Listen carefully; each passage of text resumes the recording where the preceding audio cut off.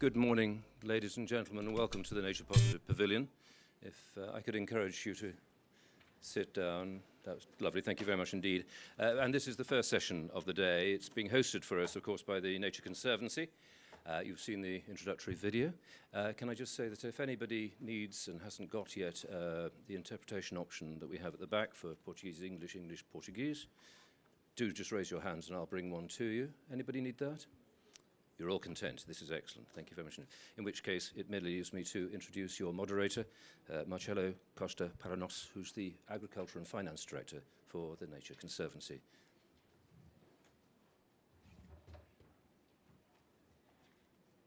Thank you and welcome all. We are here today to discuss a bit about bioeconomy in Brazil and what are the state of the market there for this kind of sustainable agriculture models, and what we need to do to really scale up agroforest systems and non-timber forest products in Brazil right now. We have here today with us the Green Climate Fund.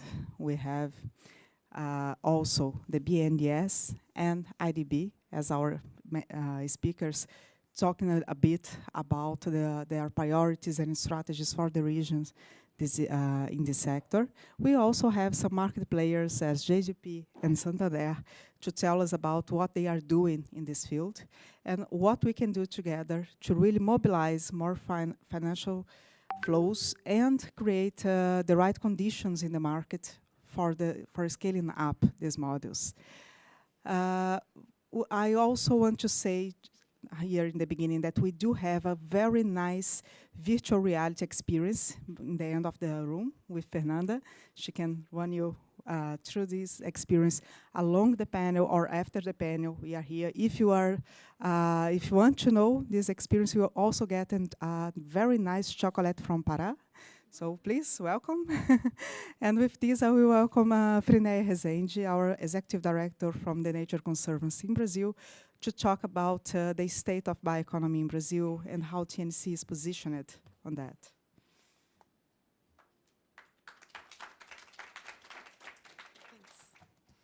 Thanks, good morning. As a Brazilian, I will ask you to allow me to speak Portuguese, because I love my language, and you are in an international conference, so, okay? Yeah. If you could have your, yeah. Obrigada, bom dia. É prazer estar aqui. Obrigada, Marcela. Obrigada a painelistas que estão aqui, a todos e a todas, como nós dizemos no Brasil, né? Bom, bioeconomia. É interessante porque a gente tem uma enorme oportunidade de discutir esse assunto na COP Clima.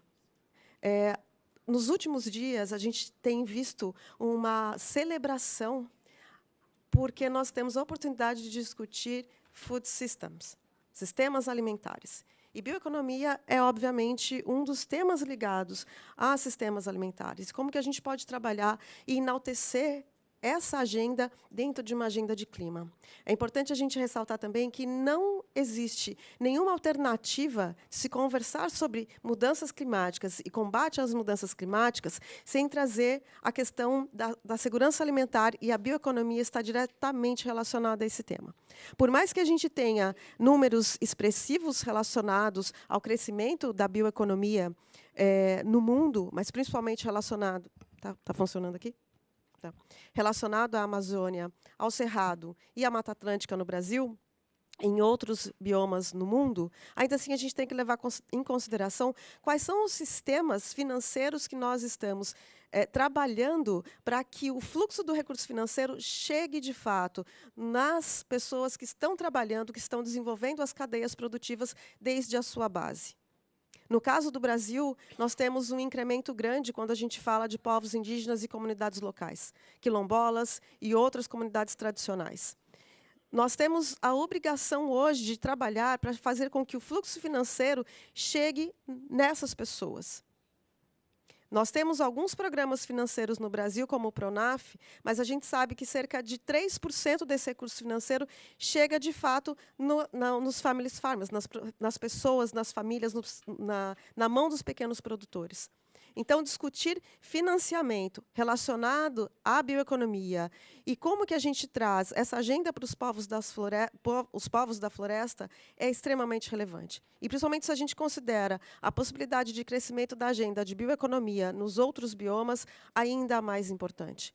E como que a gente pode ter uma agenda sul-sul, trabalhando com a questão das florestas e trazendo essa discussão também vinculada a outros países. Lembrando que bioeconomia, apesar dela estar na agenda do Brasil, ela está na agenda de outros países também, e essa colaboração ela é extremamente relevante, extremamente importante. A gente tem alguns dados que a gente vai até 2030 ter um crescimento de até 20 bilhões de dólares nessa agenda no mercado de bioeconomia. Mas como que a gente vai fazer para trazer inovação? Fazer com que o recurso financeiro chegue na ponta, para fazer com que a gente tenha agregação de valor nos produtos desde do início da cadeia produtiva. Não, a gente precisa evitar a comoditização dessas cadeias produtivas. Hoje a gente tem um impacto muito grande, por exemplo, na cadeia do açaí. E a gente precisa sair um pouco também dessa agenda de espécies específicas das cadeias produtivas mais famosas, que são açaí, cacau e castanha do Brasil. Como é que a gente trabalha, então, o sistema agroflorestal para incrementar novas espécies, trabalhar também com os layers que dizem respeito à restauração dos ecossistemas, com a bioeconomia, que vão ajudar a gente não só a combater mudanças climáticas, tornar os ecossistemas mais resilientes, trabalhar com adaptação, mas principalmente gerar recurso financeiro, de fato, que vai ser distribuído para todas as pessoas que estão em todas as fases de todas essas cadeias produtivas no Brasil e para além do Brasil. Eu não vou me estender muito, porque nós queremos dar espaço às pessoas que vão trazer os seus modelos de inovação, o que elas estão fazendo, de fato, para complementar todo o trabalho que nós temos feito junto com a TNC e para além da TNC. Então, eu queria agradecer a oportunidade de discutir a questão da bioeconomia relacionado ao combate às mudanças climáticas, a oportunidade de trabalhar com sistemas alimentares e segurança alimentar. Muito obrigada.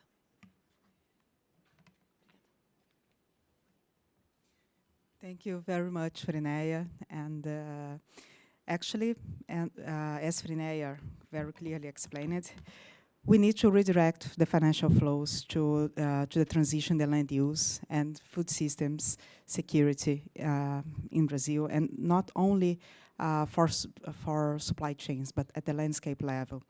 So thinking of this, and that a large share of deforestation is related to land use in smallholders in Brazil. Around 40% from landowners in Brazil has less than 300 hectares, and please, 300 hectares in Brazil is a smallholder. It's hard to explain, but it is. And it's challenging for one family to deal with 300 hectares. We understand that we need to come up with complementary land use models at the landscape level. So, of course, we have the large commodities production, but we also need to occupy the territories with more sustainable ways. And because of that, IFAC has developed in 2023 a new scope of work for its signatories focused on bioeconomy. This new scope will cover agroforestry systems and the sustainable management of non-timber forest products, because we understand the need to foster the investments on this direction and close some remaining gaps to scale up the investments. So we do have right now a framework and KPIs that were launched this year. I will share with all of you after this event, and we will have this also online in the IFAC Hub. I will provide the address. Please come to me after the event, and I'm happy to share more information. But I will not be long. We do have great panelists here to discuss this topic, and I want to call to the stage Bapon. Please forgive me if I'm pronouncing this not the right way, but Fakhonding, the Water Resource Management Senior Specialist from the Green Climate Fund. If you want, please, to join us. We also have here Anderson Caputo, the Division Chief of Connectivity, Markets and Finance for the Inter-American Development Bank. Nabil Moura Kadri, the Deputy Management Director for Environment at the Brazilian National Development Bank. Thank you, Nabil. And we also have here Leonardo Fleck, who is the head of Sustainable Innovation for Santander in Brazil. Thank you, Leo. And José Pulgas, who is the partner and head of responsible investments at JGP Asset Manager in Brazil. So thank you all for joining us today. Let's open this discussion with this side of the room. I will ask first, let's start with Bapon, that you talk a bit with us about your the strategies from the the Green Climate Fund, and what are the priorities in terms of bioeconomy globally, but mainly focus on Brazil, and what you see in terms of upcoming investments and what is needed from the local actors to foster these investments and help you implementing the strategy. Thank you. Excellent. Thank you so much. Good morning, everyone. It's been a pleasure to be here today. My name is Bapon Fakhruddin. Amazon is obviously a critical area in the world, and I think GCF has a quite extensive programming into the Amazon region. But first of all, maybe I'd just like to share that as you maybe saw, the GCF has been going to a new replenishment for GCF2 from 2024 to 2027.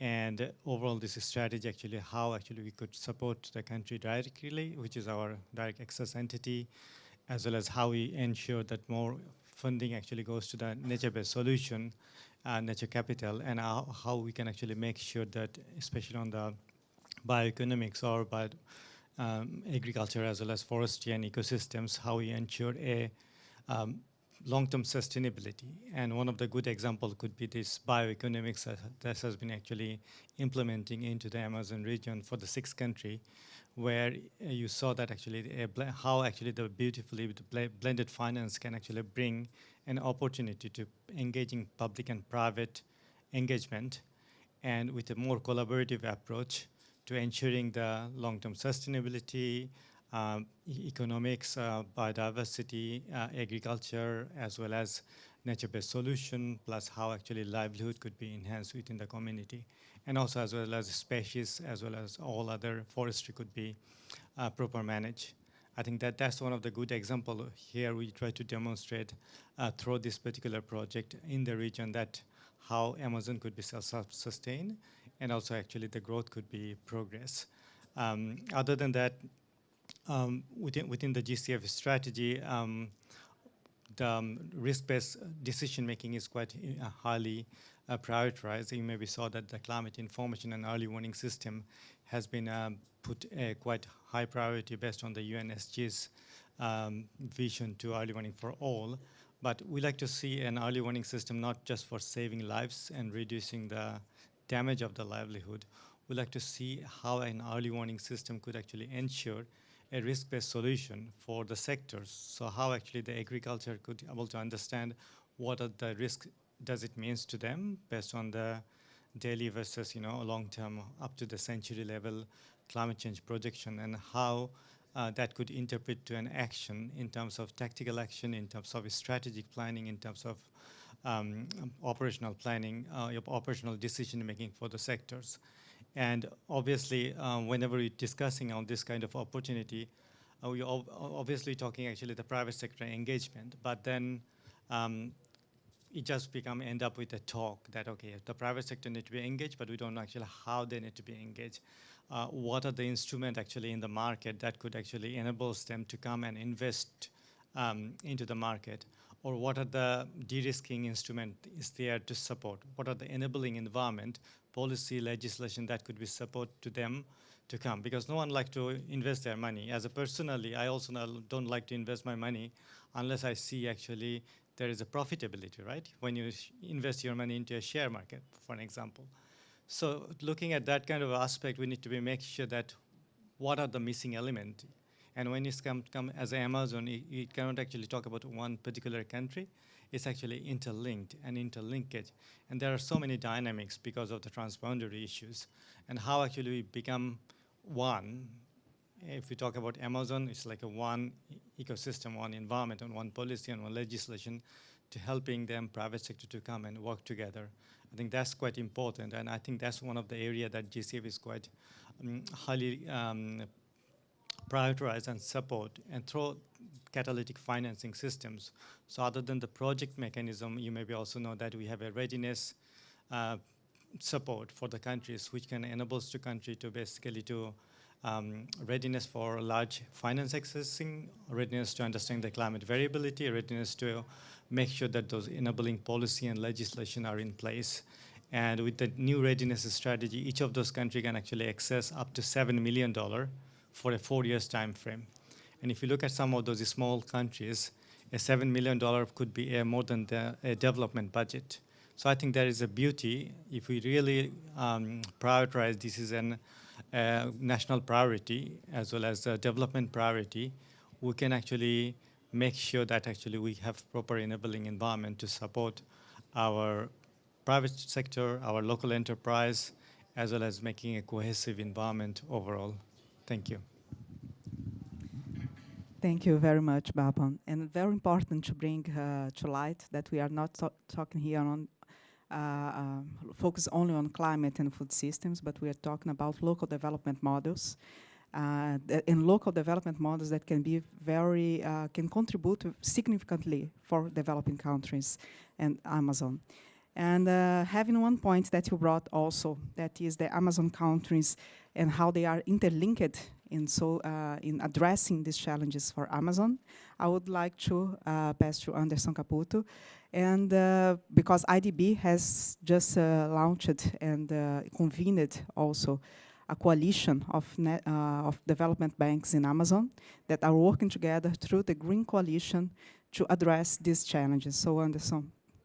Thank you very much. Good morning, everyone. So I'm Anderson Caputo from the IDB. I lead the team that does connectivity, markets, and financing, so both through banking, financing, and capital markets. So this will be important here as I discuss the areas now and what we have been thinking and the partnerships that we're looking for.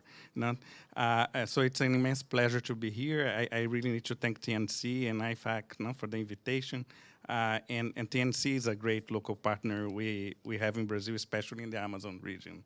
Now, we have nothing but a lot of respect for the work that you have been doing. But given that the time is short, let me tell you some of the key highlights. At the end of June this year, our president, Ilan Goldfan, received a mandate from the IDB governors of the Amazon countries to increase our ambition in protecting the region. And so Amazon, for the IDB, is one of the main priorities. And then we are doing this through the Amazonia Forever program that was created.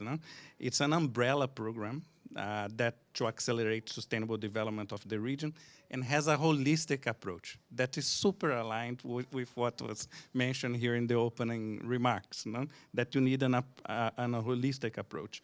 And then that has 5 pillars. It looks into combating deforestation and strengthening environmental control and security in the context of national governments. So we work with ministries of environment, environmental licensing agencies, and research and monitoring institutes. The second pillar is bioeconomy, offering alternative and sustainable economic activities. Then we look at people, and then how can they have adequate access to quality education, health, and employment. Number 4 is that we look into sustainable cities and infrastructure and connectivity. And 5, sustainable and low-carbon agriculture, livestock, and forestry. So despite that here we are focusing on the bioeconomy, and then as in the opening remarks, it was very well highlighted, we really believe in this holistic approach, that it's fundamental. And then why so? It's exactly because of the interdependence across these pillars, right? Bioeconomy will not thrive while illegal deforestation is an attractive option to generate income. We also need people with proper access to infrastructure and connectivity, with education and health to develop proper bioeconomy chains, right? And we need technology that allows low carbon livestock and agriculture, right? So we believe that one big value added is that by working holistically, it's not only an IDB agenda and helping others, but it will be helping our collective effort here of improving the enabling environment. No? So being more specific into what we are thinking in terms of helping financial flows, etc. As was mentioned here, a key program that we have is the Green Coalition of Development Banks. And what are they? And then we also mentioned that the Amazon is not only one country, etc. So we put together in Belém in August a group of 20 development banks, 17 national development banks from 6 countries in the Amazon region. No? I actually didn't know that we had so many. and then there is more coming. And 3 international development partners, the IDB, the World Bank, and CAF. No? And so there is also a value chain there, you know, that we want to create of multilateral and national, that the national ones having the capillarity and the international with the potential of mobilization, de-risking, and etc. Right? And then what is very, very good is that here on Friday, I'm already lost of the dates here, but you will all understand, right? But a few days ago, we had a Green Coalition event, no? And we announced the action plan, because since August we had 3 working sessions of all these banks. We were able to put together our bylaws, and we announced an action plan up to COP30. Now, and in this action plan, we have like 4 main streams of work. One is knowing really well each other, what is the footprint of all these institutions, what are the points of strengths, how we can exchange best case, etc. But identify what are the main areas of work, no? Bioeconomy, sustainable infrastructure, etc. Number 2 will be to then, given these sectors, how we increase the standards and have a common framework, no, for them. Now, and then number 3 will be financial innovations. And then we have a financial innovation lab of the Green Coalition. And 4, like concrete resource mobilization that we are going to do with blended financing and etc.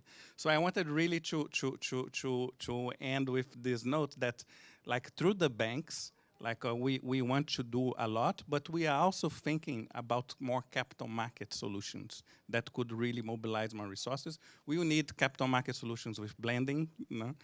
But we are looking into things like ETFs, other structures, and finally, a memorandum of understanding that we did with the World Bank, that we are working on creating a category of Amazonia bonds. No?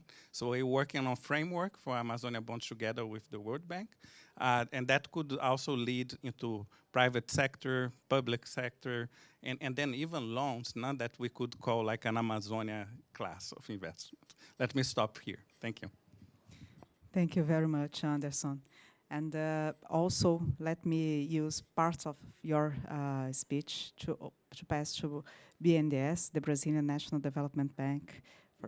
If you give me just 30 seconds then, is that as part of the Green Coalition, actually we announced 900 million, the Pro Amazonia program with BNDES, no?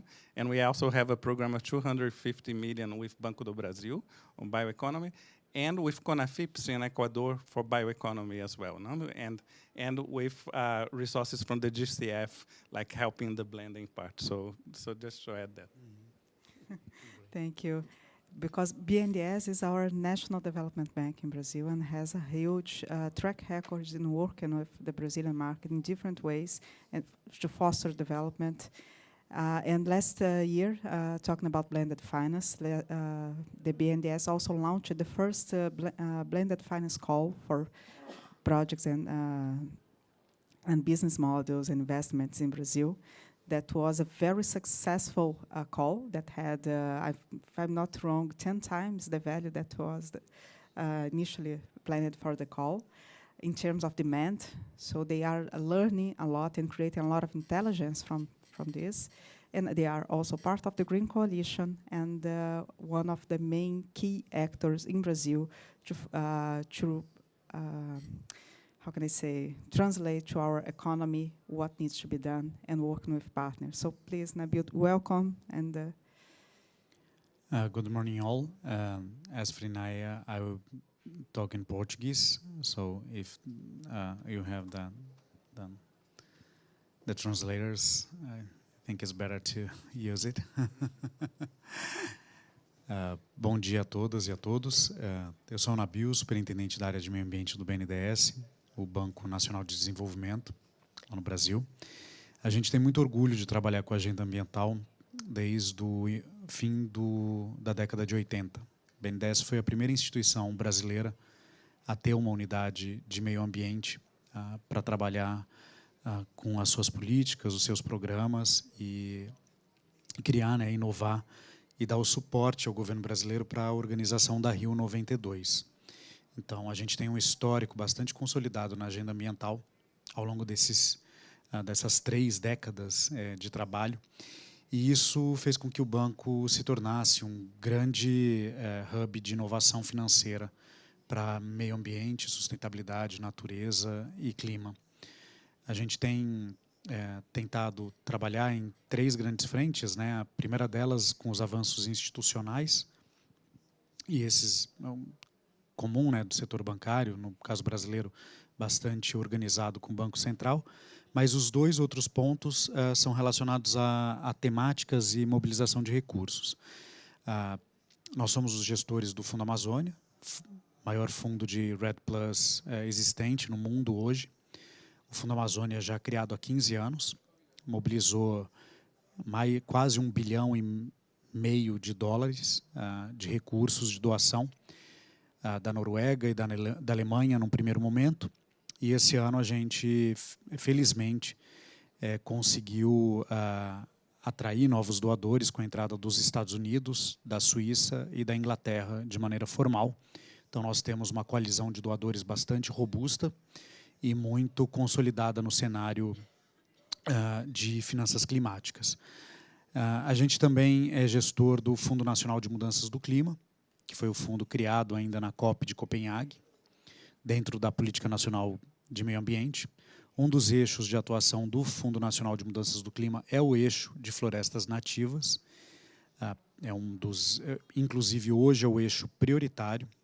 O Brasil ele inovou em termos de finanças climáticas esse ano, com a emissão do título soberano nacional. Então, o Ministério da Fazenda fez a primeira emissão de título soberano, e essa emissão, boa parte dela, será internalizada no Fundo Nacional de Mudanças do Clima, que é o Fundo Clima, gerido pelo BNDES na parte do crédito. Importante lembrar que a agenda de bioeconomia e florestas, dentro da agenda do Fundo Clima, é a que tem a menor taxa de juros dentro de todas as outras modalidades. Para vocês terem uma ideia, a taxa de juros para florestas nativas no Fundo Clima é 1% ao ano. E a taxa básica de juros no Brasil está em 12,5%, ou seja, uma taxa negativa de 11% ao ano para a agenda de florestas, com um montante anual de, em média, $100 milhões disponíveis para essa agenda florestal. O banco tem trabalhado em algumas agendas bastante estruturantes do ponto de vista da bioeconomia. A gente testou alguns modelos novos de mobilização de recursos. Alguns deles, e a boa notícia é que todos eles, quando a gente colocou temas diferentes, sempre o tema da bioeconomia é o tema mais acessado ou que apresentam mais propostas. Eu vou dar 2 exemplos rápidos e depois eu vou falar um pouco da nova estratégia. Um exemplo é a agenda de Blended Finance, a chamada pública que foi feita em parceria com a OECD, com a OCDE, com o BID, com o PNUD e com parceiros locais, né? A gente teve uma rede internacional dando suporte para essa chamada de Blended. Foram 3 temas diferentes: economia circular, cidades sustentáveis e bioeconomia de base florestal. Mais da metade das propostas apresentadas foi na agenda de bioeconomia, com propostas de consórcio. Inclusive a JGP apresentou um que foi selecionado, mas consórcio de instituições. terceiro setor, junto com empresas, junto com fundos de investimento, em conjunto apresentando como um consórcio para solucionar um problema na ponta. E aqui, assim, o volume de recursos bastante elevado, modelos super inovadores de finanças híbridas, que a gente tem trabalhado para conseguir viabilizar, com dificuldades. A gente fala aqui, parece tudo muito simples e bonito, mas é que na prática, o Blended Finance, na prática, tem muitas limitações. Não teóricas, mas práticas, contratuais, institucionais, regulatórias, e que a gente está enfrentando para conseguir desenvolver. A gente tem trabalhado também com a agenda de inovação, junto com a Empresa Brasileira de Inovação. E a mesma coisa, o tema, 7 temas diferentes, que vai desde saúde até defesa, e um deles é bioeconomia florestal. Foi o tema que mais teve acesso, foi o que acabou o recurso mais rápido e onde as empresas apresentaram mais propostas. Com esses 2 exemplos, eu quero dizer que é o seguinte, o ecossistema de finanças climáticas e sustentáveis no Brasil está pronto para apresentação de propostas inovadoras na agenda de soluções baseadas em natureza, bioeconomia florestal, Nature Positive Solutions, porque todas as iniciativas que foram feitas, apresentadas, elas tiveram um sucesso de apresentação de propostas originais e inovadoras. Então, qualquer iniciativa que vocês façam, pode ter certeza que vai ter proposta, porque o ambiente, o ecossistema de proposição está pronto. Agora, os temas prioritários, né? Esse eu falei muito geral, mas a gente tem focado em 2 questões. A primeira delas é evitar e usar todos os instrumentos de tecnologia possível para não ter desmatamento em operações aprovadas e apoiadas pelo banco. Então, o banco ele usa sistemas de satélite do MAP Biomas, não sei se todos conhecem ou não, mas é uma solução internacionalmente reconhecida, conduzida por um dos maiores especialistas globais no assunto, Tasso Azevedo. A gente usa essa ferramenta desde janeiro. Então, todos os financiamentos feitos pelo banco, na parte agrícola ou não agrícola, são monitorados por satélite para saber se há desmatamento ou não. Se houver, ele é automaticamente bloqueado e cortado o financiamento. Então, isso, para a gente, foi uma solução muito importante. É importante que o sistema financeiro use esse mecanismo. Agora, tem uma surpresa que eu gosto de falar e eu acho que é importante falar. A gente repassa esse recurso para todo o sistema financeiro nacional. A expectativa é que houvesse bloqueios em massa, como se houvesse muitas propriedades não compliance com o regramento oficial. Qual é a grande surpresa? E eu acho que esses números são importantes de serem estudados e trazidos. Menos de 2% dos pedidos de financiamento tem algum tipo de desmatamento. Ou seja, quem desmata em larga escala não acessa o sistema financeiro oficial formal. O dinheiro do desmatamento em grande escala vem da ilegalidade. Vem do tráfico de drogas, da mineração ilegal, de tráfico de animais. Então, assim, a gente ficou muito surpreso por causa disso. Então, primeiro ponto é não aceitar nenhuma forma de desmatamento nas suas operações. E o segundo ponto é a agenda da restauração florestal. Porque se todos aqui concordam que a gente tem que parar num 1,5 graus, a gente não pode mais só trocar energia fóssil por renovável, porque o tempo acabou. Sim, acabou o tempo. Esse ano a gente já está em 1,2 graus. A tecnologia mais barata, fácil e com maior externalidade positiva, social e ambiental é a restauração florestal em escala. E isso a gente consegue, ao mesmo tempo, ter biodiversidade, desenvolvimento local, externalidades sociais e clima. Então, a gente está apostando forte nessa agenda e a gente já começou, no sábado, aqui na COP, a gente já disponibilizou R$1 bilhão para essa agenda, 450 milhões do Fundo Amazônia, o edital está na rua para receber propostas, 400 milhões de reais, que dá mais ou menos quase 100 milhões de dólares, e o restante vindo do Fundo Clima. Então, a agenda de restauro é ultra prioritária. E para finalizar, porque eu acho que já passei muito do meu tempo, porque eu estou falando devagar para a tradução, eu acho que num ambiente internacional como a gente está aqui, eu quero qualificar a palavra bioeconomia. No Brasil, quando vocês ouvirem alguém falando bioeconomia, 90% das vezes, se não 95%, 99% das vezes, nós estamos falando de bioeconomia florestal. Nós estamos falando daquela economia que gera valor com a biodiversidade, com a floresta em pé, com o ecossistema funcionando e sem nenhum desmatamento ilegal. Então, não é o conceito que boa parte das vezes, na Europa principalmente, é usado, de troca de combustível fóssil por biofuel.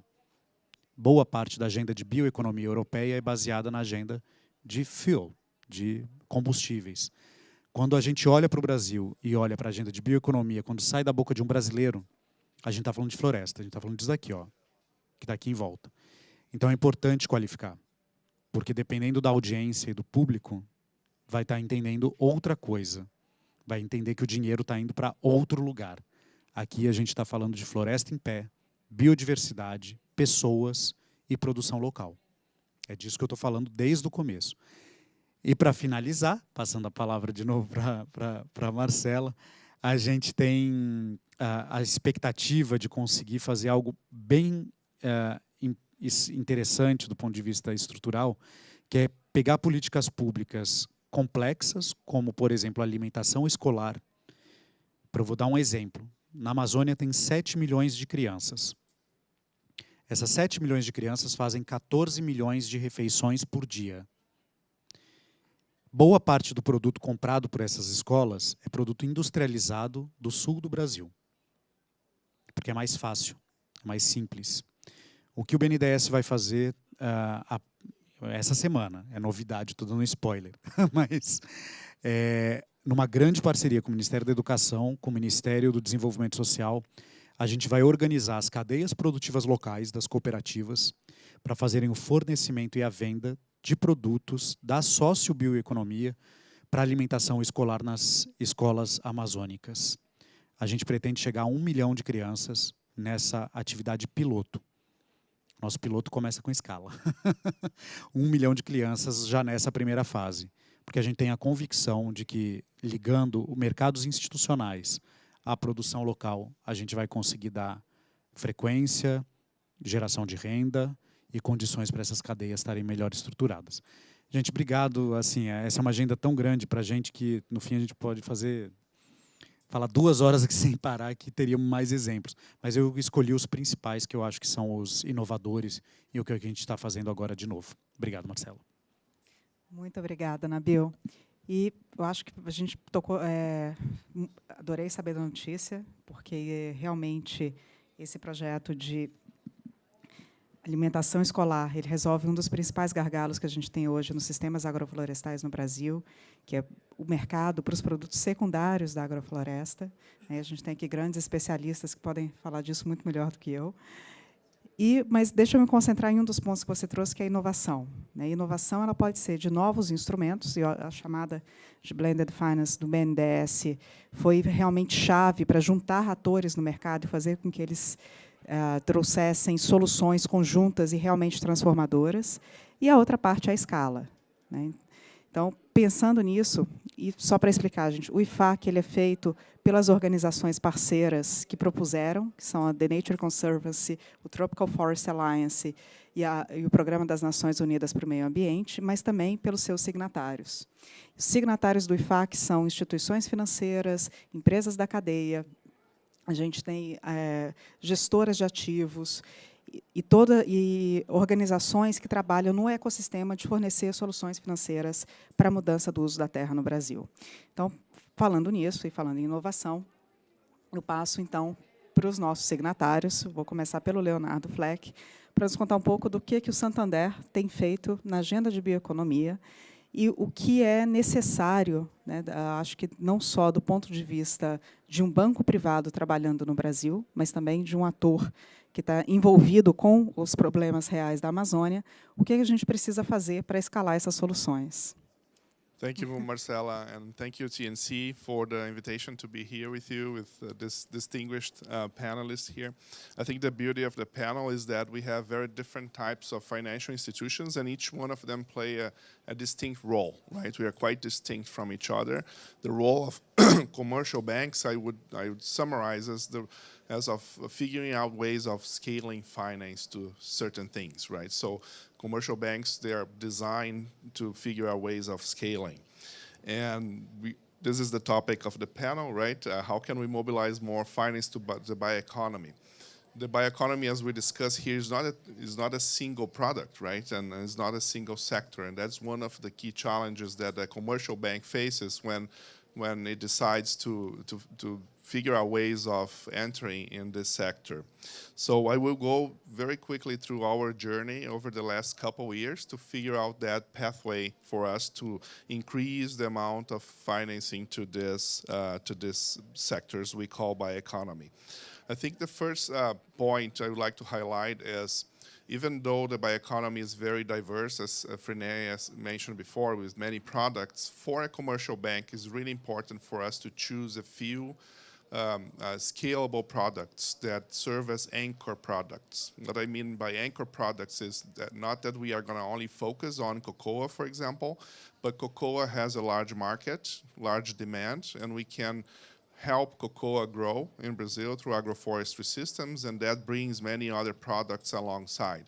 But we need to figure out what are the key anchor products that will help drive the demand and then the financing and the risk modeling and the precification, so that commercial banks can understand that product and that activity, right? Because it's not very easy for ag specialists in banks to figure out what bioeconomy means, right? What a basket of many products mean. So there's a friction there that we need to overcome, and finding these anchor products like cocoa, coffee, acai, Brazil nuts is very helpful to go through that.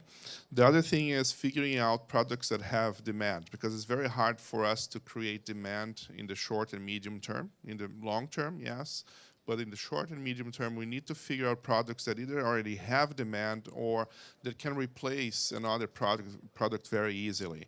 And I'm thinking here of products in the bioenergy, the biomaterials, and mainstream foods. And I mentioned a few of them, like acai, like cocoa, Brazil nuts, but we have palm oil, that we could explore in the Amazon much more than we have explored under agroforestry systems, which is something very timid in the Amazon, but has a huge potential for so many uses. And Natura has been one of the pioneers in Pará with agroforestry systems for palm oil.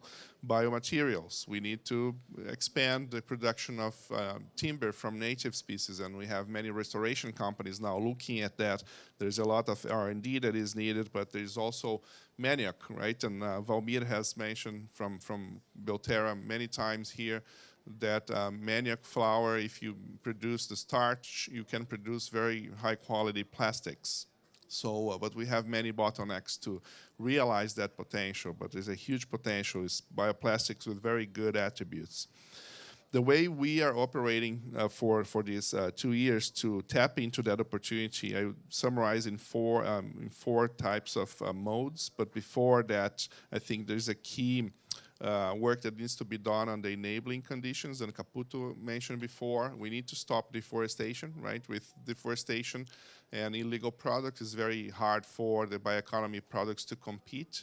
So we have the same system, similar system that BNDES has already for 2 years running in the bank, controlling deforestation in all the ag landing, 24/7 using mapiomas. And I agree, we have less than 1%, around 1% in our case, of the credit solicitations that have any indication of any deforestation. So it's a minority of the producers who are causing most of the deforestation. We are pretty sure we don't have any in our rural credit because of that control. We worked for a year, and in the beginning of this year, FEBRABAN, the Brazilian Banking Federation, announced a voluntary standard to control deforestation in the meat supply chain in the Amazon, which is unprecedented. It's the first banking federation in the world to have standard like that to control deforestation by 2025. So meatpacking clients of 22 banks in Brazil, including BNDES and other public banks, they will need to provide information on traceability and transparency of their supply to ensure that the banks that finance those meat packers are not associated indirectly with any illegal deforestation. Connectivity, key point as well. I have a client in the middle of the Amazon in the Tefé region, is a Brazil nut exporter, is a cooperative. I visited them last year, and they were saying, I can't hire people, talented people from Manaus because there is no Netflix here, because there is no connectivity. So just to give you like an anecdote of how challenging it is for the bioeconomy to thrive and to grow and to get more sophisticated. We need talents. And for talents to be attracted to the countryside, we need internet. So we are working on that as well. We supported a project to bring high-speed internet to very remote communities with Tasso Azevedo, is the Forest People Internet Project. And now we're figuring out other ways of using blended finance to, and we need to talk, Caputo, using blended finance to be able to expand the network of the fiber optics in the region. But the 4 ways we operate is direct lending to these cooperatives. We have done that. There's a limit to what we can do because of cost of capital. So it's really important to figure out ways of working with development banks to have guarantees and lower cost of capital so we can distribute that to these clients. But we have funded many types of cooperatives in acai, in Brazil nuts, and so forth. We have been focusing on creating funds. I call funds is a revolving credit facility. We launched in the beginning of this year with our colleagues from Connexus, and Valmir is the chair of Connexus. So we invested in a facility. It's a 3-year facility that provides working capital to 22 bio businesses in the north of Brazil, which focus on either agroforestry or non-timber forest products, and reach about 4,500 small and medium producers, right? So it's a small facility, but with a very broad impact, enabling those cooperatives to have track record of financing and repayment of that, and hopefully they will be able in the next round to get more financing because they have demonstrated their capacity of repayment. And for the first year, there was 0 delinquency rate. So that's something also that seems surprising for banks because they believe this is high risk. So we need to figure out different ways of working because I think there's preconceptions about the level of risk, credit risk for these types of operations. We created a new company, Biomas, and Natalia is here with many other shareholders. It's a restoration company. We acquired the control on another carbon company, so we are also doing M&A so that we can build capacity in the bank to help our clients to monetize carbon in these types of transactions. And finally, with many other partners, we launched what I would consider today the most complete entrepreneurial platform for the Amazon, focus on helping to incubate and accelerate new bioeconomy startups in the region. Because one of the key challenges that investors face, and Pugas will talk better than me about that, but we hear many investors, and we face that challenge too, is that there are very few companies that are mature and that are scalable in this ecosystem, right? So we talk a lot about Belterra, as the poster child, but we need 10, 20, 30 Belterras, right? Now we have Biomas, we have a few other restoration companies that are high potential companies, but we need dozens of those companies. And we don't see that evolving. That's not going to evolve naturally. So that's why we supported scaling of this Amazon Journey platform to create 200 startups over 3 years in the Amazon, qualify 100, create a corporate venture capital fund to bring large companies to provide the first tickets for those startups and help them get traction. And these are startups that are not working on production, which is usually the focus of most of the activities that MDBs and philanthropies support. This is startups that are in the middle of the supply chain, B2B, B2C, because those are the startups that will help those supply chains grow, because there's a need of a lot of innovation on those supply chains for them to grow, add value, and thrive. So I won't. I think I ran out of time, probably, right? I had some examples, but I think I went through them already. Thank you very much, Leo. And actually, there are very important points, and we are also aware of the huge challenges that we have right now in terms of scaling up the bioeconomy models, not because of the local challenges in terms of market, logistics, connectivity, but also the maturity level of the financial sector, of the business models, and all the. But some of these, some companies and some actors has transposed all these problems to create healthy business models. And as you said, we need more of them. But let me pass to José Pulgas from JGP, which is an asset manager who has assessed, how can I say how much, more than 100 business models in bioeconomy in the in bioeconomy, we are currently structuring 14 new funds or financial mechanisms on very different approaches of species and crops. And this 14 is a result of a lot of analysis of how much? Of more than $1 billion reais in total, yes. More than $150 million being structured. So please, Pulgas, go ahead. Well, I think there's, okay. I will try to avoid speaking English, so I use the authorization from my prior participants and speak in Portuguese, if you allow me. Que bom falar em português, gente. Vamos lá. Eu tenho certeza que a gente vai chegar na COP30 com português como a língua oficial das finanças verdes do mundo. Eu tenho certeza absoluta. Só não conta para os americanos isso, gente. Vamos lá. Vamos bater um papo sobre o que a gente tem feito. Que a gente tem ficado muito orgulhoso disso tudo. Para nós, da JGP, a gente existe há 25 anos, tá bom? Nós não somos um recém-nascido. Não temos tanto tempo como Santander aqui, velho de guerra, mas a gente tem uma trajetória. Então, falar que bioeconomia está conosco desde criancinha é mentira. A gente está aprendendo. A vantagem é que está todo mundo aprendendo, menos quem já faz bioeconomia há muito tempo. É o mercado financeiro que está aprendendo. Temos que ter humildade nesse exercício, muita humildade. E é tão difícil o mercado financeiro ser humilde, gente. Mas, para nós, destrafar esse valor, ele é passeado nessa sequência de aprendizado e um aprendizado coletivo, não um aprendizado individual.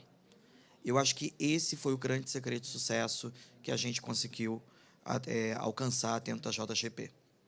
Se eu olho 2, 3 anos atrás, os investimentos que eram geradores de adicionalidade direta eram menos de 20 milhões de reais na JGP. Hoje, a gente já está tratando de um portfólio de quase R$1,5 bilhão de reais em projetos, quase todos de soluções passeadas em natureza, grande parte passeada em bioeconomia e a maior parte passeado na Amazônia. Então, não tem escassez de pipe de projetos. Tem escassez de compatibilidade dos nossos mandatos financeiros com os projetos de campo. E a culpa não são dos projetos de campo. A culpa é nossa, do mercado financeiro, que escreveu errado os mandatos dos nossos fundos. Como que a gente corrige isso? Porque tem muito capital para ser disponível, pouco capital alocado. Tem uma assimetria gigantesca. A melhor forma, na nossa opinião, é o blended finance. Não há discussão. Mas para o blended finance de bioeconomia funcionar de forma satisfatória, nós precisamos de alguns elementos. E é isso que nós descobrimos. Primeiro, nós precisamos de agentes agregadores. Dificilmente a gente consegue chegar no pequeno produtor pelo mercado de capitais. O risco é desconhecido quase sempre, ou o custo de aquisição daquele cliente é inviável. Para a gente entrar num negócio, um pequeno produtor, ele tem acesso a um Santander, tem acesso a um banco público, tem acesso a um Pronaf, mas dificilmente vai ter acesso ao mercado de capitais. Para isso, há necessidade de ter operadores, de ter agregadores. Podem ser cooperativas, podem ser operadores agroflorestais, podem ser cadeias produtivas, mas essa agregação ela deve acontecer.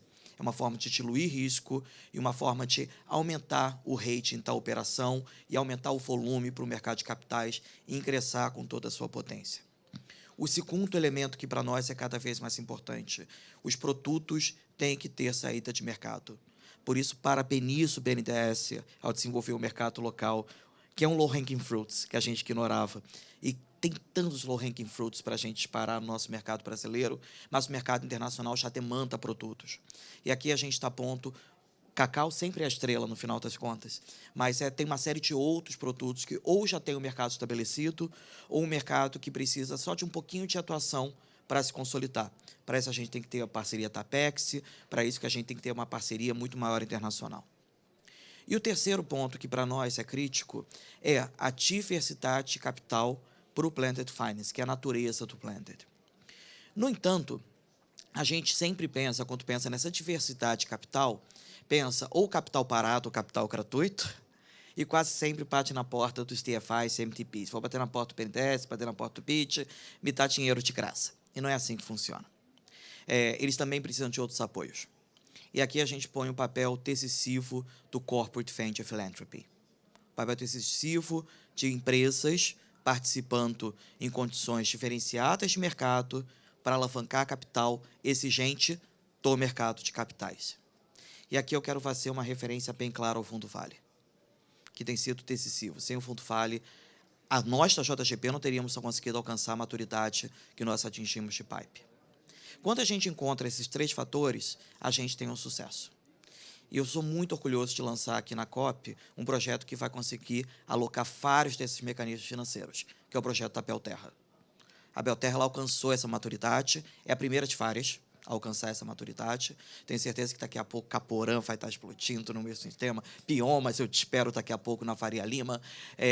O que a gente acaba tendo dentro dessa maturidade na Belterra é hoje uma possibilidade de lançar um piloto em escala, de lançar um piloto de pelo menos 130 milhões de reais e que vai alcançar uma maturidade de 1,5 bi de reais muito em breve. E nisso a gente está falando que são uma operadora que tem a capacidade de articular no seu piloto 70 pequenos produtores. Então, a gente não está excluindo o pequeno produtor, a gente está incluindo o pequeno produtor. A gente está conseguindo entregar a cada 1.000 hectares 160 empregos. Não tem turbina de Direct Air Capture ou Carbon Capture Use and Storage que alcança esse nível de empregabilidade, esse nível de geração de renda, onde precisa gerar renda, com o benefício de biodiversidade, que é ímpar. A importância de uma Belterra é a mesma importância que a gente encontrou nos outros cases anteriores de bioeconomia, como Topassa para Papaçu, como Oak Berry para açaí e agora Belterra para cacau. Cada produto tem um fluxo de caixa diferente, tem um comportamento diferente. Então, a gente precisa lançar pilotos que sejam representativos dessa diversidade de cadeias. A Belterra tem uma vantagem gigantesca. Ela não fica só no cacau. Ela consegue hospedar vários outros tipos de desenvolvimento. E a outra vantagem que a Belterra tem é a humildade de falar que ela não pode ser a única. Esse mercado não é um mercado Highlander que só pode haver um. É um mercado que tem que haver inúmeros. E uma coisa que a gente tem observado de forma extremamente positiva na JGP é cada vez mais empresas AAA criando negócios de bioeconomia e de restauração. A Biomas é um resultado brilhante desse tipo de consórcio, mas a gente tem visto várias outras empresas fazendo esse mesmo movimento. Eu tenho visto que isso vai ficar cada vez mais, vai se multiplicar cada vez mais com a introdução do mercado regulado de carbono no Brasil, vai impulsionar absurdamente esse movimento, e a transição de cadeias regenerativas e de cadeias tradicionais de monocultura para cadeias agroflorestais. Então, esse tipo de trabalho conjunto que a gente está fazendo com a Belterra, liderado pelo Fundo Vale, e que a gente vai fazer com várias outras, liderado pelo Fundo Vale e por várias outras fundos de Corporate Venture Philanthropy, que eu acho que a gente vai conseguir acelerar para chegar à COP30 com uma bioeconomia que não é só promessa, mas que é uma entrega em escala. A bioeconomia brasileira não se faz de pequenos números, ela se faz de números gigantescos, mas, por vezes, com pequenos números na ponta. Essa é a dificuldade que a gente, a partir do modelo Belterra, conseguiu trazer. A Belterra não vai ser só um mecanismo financeiro. É um projeto capaz de hospedar uma diversidade de mecanismos financeiros. É o mesmo potencial que eu vejo na Caporã, é o mesmo potencial que eu vejo na Inocas, é o mesmo potencial que eu vejo em Biomas. E olha, gente, pensar que há 2 anos atrás não tinha nada disso. E olha o que a gente vai ter daqui a 2 anos, graças a projetos como o TNC. E deixando claro, e aí eu finalizo porque eu estourei o tempo, tenho certeza, mas todo mundo estourou também. A Belterra é o primeiro projeto que nasce de bioeconomia com uma taxonomia IFAC. Isso é brilhante. E não é porque o IFAC é bom, é porque o IFAC é o melhor.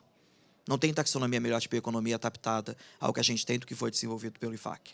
Por uma questão simples, eles trabalharam com todos, inclusive com o setor, para fazer com que isso tornasse uma vivência prática. Então, tudo que nós fizermos como JGP não vai ser parte IFAC, vai ser integralmente IFAC na bioeconomia, nos biomas Amazônia, Cerrado e Chaco. Infelizmente, não tem Mata Atlântica, Caatinga, tem tanta agrofloresta para vacilar, mas, pelo menos nesses outros campos, a gente vai usar o IFAC. Então, é isso. Eu acho que a gente tem muita coisa para contar, mas vamos aos poucos. Posso só falar mais uma última coisa? Esqueci. Um elemento essencial, e aí pecando um pouco que o Pete falou, que o PNDES está falando, é a questão de aceleração. É difícil montar esses projetos, tá bom? Para a gente acelerar um projeto como o Belterra, a gente leva quase 1 ano.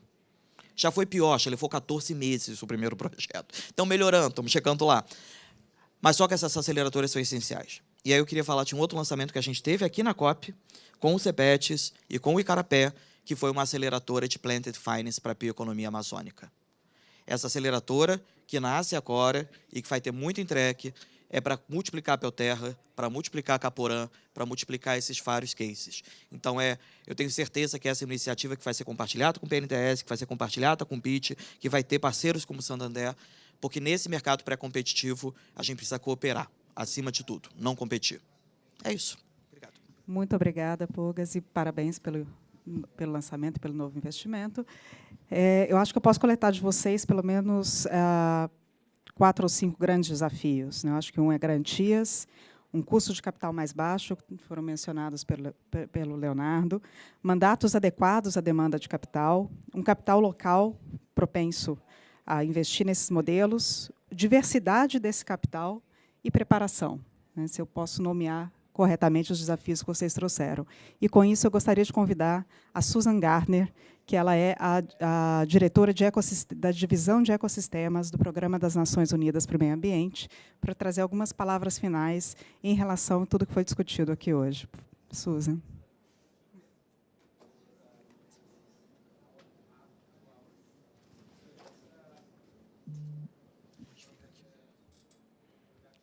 Thank you so much. I don't know if anybody knows that there's actually chocolate here on the podium, so I'm immediately distracted from my closing remarks. But I am very appreciative of what we have heard today, and I'm honored to have a chance to just share some reflections from all of these incredible comments from our panelists who are truly shaping and supporting the trajectory of bioeconomy in the Amazon.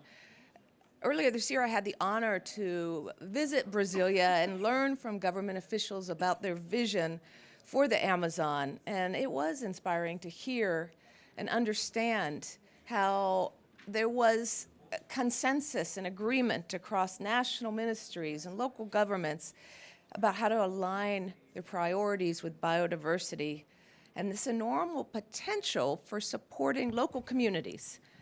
Gaining wisdom from traditional knowledge, and in so doing, creating livelihoods that offer employment opportunities to young people, keeping them at home where they can find work, they can find futures where they live. And I just think this is a really beautiful vision. First and foremost, let me express my appreciation for what we heard from the Brazilian National Bank, National Development Bank, this pivotal role in creating these favorable conditions for private investment in bioeconomy, making this this is a critical step in accelerating investments that take us from ideas to implementation and then to scale, with some really great concrete examples where we see how nature-based solutions works. It works for climate and it works for people, and so we get win-wins for both. We are not talking about having to decide between food and forests. We know these can be wins and wins. This collaborative approach, bringing together, engaging public and private capital, exemplifies the kind of partnership that is required to drive meaningful change. And this is a model for the world, we really do believe. Also appreciation to Santander for showcasing these innovative financial solutions that reflect the dedication to sustainable agricultural projects with environmental regeneration. And letting the market work with nature. That's the secret, creating those right enabling conditions. And of course, to JGP Asset Management for the crucial role that we just heard about, leading us through leading this process together, providing valuable and practical insights into what are those opportunities and what are the challenges. So we learn from each other about how to move forward. As we're concluding these discussions today, and I realize we're out of time, but it is a clear journey towards a sustainable bioeconomy that requires collaboration, innovation, and really strategic investments that we've heard about today. And the EFAC initiative stands as an inspiration of innovation and cooperation. I would say most importantly here in this moment, this critical moment at this COP, in this place, in the world, we truly do need Brazil's leadership in this moment. And we need your leadership in building cooperative environments for sustainable management of the Amazon, because without these massive ecosystems, we lose the fight for 1.5 degrees, full stop. The Coming-Montreal Global Biodiversity Framework specifically speaks to sustainable management and use of biodiversity. It speaks to engaging the whole of society, including indigenous people, young people, women, to ensure benefits are shared. And this work is a model of those commitments realized. The world owes gratitude to the Brazilian Ministry of Environment because this work is so critically important. And UNEP is very proud to be joining these efforts to support the design of the National Bioeconomy Plan and learning all of us together to appreciate the true value of a standing forest, enabling populations to make use of the natural resources sustainably, and at the same time strengthening livelihoods. These success stories that are emerging from these models that we discussed today, they demonstrate the scalability potential. And together with all of you, including our very powerful partners at IDB and GCF, we're seeing the insights discussed here today that are turning actionable steps and driving meaningful change. And I extend my heartfelt appreciation to all the participants, the organizers in particular, all the partners, as we continue this journey to continue the partnerships with Brazil and the Amazon region in ambition towards innovation models that demonstrate the possibility to preserve forest biodiversity while achieving social and economic aspiration for its people. Like Fernanda said in her opening statements, there is no other way to go. Thank you.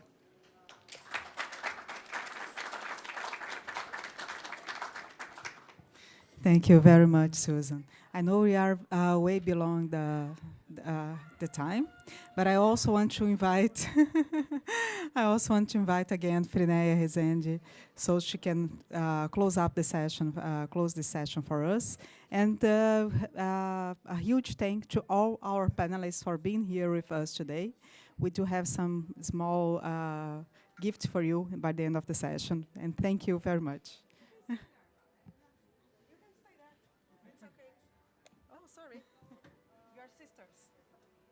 Thanks a lot.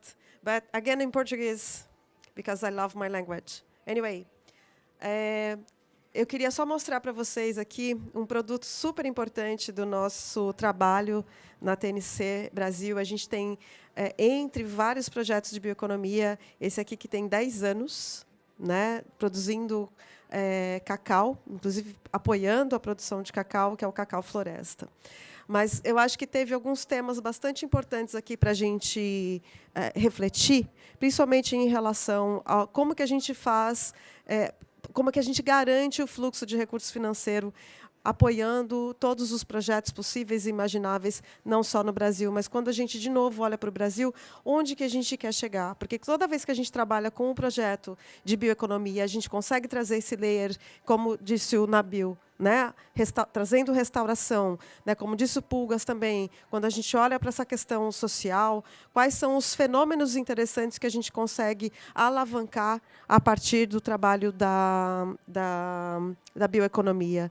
A gente tem um potencial enorme de restaurar, a gente tem uma NDC de 12 milhões de hectares a serem restaurados no Brasil, que tem um potencial enorme de geração de empregos e, consequentemente, trazer o viés da bioeconomia, a restauração florestal é super importante. E como nós temos aqui várias instituições brasileiras e internacionais trazendo a possibilidade da gente elaborar financiamentos e propostas interessantes que vão alavancar esse cenário, trabalhando em conjunto com entidades como a Belterra, como foi citado aqui, a Biomas, que está ali atrás, inclusive o CEO está ali atrás também. Temos os dois CEOs das duas instituições e outras organizações parceiras nossas. Então, nós estamos bem felizes aqui, como a IFEC e TNC, para continuar trabalhando em colaboração, como disse o Pulgas, ninguém faz nada sozinho, e juntas, encontramos um caminho, como a gente costuma dizer na TNC. Muito obrigada e que estejamos juntos e juntas nessa jornada. Obrigada. Chocolate. Você que está mais perto.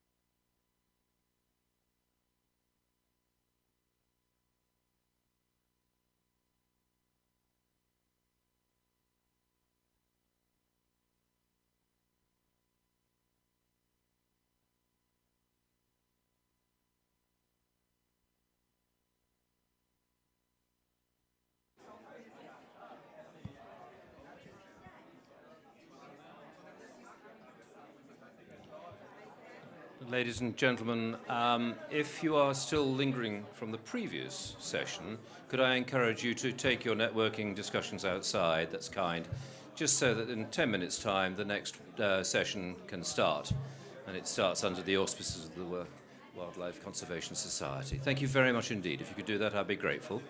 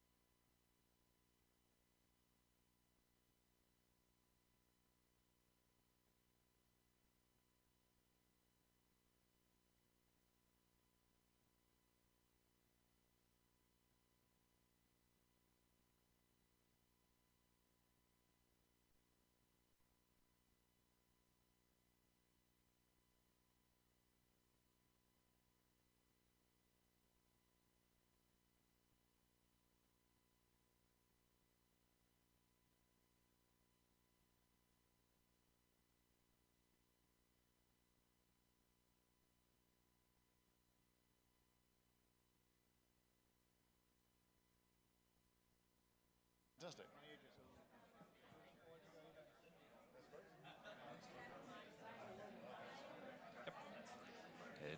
Ladies and gentlemen, the next session will be starting in 5 minutes.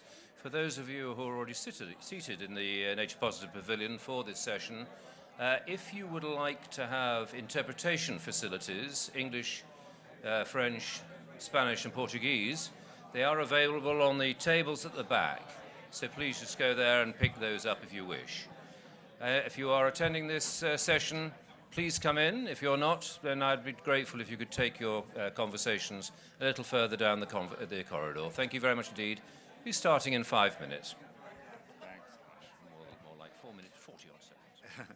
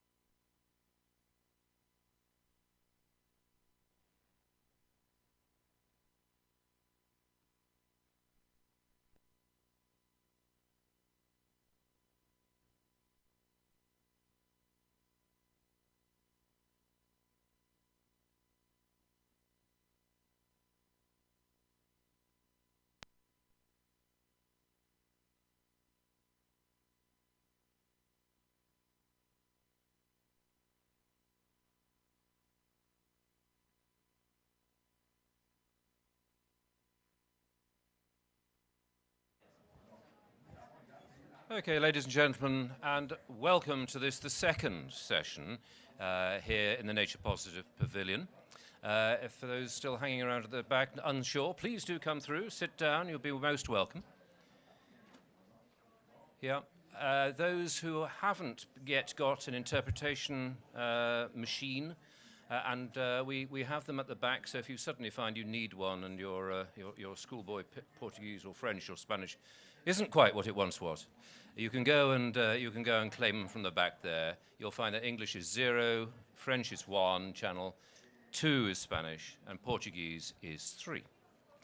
Now this session is being run under the auspices of the Wildlife Conservation Society, and the moderator for this session is Joe Walston, who is head of Wildlife Conservation Society Global. And they've compiled a rather intriguing subject matter here and a compelling group of panelists. So Joe, can I encourage you to take over? Joe, thank you. Thank you very much, and welcome to everybody. Fantastic to see everyone here. And again, my job is only to really introduce you to the content and the intellectual elements of today's session, and to allow them to be able to speak to us about what's going on in the world of global forests and carbon credits, but specifically within some of the most important countries in the world around this topic. I'm going to introduce you to immediately the 3 members of the panel who will then join us up here. We have 2 other members who are trying to get out of sessions at this stage. I think you all by now know what that looks like and feels like. So let me, without delay, get you to the content of today's actions, which is, of course, that we are still in this absurd situation where the valuation of the world's forests, the values that it provides us on a local, regional and global level are not nearly being supported, commensurate with the benefits they provide. And that also that the carbon-based voluntary jurisdictional scale carbon markets are a key element of that.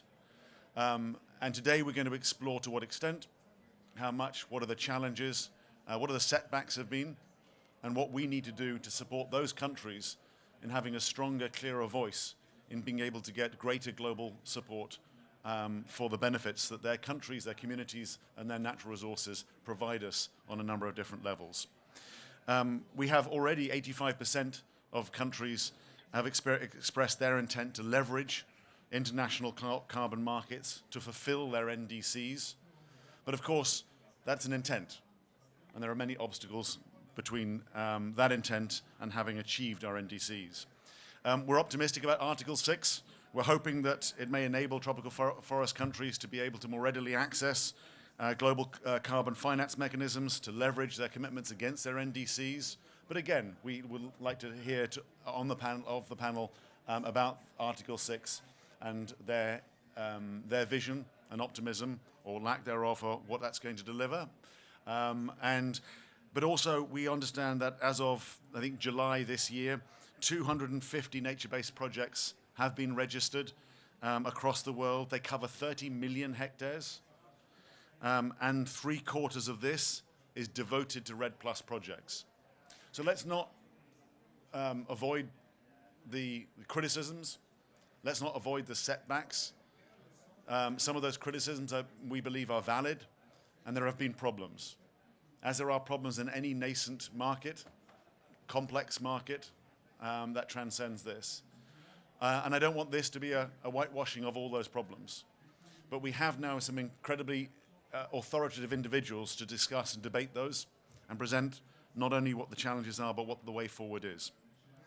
And then we have also recognized that there is just still a hard disconnect between the achievements of many of the programs and the REDD+ proponents and what is needed.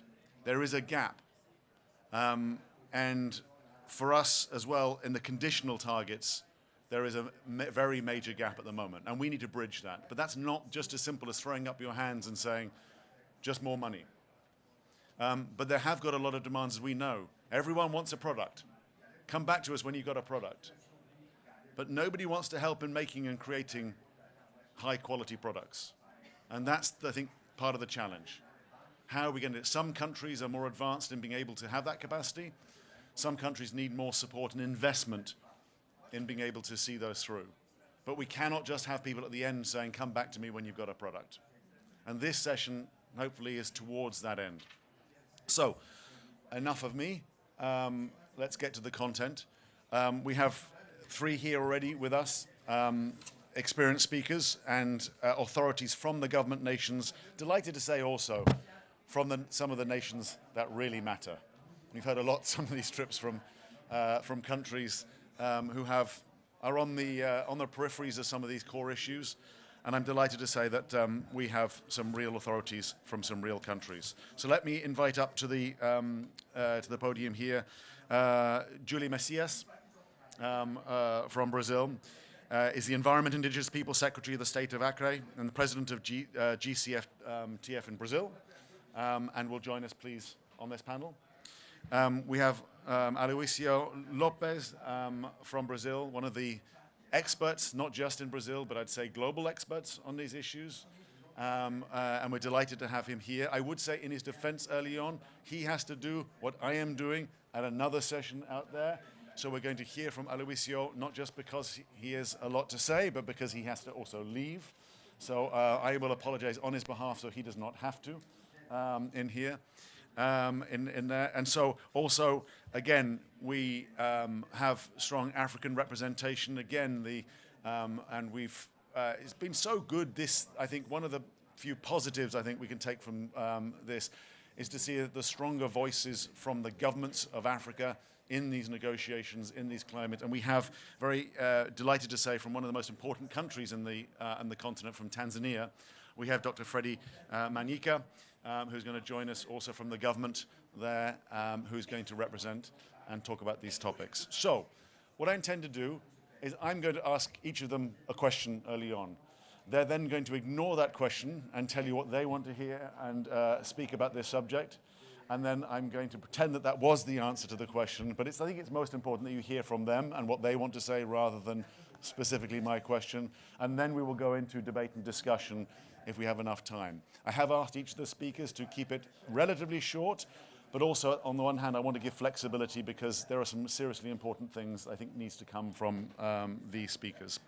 So I'm going to start with Aloisio, if that's okay, and I'm going to start with a question. The Brazilian government is planning to approve and advance in structuring a national cap and trade system. So I'd like to very much hear how you are expecting this system to work for REDD+, programs and projects, what might be some of the problems in there, and what might be some of the recommendations you would have for us, recognizing that all of us take a lot of leadership from Brazil, especially now, under this administration, in this area. And so I think a lot of these points, we are delighted to say, I'm sorry, and I'm going to cut you off before you've even spoken. But please don't take it personally on that. Rosalind, hello. Can I introduce you, please, to Rosalind Fusa? Rosalind serves the National REDD+ focal point for Ghana. And I'm delighted to say, again, with representation, we have East Africa represented through Tanzania, and we have West Africa really represented through the country of Ghana. And again, to have representatives of Tanzania and Ghana here, we are truly grateful. Rosalind is one of the West Africa's experts in this field, in this area. So again, I'll be asking Rosalind not only to represent Ghana, but to represent also her thoughts and perspectives from the region itself. Rosalind, thank you very much for joining us and in this, but we're going to give you a time to breathe and recover and head back to Aloisio and Brazil. And the question about, and I'm not going to repeat it to save time, Aloisio, over to you. Thank you. Okay, great. Thank you, Joe. Thank you for the invitation. Again, good morning, everyone. Good morning to my colleagues in this great panel. And I'm sorry I have to leave a little bit earlier. But what I would like to comment, I think I will address quite fairly your question, Joe, because we are doing actually that in Brazil. Well, very briefly, this year, when we started the government, we realized that there were many bills in the Congress in Brazil trying to regulate somehow a mandatory domestic carbon market, an ETS, emissions trading scheme, and also addressing the voluntary carbon market. We, as a government, different ministries, where we saw what was going on, we read the bills, and we realized there are some gaps, some problems with the bills, and decided that we jointly would elaborate a new text trying to, let's say, create or to propose this more general framework with the main purpose of establishing a mandatory domestic carbon market. So this is the main purpose, the main issue in that bill, but also addressing 2 or 3 other topics, and that's what I think it's interesting here, is how we could, in a positive way, connect the voluntary and that proposed mandatory carbon market in Brazil domestically, and how to deal with what was going on, what is actually going on in Brazil related to several carbon projects going on the ground with different problems, and also how to connect the system with the international framework, under 6.2, the ITMOS. So with the text, we try to address those questions. We worked hard for like 3 months with meetings every week, 10 ministries, then the legal advice of those ministries plus the presidency, and then we were able to deliver to the Congress, to the Senate, a good text, and was the basis of the project that was approved in our Senate, and now is being assessed in the lower chamber, the deputies chamber, with perspective of approving it quite soon, if we can, if the text is, I think is kind of in a good shape. But what we have basically there, first of all, the main purpose is to have an additional instrument for our domestic policy, which is an emissions trading scheme in Brazil, in order to deliver part of our NDC goal. So it's a mandatory system with big emissions regulated, with the 2 basic regulations and a mandatory reporting system, then the compliance mechanism for big emitters. And this is the main purpose of the bill. But besides that, we realized that we should address how voluntary carbon market could connect with the mandatory system through the offsets. So what we proposed in the bill that, okay, there's the voluntary market working on Brazil, it's quite active, but we say that the federal agency in charge of coordinating the system should assess the methodologies of the voluntary market, and based on this assessment of the methodologies, not specific projects, but the methodologies of these different standards, then the methodologies that would, let's say, meet some quality standards, let's say in terms of environmental integrity, the ability to actually track the transactions and so on, that would be allowed or authorized for the mandatory system. So then those carbon credits would have a specific identity and a specific name.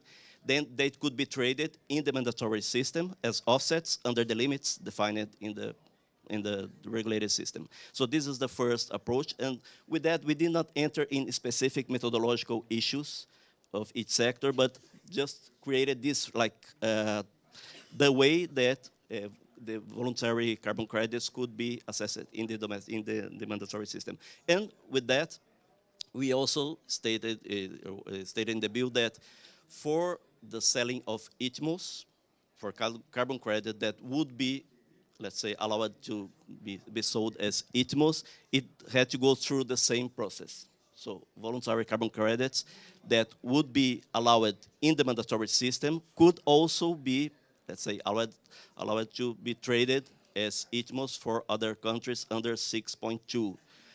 Obviously, with other requirements related to the authorization of ITMOS, related to how we are, if you are, let's say, on track to meet our NDC target, and also some, let's say, more qualitative approach, more strategic, let's say, prioritization of what areas of carbon credits for us as a country would be interesting to address. So this is the general framework, but we also realized that, just to finish, that we needed also to address the thing of the complaints related to carbon projects in traditional communities, indigenous peoples, that were actually, there was a situation of, let's say, some not very imbalanced division, let's say, of benefits, to be very, let's say,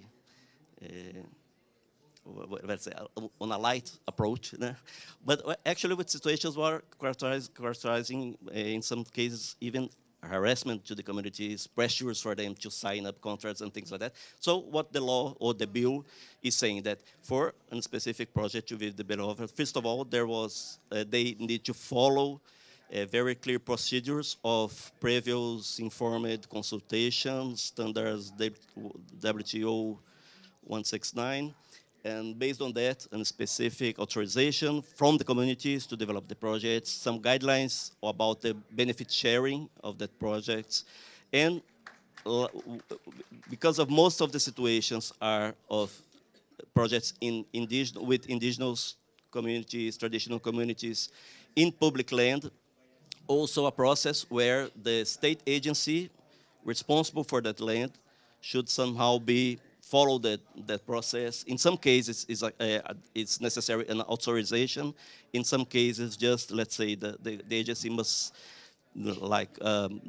just say that it's okay, the development of the process is according to the management process of the areas and things like that. So we also create that frame. And besides that, also we said in the law that any project like that must be under the national RED governance, to be, let's say, to have that integrated accounting of the results on RED activities. So it addressed that any project must be, let's say, under that national coordination, if whether they are jurisdictional programs or specific projects that must be nested on the jurisdictional programs. But everyone must go and there must be this general coordination under the RED national framework, the RED national governance. So this is the approach, trying to create, let's say, this a more integrated system, allowing that the voluntary market can develop, but respecting the rights of the communities and actually delivering benefits for the communities with an integrated, let's say, accounting of the RED Plus results in the country, with a connection with the domestic regulated system and the international system under the convention. So briefly, sorry if I was too long, but this is the framework that we are developing and hoping to approve in the next few weeks. Well, that's fantastic. I just want to say, the only crime here would be if Brazil does not share some of this expertise and understanding and what it's testing and with the broader world. I think we want to get to a stage whereby not only can we support Brazil with its incredible capacity to be able to deliver on it, but I think also Brazil has a responsibility to help more broadly, globally, with some of this expertise with developing these models. The amount of expertise and thought and design that has gone into these questions is extraordinary.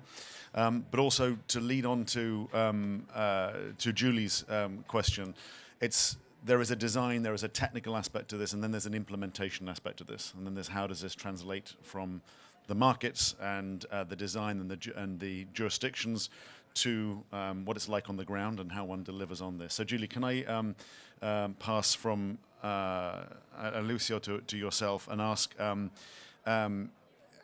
in the Brazil context, how are the states themselves within Brazil, how are they thinking beyond results-based payments for RED Plus?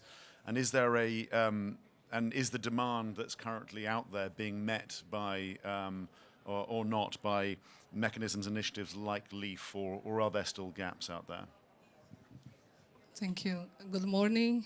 Thank you for inviting and to learning about the experience of the Acre and Brazil. Sorry, but I'm speaking Portuguese to encourage in this language to the copy in Pará. I'm sorry, but I speak in Portuguese.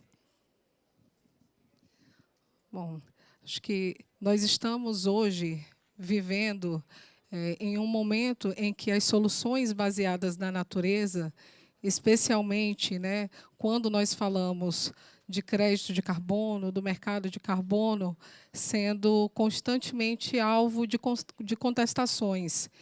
Isso, como país e mesmo como estados, nos força a buscar maior integridade aos nossos projetos, a uma garantia de um ambiente legal e de políticas públicas que permitam a implementação de projetos para que a gente consiga cumprir com os compromissos, né, do país, principalmente com as suas NDCs. Falando um pouco do estado do Acre, eu tenho orgulho de dizer que, desde 2009, o estado do Acre foi o primeiro, né, não só do Brasil, talvez o primeiro do mundo, a ter um projeto de rede mais jurisdicional em execução. Nós temos um projeto que vem sendo executado, que é o programa REM, junto ao Ministério da Alemanha, executado em parceria com o Banco KfW, onde nós conseguimos uma redução de desmatamento e uma redução de emissão de CO2 que vem sendo, né, compensada pelo pagamento por resultado e gerando a execução de linhas estratégicas de ação, como o fortalecimento de cadeias produtivas, a implementação de uma política de gestão territorial indígena, a regularização ambiental, ações de comando e controle, educação ambiental, ou seja, várias estratégias reunidas para que o Estado consiga, né, desenvolver a sua política ambiental associada ao desenvolvimento social e econômico. E tudo isso aconteceu graças ao ambiente legal que foi estabelecido, né? Nós temos o sistema de incentivo aos serviços ambientais, né, um sistema robusto que ele prevê serviços ambientais como estoque e fluxo de carbono, água, conhecimento tradicional, beleza cênica, solo, né, para fazer justamente essa transição, né, desse componente ambiental para um ativo econômico, como nós conseguimos fazer no nosso programa de estoque e fluxo de carbono, chamado ISA Carbono, e aí chamar a atenção, né, da Alemanha e desse banco do KfW para a execução do primeiro programa de rede jurisdicional, né, do país. Antes mesmo do Brasil estar elegível junto ao NFCCC para pagamento por resultado, o Acre já estava elegível, porque ele já atendia a todos os requisitos. Ele já tinha uma lei estadual, ele possuía um padrão de contabilidade, que é o Acre Carbon Standard, quando a gente ainda estava discutindo a nível de Brasil como seria feita essa contabilidade, que hoje é estabelecida pela CONARED, através das resoluções da CONARED. O Acre já tinha uma métrica de contabilidade. Ele já estava no primeiro ano recebendo uma certificação de RED mais 6 das suas salvaguardas. Então, a gente trabalhou esse ambiente legal, e é isso que os demais estados da Amazônia vêm buscando fazer, dar segurança para a implementação dos seus projetos de rede, né? Entender como o avanço dos projetos voluntários, eles vão conversar com um projeto estabelecido de forma jurisdicional para a implementação da política pública, né? Como que a gente vai compreender uma métrica de contabilidade de um projeto no mercado voluntário que tem uma contabilidade diferente da contabilidade de pagamento por resultado estabelecida pela Política Nacional de Mudanças Climáticas, pela própria estrutura da Comissão Nacional para a Rede Mais do governo brasileiro, que estabelece os limites de captação. Então, como ter esse ambiente, que é o desafio, como, né, o colega Aloysio comentou, e que os estados da Amazônia, né, estão se adaptando e se ajustando, né, principalmente no ambiente de política pública, para dar segurança e integridade para os nossos projetos.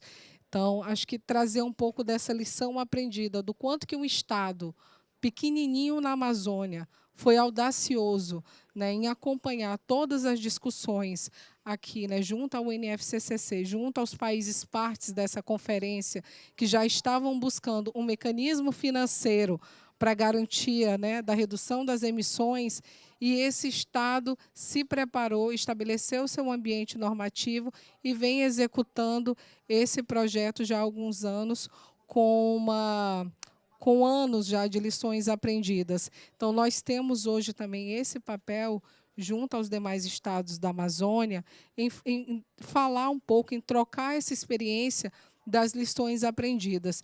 E eu acho que a maior lição aprendida que o Acre tem é entender que um projeto como esse, ele deve obedecer à vocação local. Nós não vamos conseguir, não só na Amazônia, como nos demais países de floresta tropical, executar qualquer projeto que não atenda à vocação local, sendo feito em um ambiente que você vai discutir, mesmo como esse que nós estamos aqui hoje. Né? A realidade local ela é muito diferente. Ela é diferente dentro de um único estado da Amazônia, quando nós nos deparamos com os nossos municípios. Então, ela é diferente com os demais países. Então, entender qual é a demanda local para que você possa, né, ter alternativas para a redução das emissões de CO2 nas cadeias produtivas, para que a gente consiga atender a regularização ambiental, para que nós possamos aí efetivamente falar de zerar o desmatamento, primeiro nós temos que ouvir os moradores da floresta. Como que para eles, né, o que eles esperam? Né? Nós temos o maior desafio, que para além da conservação e da preservação dos recursos naturais, é também a garantia do desenvolvimento social e econômico. E na Amazônia, o índice de desenvolvimento humano, infelizmente, ele ainda é muito baixo. Nós estamos discutindo ainda saneamento básico. Nós estamos falando de acesso à água potável. Nós não temos. Nós estamos enfrentando na Amazônia eventos extremos. Né? No Acre, ao início do ano, com uma enchente e agora com uma seca prolongada. Né? E o maior desafio nas comunidades é acesso à água potável. Então, que esses projetos cheguem não só para contribuir com a NDC brasileira, mas também para contribuir com o modo de vida das populações que vivem na Amazônia. Então, eu acho que o fundamental é o ambiente normativo estabelecido, que é o que o governo federal vem apontando o caminho e os estados estão acompanhando para que a gente dê essa garantia de que os compromissos aqui assumidos, eles serão alcançados, mas principalmente com o olhar de quem tem uma curva de aprendizado e com a voz e a vocação local das pessoas que vivem na Amazônia. Thank you. Thank you so much. Thank you so much. That was fantastic. I think as we look at these incredible advances that are happening in Brazil at the legislative level and coming out of Congress, I think it's exceptionally important also we learn from Brazil how that translates to the ground, how that translates to the consultative process, how it engenders the support from communities, not just in the planning, but the execution of that. And again, I think a large gap we have, and we'll see this globally, is that support to that planning process on the ground with communities, the bottom-up design of these programs, and the underestimation of how much time and effort it needs to do it well. Easy to do it badly, difficult to do it well. So thank you so much there. And again, it's been such a pleasure to this COP to listen to what's coming out of Brazil at this stage. And I think many of you know, many of you probably share the same emotion of welcoming back onto the global stage as not just what they're doing domestically, but helping us lead globally. And I want to move over to, in many ways, to Africa now, because we have two, again, leaders here with us at the moment. And I want to start with Ghana, because Ghana has also been a true and genuine leader across the continent at this stage. And I'm delighted to have Rosalind Fusa-Adjei with us at the moment, who again represents, is the national Red Plus focal point of the country, but has also been part of the FCLP process, which Ghana co-hosts in that. So again, another form of leadership that Ghana is taking on that. And I have to start with another congratulations to both Rosalind and to her government in Ghana, because again, as you will all probably know, that they have been now the second country, have recently announced with Costa Rica to sign a purchase agreement for art trees verified credits to the Leaf Coalition, and I think that deserves a bit of a round of applause. So congratulations. So, Rosalind, over to you. And now the hard question. No, could you tell us again how, with the decision we've just announced, how Ghana decided which Red Plus and land sector mitigation activities would actually be directed at NDC targets. And those outside of the scope of NDC, for example, in the transacting as ITMOs. I'd like to hear more, if it's okay, from Ghana and how it made its decisions. Thank you very much, and many thanks for the congratulations as well. And we're actually the first countries to sign the EPA, not the second. Yes. But I mean, we are happy that we've been able to do this with Costa Rica. It's been a long journey since COP26, and to demonstrate that we can actually have public-private funds within the same pot to deliver finance for action within our forest landscapes. So to answer your question, and I always say there's really no hard question for me. If I know, I know. If I don't know, I don't know. So what I do is what I say. So we have come through a 15-year process with REDD+ through the Forest Carbon Partnership Facility. Within those 15 years, 10 years represent readiness, where we had to design our REDD+ strategy based on the identification of the drivers of deforestation, where they were happening, who was involved, what was involved, and what sort of partners were trying to address this. And within that process, we realized that agricultural productivity, particularly for key commodities such as cocoa, were contributing to deforestation. And in Ghana's case, a lot more of forest degradation, because we don't have changes in land use overnight. They happen through pockets. So you see that the forests are standing, but then they keep losing some cover, and over time, the area would be completely lost. So it's not just drastic deforestation. And in that process as well, we had to identify who our potential stakeholders could look like. And based on our ecological zones, which is also very important, we decided to come up with jurisdictional level programs instead of projects, because we have cocoa happening within a particular area. We have shea used for cosmetics also happening within a particular area. We have unique biodiversity hotspots outside of these exactly areas as well. So that defined our REDD+ strategy, which has 5 subnational programs. And two of these programs are currently within our NDCs. And it was an easy fit for us, because in our assessment also of the sectors that contribute to our greenhouse gas emissions as a country, we realized that the land use sector was largely contributing to that. And per the land use sector, our landscape is quite mosaic. Wherever you have farmlands, you also have adjoining forest lands. So we don't have these so segregated. So all the different sectors have to come together to work in concert to achieve the results that we want to achieve. And that's what informed our putting these programs into our NDCs. And currently, our focus is really to achieve the NDC targets. We don't believe in just listing programs into NDCs. Question is, can you achieve them? Because we have gone through a cycle of talking about ambition that gets documents drafted, but there isn't really any plan for that ambition to be achieved.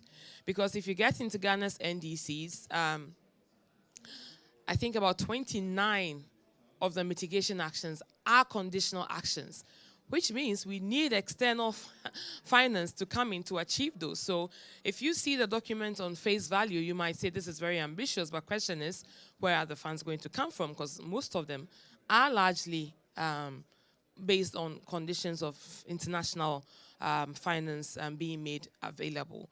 So the scope for us now is to achieve this. And to achieve this, we realize that, I mean, the $100 billion pledge goes on. I don't like really talking about it. I think that we need to be creative and innovative, because we've been talking about this for years. It's not showing up.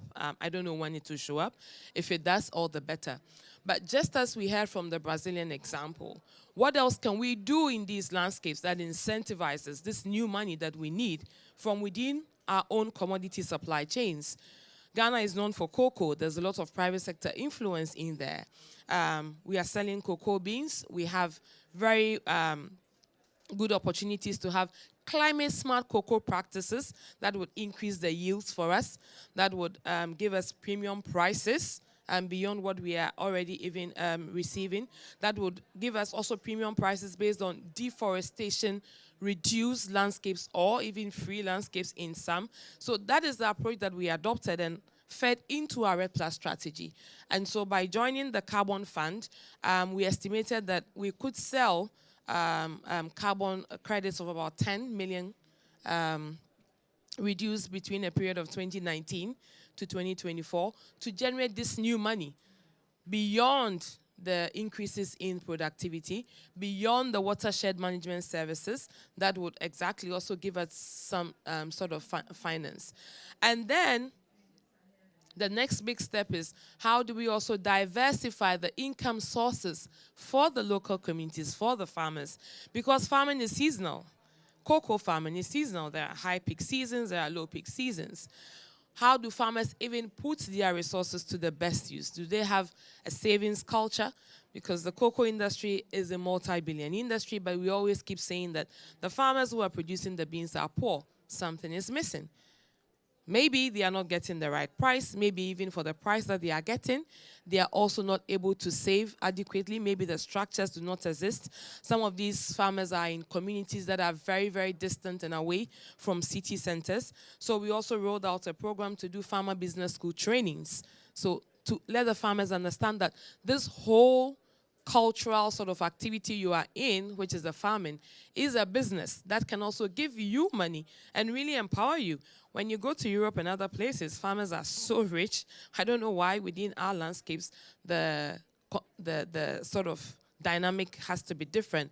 It is a culture that we need to enhance. So we are looking at this integrated approach of one, using our own challenges to now drive innovative finance into the landscape, and then drive innovative finance that also helps to stimulate a culture within our local communities where they are also able to save and make investments, plan for the future, and also build resilience, because climate change is happening.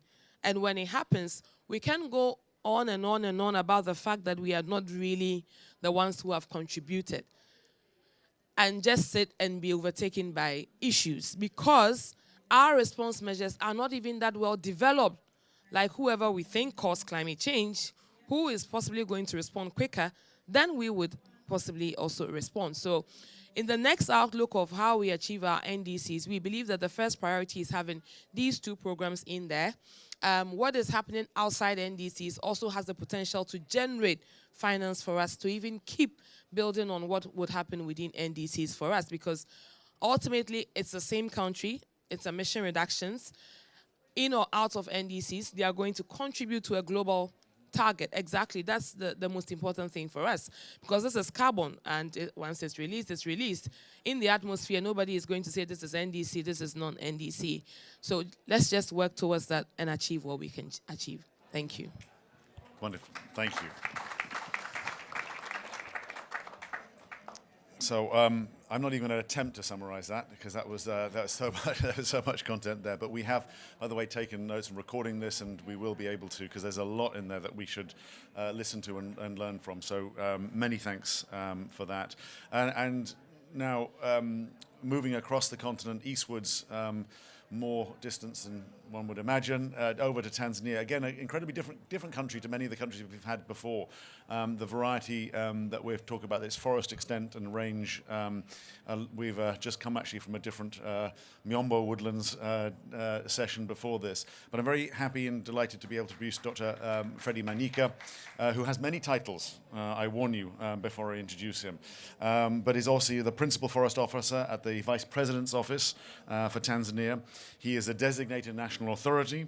He is a UNFCCC focal point for Tanzania, but is also, most importantly, also one of the great expert and knowledge keepers in Tanzania, as we look to be able to bridge both the technical, practical, and political barriers towards developing a program in the country. So, Dr. Freddie, I'm delighted you're here. I'm going to, your question, if you are ready for this, is pretty open, actually. It is, how is Tanzania planning to integrate Project REDD+ into its national REDD strategy, and what does it see as the role of carbon finance within that? Thank you for it. Oh, Oh yeah. Okay, we must go as soon I'm really as. sorry, I have to leave and run. No, for but the I would next like to say, event. as you I'm leave really sorry, again. but I can hear Freddie. No, not at all. We will send you the notes of Freddie's in a separate, in a follow-up. But Dr. Alicio, thank you so much, and thank you also to the government, especially, and your government in Brazil for everything it's doing and for joining us today. And good luck in your session as well. Thank you. Thank you very much, Joe, for having me on the podium and on this panel. Tanzania developed her national strategy in 2013, and that was before the Paris Agreement. After the Paris Agreement entered into force and ratified by Tanzania, we went on devising institutional and other policy documents. Institutionally, we developed a so-called National Carbon Monitoring Center to monitor and also to guide, to provide technical expertise on all issues related to carbon in the country. And in terms of the policy document, we prepared our NDC in 2015. That was our NDC. INDC, intended national determinant, and which was subsequently updated in 2021. And the current NDC puts forest as one of the priority area for mitigation, including lead. And we have so far, once again developed national carbon regulation in the country to guide carbon projects in the country. The regulations stipulates the conditions, the procedures to be followed by all the investors to invest in the carbon sector in the country. We are among the few countries that have put in place such a regulation. I think many are still struggling. We developed the regulation in 2022. But just after 1 year, we have to review it because there were a lot of issues that needed to be incorporated in the regulation, including the issue of Article 6 after our adoption in Glasgow and Sharm el-Sheikh. The regulation states that you should state how much are you going to contribute to the national determined contribution of the country? That's Tanzania. So any project that is being proposed or put forward has to indicate how is it going to contribute to the NDC targets. In addition to the regulation, we also have a national carbon guideline which gives procedures and elaborates more the steps to be followed to invest in the carbon trading in Tanzania. Most of the projects that are now on the ground are rate-based. Almost 80% of this rate-based, and they are voluntary carbon projects. And we are still looking for more projects of similar nature to be forthcoming. And in this regard, we see there is a great potential for the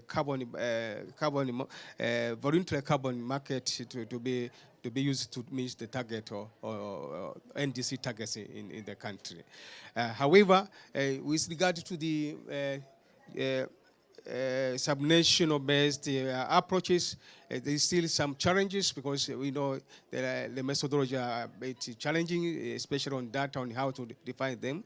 We are already working with some partners on the ground. For instance, the WCS that we are collaborating with them. They are collaborating with the Tanzania Forest Service to develop some methodologies which will be used to come up with a jurisdiction-led project in the country. While we are doing this, we are also trying to maintain that there should be a cross-link between the nexture or the interplay between the national based approach and also the sub-national based approach should be still be linked, so that we have to know how we account, how we measure, and with the current trend, especially on the carbon trading, and the awareness of the local community increasing, the demand for voluntary carbon-based project is increasing, and in that context, even the methodology need to be robust. Methodology needs to be put in place, and we know they are costly. And however, we do invest and bank from our partner that will support us to come up with robust approaches to develop methodologies that will contribute towards NDC and also meeting other obligations at a national level. And last year, our financial bill has put forward the importance of carbon financing in the country. They are already taking some, raising some money from any of the project that is being developed. Have to pay some contribution to the not tax as such, but it's income tax from whatever you generate from the carbon treasure. This is one of the bills that was passed by the parliament last year, this year in June. We are still working on revising our national RED strategy, which was developed in 2013. And in this revised national RED strategy, we envisage to put and emphasize the issue of subnational approach, so that they can take into account whatever is evolving at both national and the global level. And we understand climate financing is still inadequate, and the demand for money for adaptation and mitigation is growing. At a national level, we also have established other innovative financing. Some of the financial institutions have developed their own green bonds. We have a financial bank that has developed its own financial green bond, and the public acceptance of this bond, I think, was high, and we do expect the other stakeholders to do the same. While we are here as negotiators, they also as policy makers, and they also partners with the developing partners, we do envisage and look forward to work with all the partners globally, available globally at national and regional level, to make sure that we contribute to our NDC. And then at local level, at national level, we are envisaging to come up with a local-based strategy on how to ensure that the local authorities or communities also have responsibilities and targets on how they are going to contribute to the national strategy and the subsequent and the target, the NDC target in general. Thank you. Fantastic. Dr. Freddy, thank you so much. That was fantastic. We have delighted, actually, to join us as we speak now, another country on the African continent, too often forgotten, and too often a few countries that I can think of that have such unique values as the island of Madagascar, and yet has some incredible challenges as well. So I'm very grateful to have join us Levancanto Ravela Monana from the Madagascar government, and is the director of the National Office of Climate Change and REDD+. Is not only that, but in the Ministry of Environment and Sustainable Development. She also serves as the focal point for the GCF, and somehow within all that she also has time to teach at the University of Antananarivo as well. So many congratulations on that schedule, but also thank you for joining us today.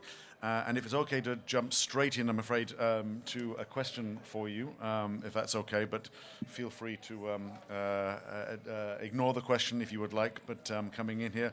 I very simply would actually like to hear what the priorities are for the government of Madagascar when it comes for national RED Plus after the carbon program ends? And are there plans to engage in the voluntary carbon market to help meet your NDC targets? So thank you for joining us, and over to you. Oui, merci beaucoup de m'avoir invité. Et je suis désolée pour le retard. Il y avait une réunion de négociation qui s'éternisait un peu. Effectivement, Madagascar est un pays qui a des forêts qui sont éligibles à la RED+. Nous avons un certain nombre de types de forêts. À l'est, nous avons des forêts pluviales, donc des forêts humides. À l'ouest, nous avons des forêts sèches. Nous avons aussi des mangroves le long de la côte ouest. 2% des mangroves de la planète, comme l'a dit un collègue lors d'un autre side event, sont sur la côte ouest de Madagascar. Et par rapport à cela, il y a des législations qui sont mises en place afin de pouvoir gérer ces forêts et afin que ces forêts aussi puissent être des sources de revenus grâce à la vente de carbone. Madagascar a pu bénéficier d'un projet de préparation à la RED+, qui a été financé par la Banque mondiale. Et c'est à partir de là qu'on a mis en place toutes les législations et les cadres nécessaires. Il y a tout ce qui est législation et puis la gouvernance et tout ce qui est technique par rapport à la RED+. Nous avons adopté un décret relatif au marché de carbone forestier en 2021 qui, entre autres, énonce le partage des revenus issus de la RED. Et avec ce décret, il est dit que toute vente de carbone issue des forêts, notamment de la RED, devient budget de l'État. Parce qu'il y avait un décret avant qui n'allait pas dans ce sens. Donc, on a créer aussi un compte spécial d'affectation pour que les fonds issus des revenus carbone entrent d'abord dans ce compte, transitent dans ce compte afin de pouvoir suivre le plan de partage dans le décret. Et pas plus tard qu'au mois de novembre, donc il y a quelques jours, nous avons reçu le premier paiement à partir du premier programme juridictionnel RED+ à Madagascar. Ça s'appelle le programme de réduction des émissions Atialatsnanan ou PREAA.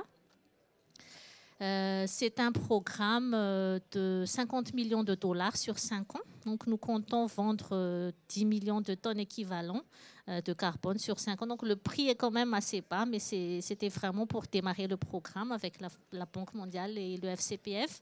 Et le premier paiement pour la première période de mesure est arrivé dans le compte du Trésor public au niveau du compte d'affectation pour un montant de 8 millions de dollars. Et nous allons donc faire les prochaines mesures pour recevoir les autres fonds. C'est vraiment le premier programme qui nous apprend. Nous sommes tous en train d'apprendre parce que nous avons eu des projets avec certaines entités que je ne nommerai pas parce qu'ils sont un peu nombreux, mais c'est vraiment notre premier programme juridictionnel qui implique 5 régions administratives du nord-est de Madagascar. Les forêts qui sont concernées sont des forêts humides. Mais le prochain programme qu'on compterait faire, c'est un programme au niveau de la mangrove. Et on est en train donc de voir les possibilités parce que suivant la stratégie nationale qui a été mise en place, nous devrions mettre en œuvre au moins 3 programmes d'ici 2030. Donc nous allons voir aussi les possibilités au niveau des mangroves, étant donné que toutes les bases sont maintenant là pour mettre en œuvre des programmes RED+. Et évidemment, ces forêts-là sont là aussi pour aider Madagascar à atteindre les objectifs de la contribution déterminée au niveau national. Madagascar a déjà mis à jour sa CDN. Nous avons déjà notre CDN 2 et nous avons pour objectif d'augmenter la capacité de séquestration et limiter les émissions à 28%. Et jusqu'à aujourd'hui, Madagascar est encore un pays puits de carbone. Donc si on fait le bilan entre les émissions et les absorptions, nous absorbons plus de carbone que nous en émettons. Et pourtant, c'est grâce à ces forêts-là. Donc, c'est le secteur l'ULUCF, l'UTCAF, l'utilisation des terres et changement d'affectation des terres qui absorbent le plus de carbone, notamment par le biais des forêts, mais c'est aussi ce même secteur qui émet le plus de carbone parce que le taux de déforestation est élevé. Donc l'enjeu est vraiment important pour la conservation des forêts-là, de ces forêts naturelles pour que Madagascar puisse rester dans ce statut de puits de carbone. Parce que selon la CDN, d'ici 2030, si nous continuons sur le business as usual, nous allons sortir de ce statut de puits. Oui, voilà, le modérateur me dit que mon temps de parole est fini. Donc voilà. Et puis nous sommes aussi en train de transiter, comme tous les autres pays, je pense, du protocole de Kyoto vers l'article 6 de l'accord de Paris pour tout ce qui est marché de carbone. Je vous remercie.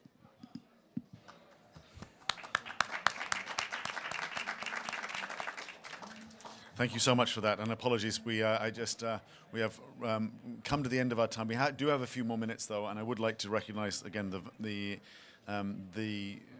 importance of being able to listen to the stories and where different countries are on the spectrum of being able to deliver on REDD+, and the needs to be able to support governments, jurisdictions in their ability to be able to develop this at different levels. It is, again, we know clearly enough that REDD+ alone is not the solution to everything, and yet it is still clearly delivering some key elements and key aspects, foundational elements to governments, to communities, in places that, if it was not doing it, would not be standing today.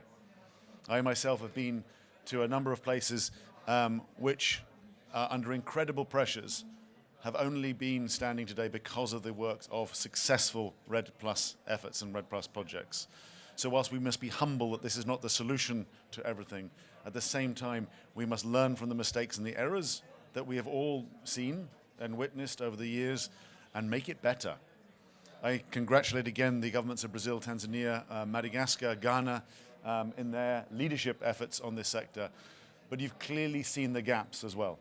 You've clearly seen the ways in which we need to do better at not just buying the final credit at the end, but at investing in people, investing in the solutions coming out of these countries, that they themselves can develop these integrated platforms, integrated approaches, private sector engagement, community engagement in the planning stages, in order that what comes out at the other end not only avoids the failures that we have seen in some areas and some projects, but actually allows these projects to scale through national leaderships and be able to deliver on NDCs and other developmental targets.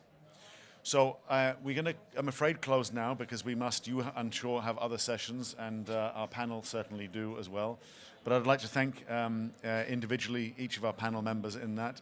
I'd like to also encourage you that there is, towards the end of supporting these nations and others towards this, there is a technical assistance partnership program opening at 5 p.m. here at the Nature Positive Pavilion with a number of partners looking to be able to launch a jurisdictional REDD+ technical assistance program, specifically under the leadership of countries you've heard today.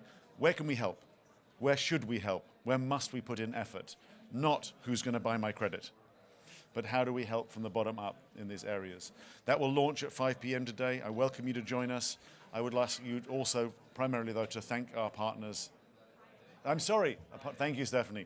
Excuse me, Friday. It'll be lonely here or you'll be confused here at 5 p.m. today in that. So thank you. Friday, 5 p.m., a program to launch specifically to listen to the gaps that have been developed here and to support those instead of, again, just who's going to buy my credit. So again, thank you each to the leaders we've shown today, and one more round of applause for our panel.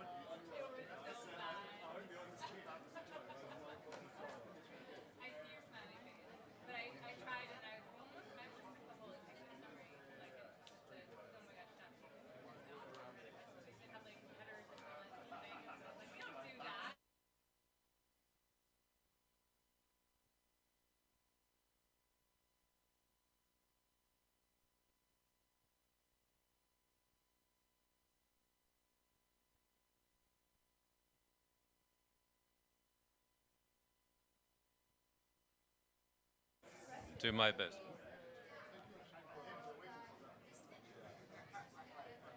Well, ladies and gentlemen, good afternoon to this whatever nth day it is of COP today. If you're hanging about at the back or you're just about to come in, please do. There are seats still available. This afternoon's session is held under the auspices of the International Fund for Animal Welfare. And while they're still sorting themselves out, we'll just hang on. I think we're still waiting for a couple of speakers, but they will be joining us presently. But now, perhaps I should just hand over to Simon Addison, who's the Climate Change Advisor for I4. Simon. Thank you, Nick. Welcome, everybody, to this panel event. I'm very excited about it. It's really a topic that is central to the work that we do at I4, the International Fund for Animal Welfare.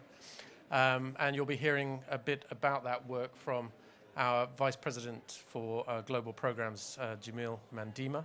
We have a set of esteemed guests that I'm really excited to bring together to discuss this issue of how we can build climate-resilient landscapes and seascapes at a tremendous scale. We're really going to be focusing today on thinking about how we can do this at a transboundary level, stitching together projects, stitching together habitats and ecosystems across boundaries so that we can have impact at the local, national and regional levels to deliver co-benefits, not just for nature and not just for climate, but also for people as well.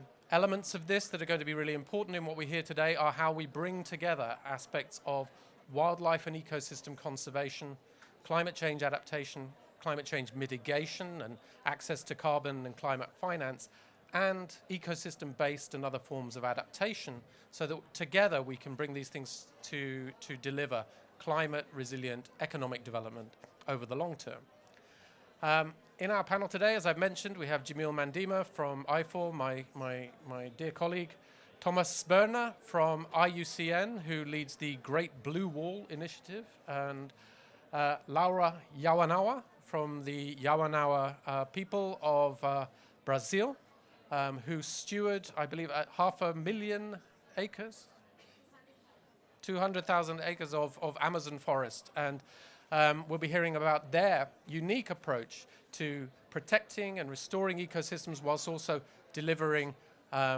cultural and economic resilience for their people. And then finally, but last but not least, Leanne Winowicki from ICRAF, the World Agroforestry Center, who's going to be talking about a fantastic program that they have recently concluded called Regreening Africa, which has been working at the landscape level and supporting landscape restoration and resilient livelihoods across, I forget how many countries, it was a lot of countries, but you'll hear more about that from Lee as we move along. So without further ado, we're going to crack on, and I'm going to invite Jamil to tell us a few words about I4's visionary initiative called Room to Roam. Thank you, Simon. Good afternoon, colleagues. So I'm really excited to be here because the subject that I4 wants to share with all of us is why nature matters for climate resilience. So the Room to Roam initiative, if the slides work.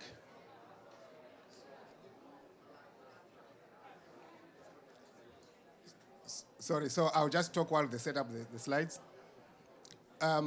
Is meant to acknowledge that the things we learned when we were growing up about the balance of nature matter. And the Room to Roam initiative is really premised on the realization that the African savanna elephants and elephants broadly are threatened. There are now a paltry small amount of just under 500,000 elephants available in the world from millions before. The space they utilize has shrunk. And in fact, you literally see the protected areas as small islands surrounded by a sea of human development. And that's not good. We have chosen elephants as a flagship species because we realize their meta populations can only subsist and be viable when they are able to move in search for fodder and also shape the ecosystems that we need to be healthy. So for that, it's clear that the only way to create climate resilient landscapes is by taking good care of the key species that shape these landscapes, and therefore how the diversity of biodiversity in these ecosystems can be healthy and serve both people and nature, and therefore climate resilience. Where are we doing it? We have identified through very good science 12 clusters of elephant populations that straddle from Southern Africa to East Africa and focused largely on the African savanna elephants. We did this deliberately to focus on the flagship species, but that in no way means that we don't focus on other wildlife species.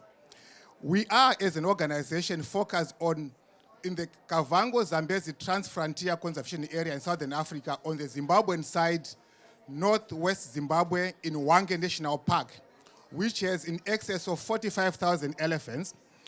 And so that's the southern end of where we are present on the ground. Then in central Malawi, in Kasungu National Park, and also transboundary with eastern Zambia, in Lukusuzi and Luambe National Park, as well as the game management areas. And then the last anchor landscape is in southern Kenya, around Amboseli National Park, in the group ranches community land there, transboundary with northern Tanzania. Now, for room to roam, we look at the entirety of the African savanna elephants, home range, and we count on partnerships of all those players, most of whom are in this room, the communities, the governments, the private sector, for all of us to come to the table and say, let's co-design, let's invest in a way that allows animals and people to thrive together. What are the issues? Clearly, I talked about isolation of protected areas. These areas are not fenced. And even if there were, elephants will breach the fences anyway and move. And what are we seeing? Human-elephant, human-wildlife conflict. So the competition for space and for survival between people and animals, for water, whatever it is growing. And that's not good. Yet we know we are able to sequester carbon through the forest, through the soil, through the variety of food production systems, but also through the animals themselves that are often never talked about. And elephants, as the largest mammal on the land, is certainly critical to that. So the facts are there. I won't read that what is there, but people, lots of people coexist with wildlife. And that's why room to roam, which transcends land jurisdictions within countries and also borders, is really appropriate. And it's an ambitious program that we can't do alone. There's no intention for that. It's about getting all the civil society parties, the community landowners, the government state parties, and the private sector to come with money to invest. Now, I'll talk of the various threats. It's land degradation, land fragmentation, but in particular, climate itself. Often we see it is a threat. We have talked about more than 1 million species getting extinct because of climate change. And what we are saying as an organization is, if we invest well in nature itself, in the animals themselves, they become the unsung heroes to protect and to mitigate climate and to allow for adaptation. So that's really the message. This is just an anecdotal representation of how we see the areas in the south getting drier and drier, which essentially means some of the current elephant habitats will not be able to sustain the elephant populations that are viable enough, but they are able to move. So how do we preempt the security of that suitable habitats in areas where they are not found now? And that's why room to roam is about negotiating with landowners how we can secure some of these suitable habitats in advance before they are converted to incompatible use because of human development, which is needed, by the way, but we can do it smarter. And for that to happen, this is just the network of the strategies and what we do. But I want to underscore one thing. This requires serious political buy-in. And in the context of Africa, where room to roam is happening, the governments have committed through the Trans-Frontier Conservation Areas, Trans-Boundary Initiative, key landscapes for conservation and development, which talks about people and animals and ecosystems. So policy alignment is there. Governments are already in regional protocols and agreements for these thematic areas. So that's a low-hanging fruit. We have established a network of community leaders, traditional leaders network, who work with their subjects in the communities because they're key stakeholder to co-design, to help us identify, in addition to the science of collaring elephants to know where they go, to say where do they see them, where are the hotspots, how can you then navigate these safe passages, making sure that there's free, prior, informed consent. So that's very important. So essentially, the message is, while we are here, let's together continue to voice that nature counts, animals count, ecosystems count, biodiversity counts for climate resilience, to adapt and to mitigate. And there are key carbon storage entities that we should not take for granted. But right now, I think we are not heading the right direction if we invest money in other technologies that are needed, but it's about ensuring that we do equitable distribution of the resources that are being made as commitments here, to make sure that we don't lose on the very basic thing we understood, the balance of nature, how microclimates and therefore climate globally ends up being affected if we don't take good care of nature. With those remarks, I thank you and I look forward to the discussions. Thank you, Jamil. And two messages there that I really think are important is that when we talk about implementing nature-based solutions and also talk about restoring and building climate-resilient landscapes, animals are a critical part of the puzzle. They deliver massive potential both for carbon sequestration and also for managing as ecosystem engineers. And often we don't talk about them. The second part is this issue of political buy-in and governments working together at all scales. I'm going to call on Lee now to tell us a bit about their experience in regreening Africa. Great, thank you so much. So my name is Lee Winowicki. I'm a soil scientist, and I lead our global research theme on soil and land health at C4ECRAF. I'm based in Nairobi, Kenya. And my talk today is about scaling farmer-centered restoration. We know that many countries have committed to the UN Decade on Ecosystem Restoration. In Africa, we call it AFAR 100, to restore millions of hectares of land.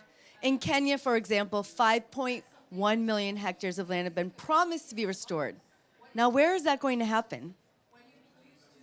It's going to happen on farmers' fields. It's going to happen in the rangelands with pastoralists. So that's why our focus is really on farmer-centered. Oh, are you going to switch my slides? That would be so nice. So we had this project, and we actually have phase 2 now. Phase 1 was a very simple goal: restore 1 million hectares of land. Yeah, thank you. On all of these countries, 8. And influencing 500,000 hectares, or households.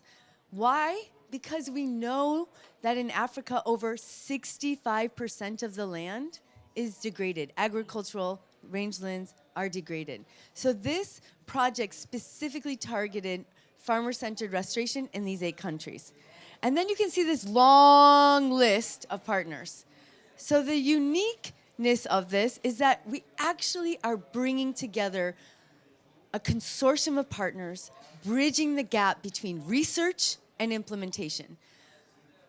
Researchers are not all boring. Scientists are not all introverts. We realize we must do action research to implement and accelerate impact on the ground. So this is kind of our structure where we focused on all of these aspects of designing implementation, M&E, engagement, land degradation dynamics, communications. Now, my bias, and what I'm going to focus on, because Simon said I could, is on monitoring.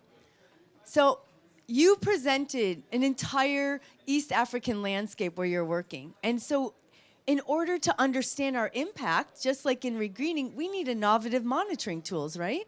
We cannot do business as usual where we do a baseline and it takes us 5 years to report back. It's totally unacceptable in this day and age with new technologies. So I'm gonna share with you, I think I have 4 minutes or something left, how we combine different monitoring techniques. Remote sensing based on, what does that say? Field sampling design. This is something that is the last 20 years of my career focused on. It's called the Land Degradation Surveillance Framework. It operates at a landscape scale and systematic plots where we assess soil erosion, grass, what do elephants eat? Grass biodiversity, tree diversity, soil carbon, a number of variables. And we've been doing this in 43 countries, and then we realized we're still missing something. We're missing the engagement with citizens to also collect these data. So today I'm gonna focus on this new innovation, this app called Regreening App. It's available for Android phones on Google Play Store, where we've actually been engaging with farmers, pastoralists, NGOs, extension agents to collect data, and then putting it all online in an interactive dashboard. So it's called the Regreening Africa app. This is old, 270,000 users. It's amazing, yeah, thank you. It's actually amazing because it's all decentralized. And it currently has a few modules, and we're already building a rangeland health module, hopefully in collaboration with IFAL because we're working in the same landscapes now. We have a training module, farmer-managed natural regeneration, tree planting, nurseries, and engagement. And the beauty is you take the app and you walk around your boundary, okay? Anyone who's been involved in the UN Decade on Ecosystem Restoration knows huge gap on where restoration is happening on the ground. So here, farmers, pastoralists can trace the boundary of their action area and record what they're doing. So if you're doing farmer-managed natural regeneration, we can look at which trees. What is the use of these trees? If it's rangeland health, we can look at rangeland health, grass species, and other activities. We now have this massive data set just from the 270,000 farmers. I'm just giving you a tiny slice, but if you go to the dashboard, we have 8 countries all registered there. The cleaned data is online, all GDPR protected. We can look at which tree species there were in Rwanda. So this is a graph of the occurrence of tree species. Can anyone guess what's the most commonly planted tree in Rwanda? Close, that's the second. Anyone else? It's also exotic. Grevillea robusta and then eucalyptus. But then there's also some high-value fruit trees that are planted. Now this is tree species in Senegal, and I know you can't see it very well, all indigenous species and more diversity. Neither one is the answer, FMNR versus tree planting, but they complement. But now we finally have these data sets to tell us. And here it tells where they're planting, on farm, on boundary, what's the use, nutrition, firewood, filling key information gaps. Now, does anyone remember what kind of scientist I was? Yes, soil scientist. So I can't leave the presentation without showing you a map of some of our soil organic carbon products. I show this because this is an example of a low carbon environment, Niger. This is a map of soil carbon in 2017. This is a farmer's field where they've been practicing farmer-managed natural regeneration, FMNR. And then this is 2021. Mean soil carbon, 2.7 grams per kilogram. That's 0.2%, okay? In the US, we say you have to have 20 grams per kilogram to have any agricultural crops, just to give you a perspective. Our maps are so accurate that we are able to detect even small changes within 4 years to 3.7. You may be saying, but that's still very low. Yes, but look at that massive increase over 4 years due to farmer-centered restoration on the farm.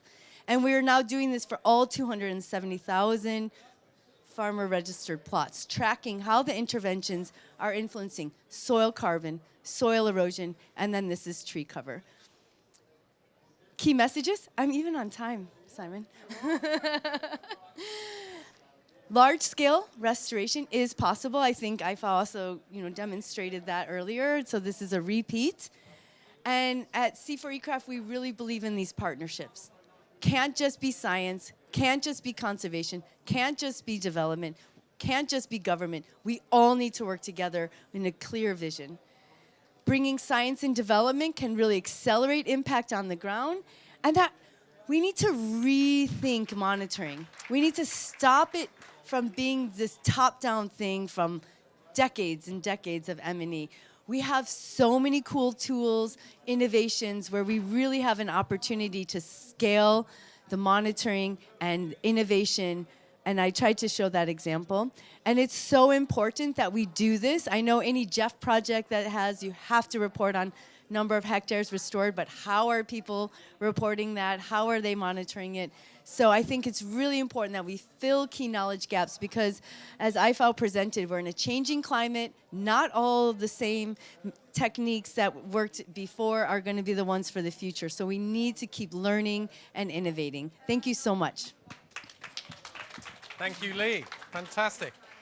This is really exciting what ICRAF and all of those partners has been able to achieve. And I think just in terms of the soil carbon alone, the impact of these layered interventions to support farmer-managed or pastoralist-managed restoration and regeneration is a game changer.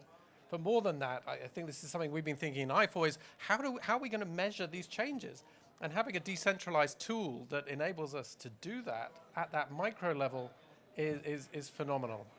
Really, really fantastic. We're going to move to a completely different environment now.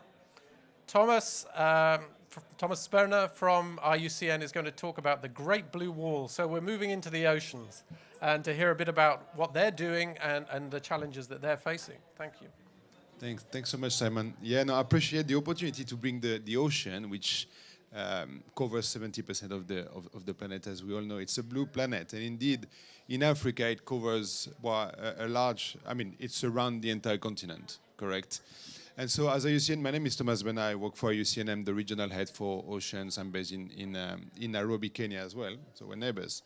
And frankly, a few years ago, now it's been like 3 years already that we started the initiative. A few years back, then we took a step back, and then we realized that a lot of the good things was already happening. The main issue was it was not happening nor at the scale nor at the speed required for us to really be able to achieve the 2030 targets, correct?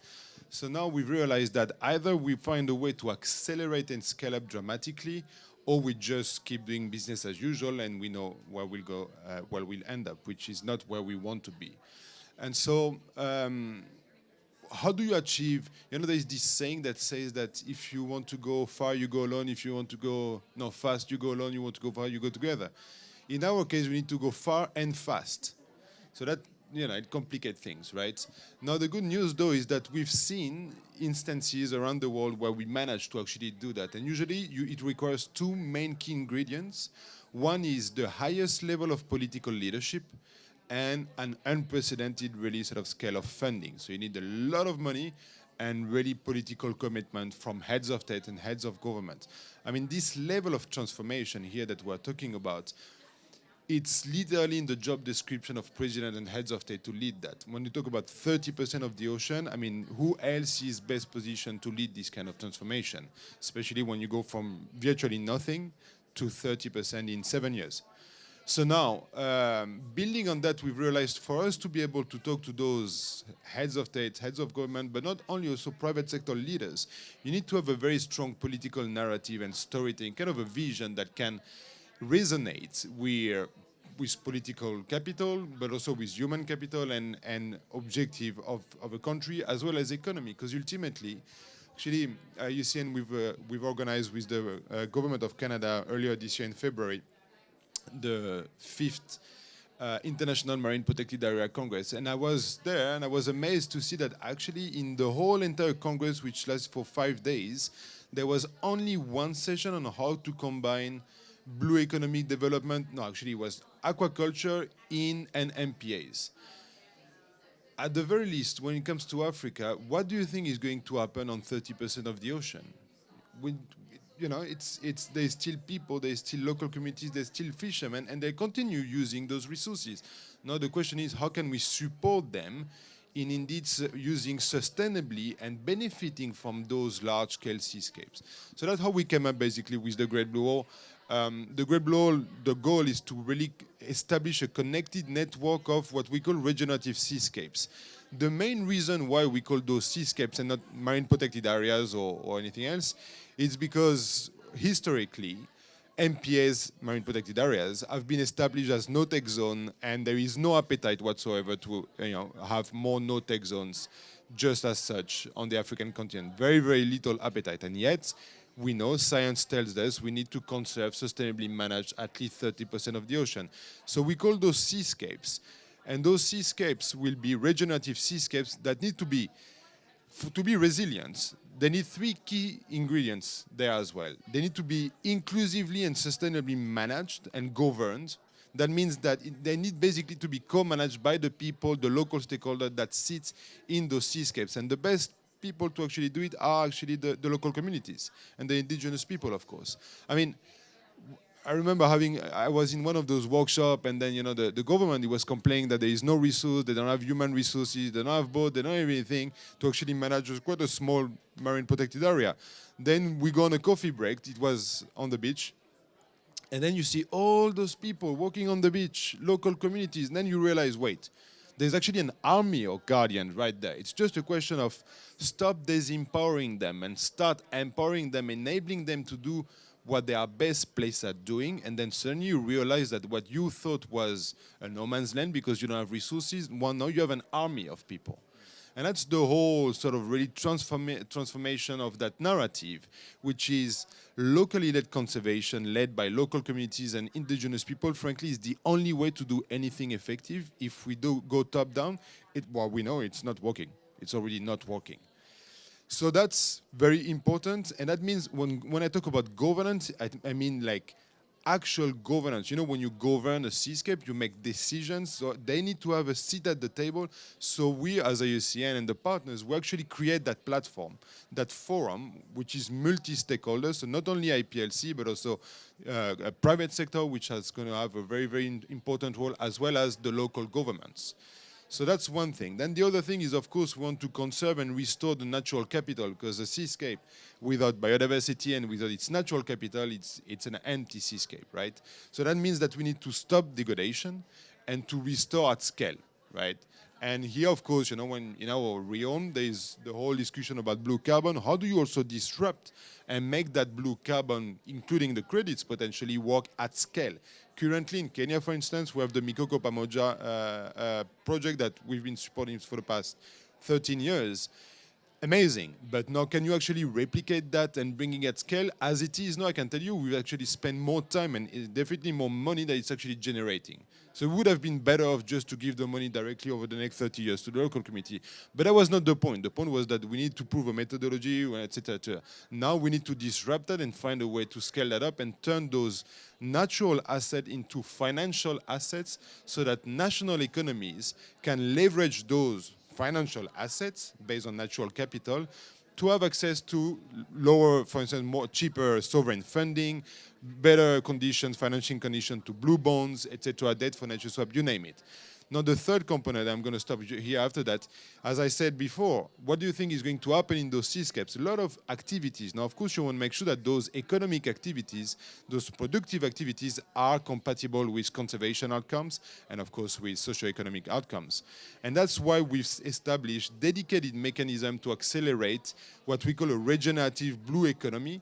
Incubators, accelerators. We've launched last year the first ocean venture building program, which really aims at creating new startups.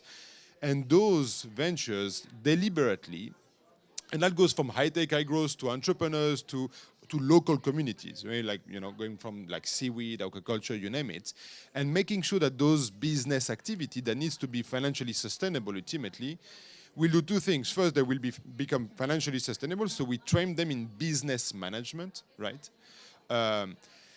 And of course, we provide the right kind of financing that can be absorbed by those, ultimately, what could become bankable projects, right? But we need to build that pipeline of bankable projects, and of course, we make sure that they are regenerative, that they are nature, climate, and people positive. So I'll stop here before I talk too much, but I thank you all, and I'm sure we can have a discussion. Thanks.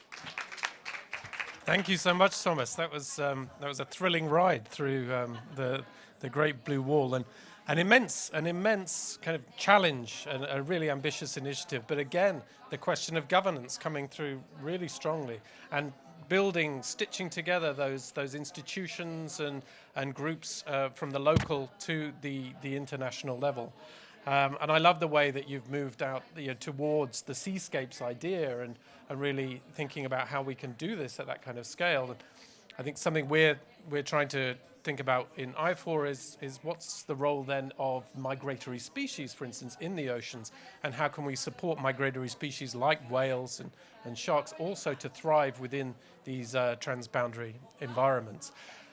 Now, we are really privileged to have Laura Yawanawa from the Yawanawa people of Brazil to speak to us and share the wisdom that they have and the frankly innovative approach that they are taking to protecting and stewarding their biodiversity, the ecosystem that they live in, whilst also supporting and helping their community to flourish. Thank you, Laura. Thank you. Hello. Yes, I am Laura Yawanawa. I am the Executive Director of the Yawanawa Sociocultural Association. We are an indigenous grassroots organization, and we represent the Yawanawa people. Yawanawa means people of the wild boar, and we are based in the state of Acre, Brazil. And in order for us to be able to secure our territory, our education, our health, and our biodiversity, we first build our life plan, which is like a strategic planning where all the communities came together, all the children, the men and the women and the elders, and we built this for about 5 years. And basically, after that, we then thought, how are we going to bring support for our life plan activities? And the only way is to really look for alliance, for collaboration outside. So that's why we have been looking for partners, allies that can support us directly. And one example is the Union for Nature. So we are part of the Union for Nature. It's a collaborating group from all over the world that come together to support our initiatives. Because, being here at this COP, it is privilege for us, for me and actually my husband, who is the chief of the Yawanawa people, he's here. And it is a privilege. We are here with a lot of responsibility. The Yawanawa are about 1,700 people, and we take care of, about 200,000 hectares of rainforest. And being able to be in this room, it's very special for us, to speak to all of you directly, because here at this COP there are a lot of people that have the power to make decisions about the Amazon and about the world. But it's all about talking, it's nothing concrete. They are talking about millions and trillions of dollars and euros, and I have no idea, funds that are creating but we, the grassroots communities, don't get anything. So far, we, the Yawanawa, haven't gotten any, direct funding. So to me and to us, the best solution is for, the NGOs, the businesses, to support indigenous peoples directly. And that's what we are doing with this alliance that we are part of, which is the Union of Nature. And basically, it's a business.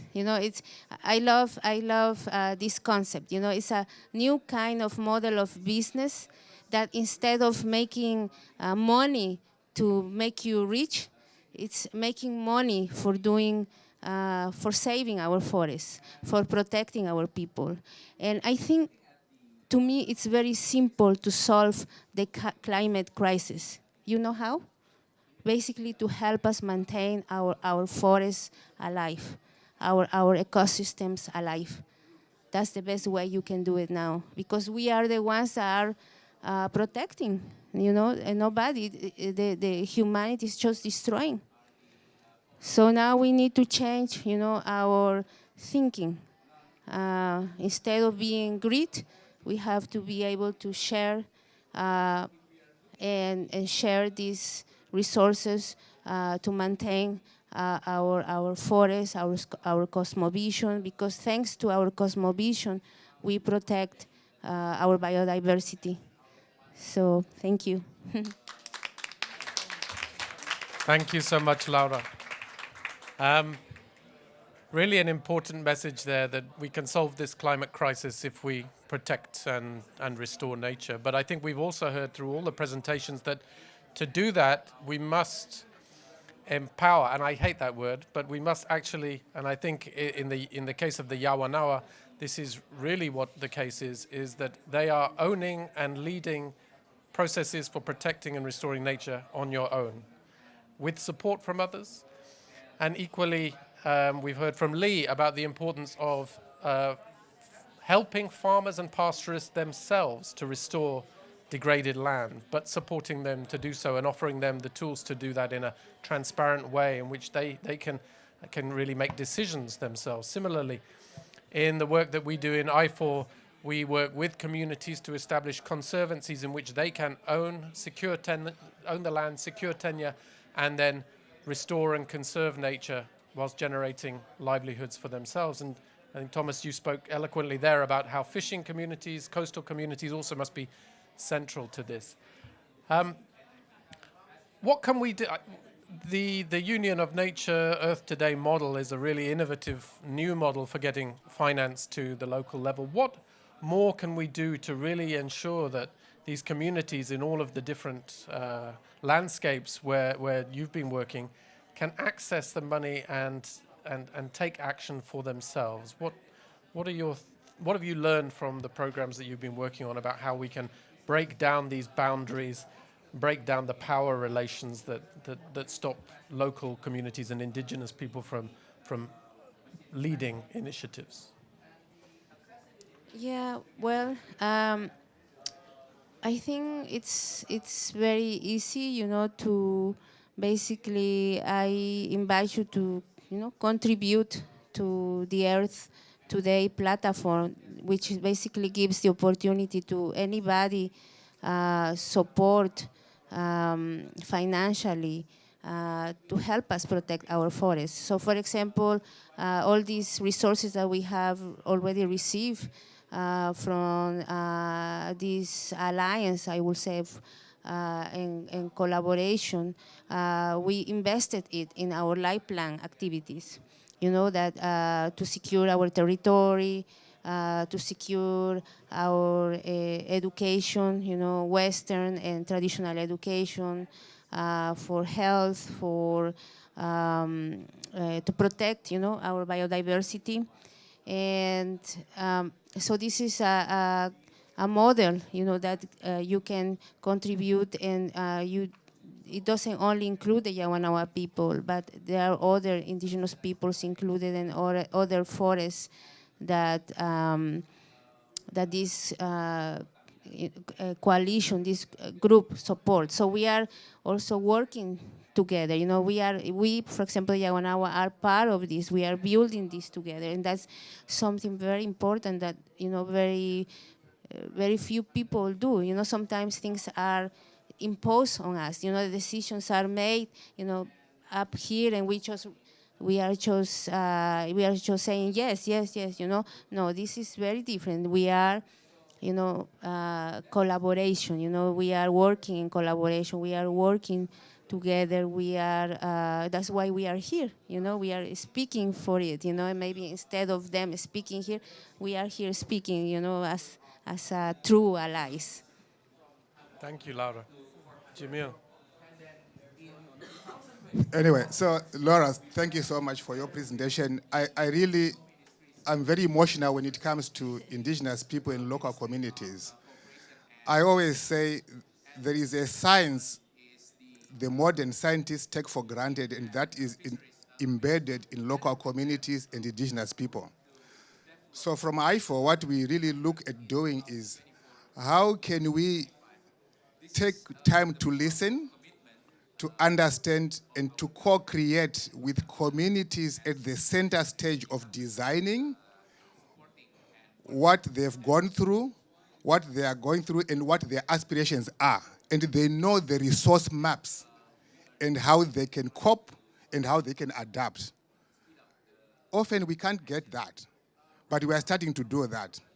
And what is good now is most of the policy provisions are progressive. There are legislations that allow for community trust to be set up, governance platforms that are legally binding.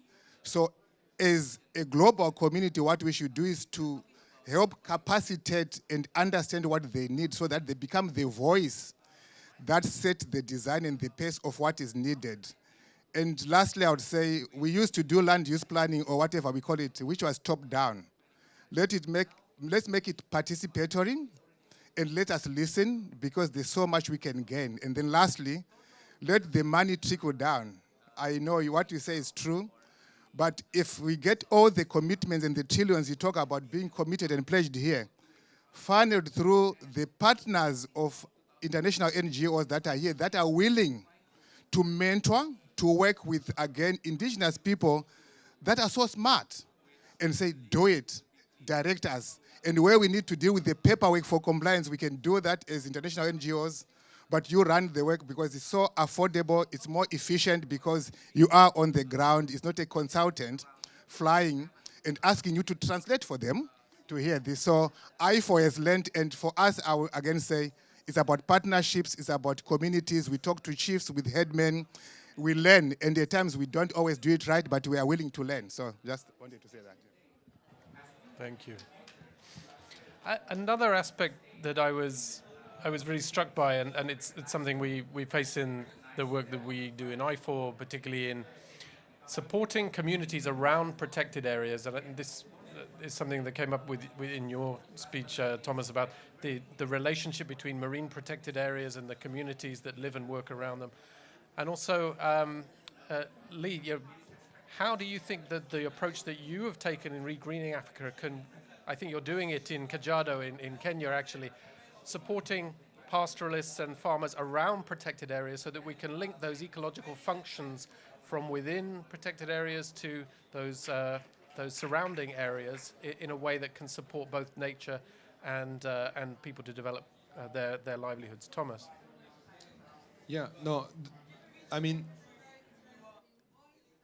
even in the question, I feel that there is already this kind of dichotomy between the people and protected areas. And I'm actually really, what I said before, I mean it. We should sort of even change maybe the word marine protected area. It should be people protected area. It's not one against the other, one outside of the other. And that's really what we are pushing for. So for me, it's not a question of how can we sort of support them to live together with MPAs or MPAs agency, etc. It's more like what can we do to give them the means, the tools, the financial support so that they can do what, again, they are best at doing, really. And they are the only one best place at being able to do that. So like for instance, actually, I can invite you all. Today we have an we're starting to design the first IPLC trust fund from the region that will actually sit under the Great Blue Hole, and we're convening in the Namibia pavilion actually a dedicated session on designing this IPLC trust fund, because again, it's a lot about also stop disempowering those local communities, right? So stop disempowering them, and of course give them the means, the tools, the financing. So sure, you know, science has a play to role, and they don't necessarily have like all the science. They have amazing, you know, my colleague of mine, she often says that Vatsu Rakuson, she's our kind of IPSC champion from the region, from Madagascar. She said that local fishermen, they have a PhD in ocean, you know, in ocean conservation, and they do. They actually do. They know much, much, much better how to conserve, sustainably use the ocean that sits in front of their village or in front of where they are than I do, or definitely, you know, scientists and consultants that fly in and out. So now, of course, we can give certain new technologies, etc., but again, building on this local indigenous knowledge, that is proven to be very effective for many, many centuries. So why do we need to come up with new stuff? Now, the thing, again, is all about, and I was about to use the empowerment, I was like, no, it's not. It's about sort of enabling them to, again, sort of do what they are best at doing. Great. Yeah, actually, I think it's a really exciting opportunity to collaborate with IFAO. We have new USAID funding and UK-PACT funding in the Taita Taveta county and landscape. And one of the key things that both donors have come to us for is systematic monitoring adjacent to protected areas. So if we're going to start building, we as a global community, corridors, then we have to really see how people are managing the landscape. And we're not talking about forests here, Laura. This is super dry rangelands, but very important, and 80% of Kenya is rangelands. And so we're actually engaging with communities, so Maasai communities, pastoralists, in this monitoring. And it has been so fun because they know all the grasses. And it's really fun to do these inventories that are completely forgotten. I mean, Google grasses in Kenya, and you'll come up with some publications from the 30s and maybe a new book, but it's a really lost knowledge. So there's so much that we can do. And actually, this USAID project is about engaging with women and youth in the monitoring. And in pastoral communities, this is a real challenge. So we're very excited about building capacity. And the other thing we found is it's great to engage local communities in monitoring, but also what about the data analysis? Because we don't want to have a disconnect between the graphs and the data collection. So we're really encouraging a lot of learning around this, and having exploration of how to show data, how to display it, what's the interpretation, so that it can be used in management. So as you know, fires are not really an option anymore. It was a typical management strategy. So even indigenous communities are having to change how they manage. And so how is that affecting the types of grasses and trees and erosion that we're seeing? So yeah, there's a lot of opportunity, and I really look forward to collaborating with everyone. And thank you so much. That's a really exciting point that you're making in terms of how technology and new forms or new kinds of modern science can come together with indigenous science, with local knowledge, to actually amplify one another. That pastoralists and farmers and forest guardians can actually make really positive use of these modern technologies whilst also feeding the data and information that they have into that. That's a really exciting opportunity. I'd love to open the floor up to questions if anybody has any. Jen. Okay, thank you. Well, honestly, I was really moved by your talk, a bit like Jamil, is trying to hold in all the emotions, because I think what you said is right. There's a lot of pledges and commitments that are being made, but how do you actually get that to the places and the communities where it's needed? So I wanted to ask you, and maybe all of you, as to how do we bridge that gap? We've made billions of commitments at this COP, which is amazing in itself, but how then do we make sure that first and foremost, we ensure that you get a seat at the table to have that dialogue and to have that voice heard straight up rather than on behalf of someone? And then secondly, how do you, I guess, recommend that money, as Jamil was saying, does get trickled down from the commitments that are made to the fundings and then from an accountancy point of view into the actual communities? Thank you.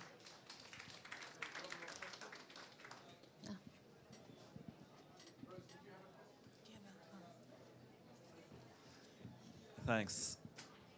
My name's Steve from Rangelands Regeneration in Zimbabwe, and this talk on climate resilient landscapes is really resonating, particularly in the African context.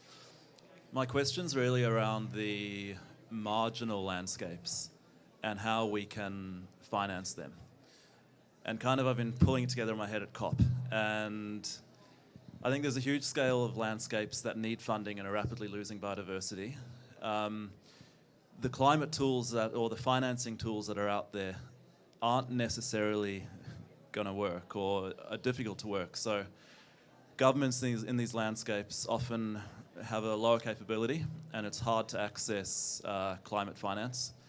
The other option is private sector financing, but you have large areas of Mopani scrub in Zimbabwe that might be 400,000 hectares, great for elephants, but no photographic tourists are going to want to go there. Carbon credits don't necessarily have the additionality. I think that's something that's being discovered in these African landscapes now as the modeling's being done, is that carbon financing's tough. And then biodiversity credits are nascent, but we have this urgency right now to preserve landscapes, and simply the scale of funding isn't needed, and what you land up with is philanthropic financing, but now the philanthropists are wanting a return as well, and frankly that's not philanthropy. So I'm keen to hear if there's any ideas here of, you know, how do we put more value on these marginal landscapes? We've got two questions there. One, what ideas do you have to actually get these billions of commitments to the local communities and indigenous people to implement their vision? And a similar question in a way, how can we do that in marginal landscapes? I have a few ideas which I'll share at the end, but who would like to pick up? I'll do very quick ones for both. I think on the first one, let's keep doing what we started doing already. I think almost every platform or COP, to use the common term, is now getting IPLCs on the table. Let's keep doing that and doing it well.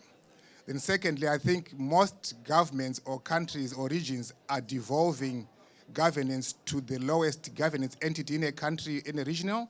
So let's use those structures. And then thirdly, I think most of the donors and supporters are insisting on local ownership.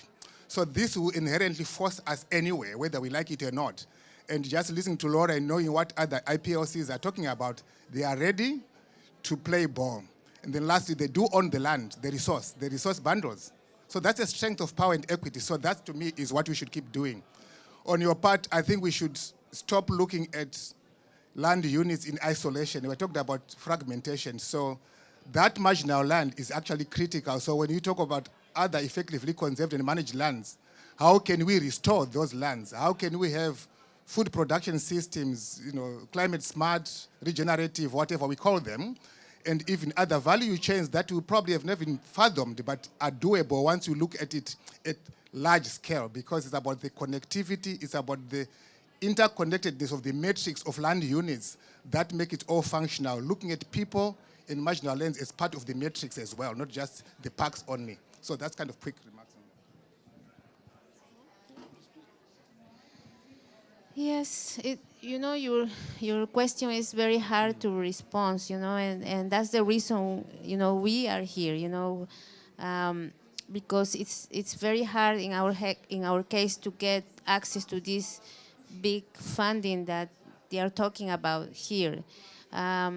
There is also a lot of bureaucracy for, you know, grassroots indigenous communities to get access to this funding, at least in Brazil. So one solution would be to facilitate, you know, to simplify the bureaucracy to get access to this funding for indigenous people.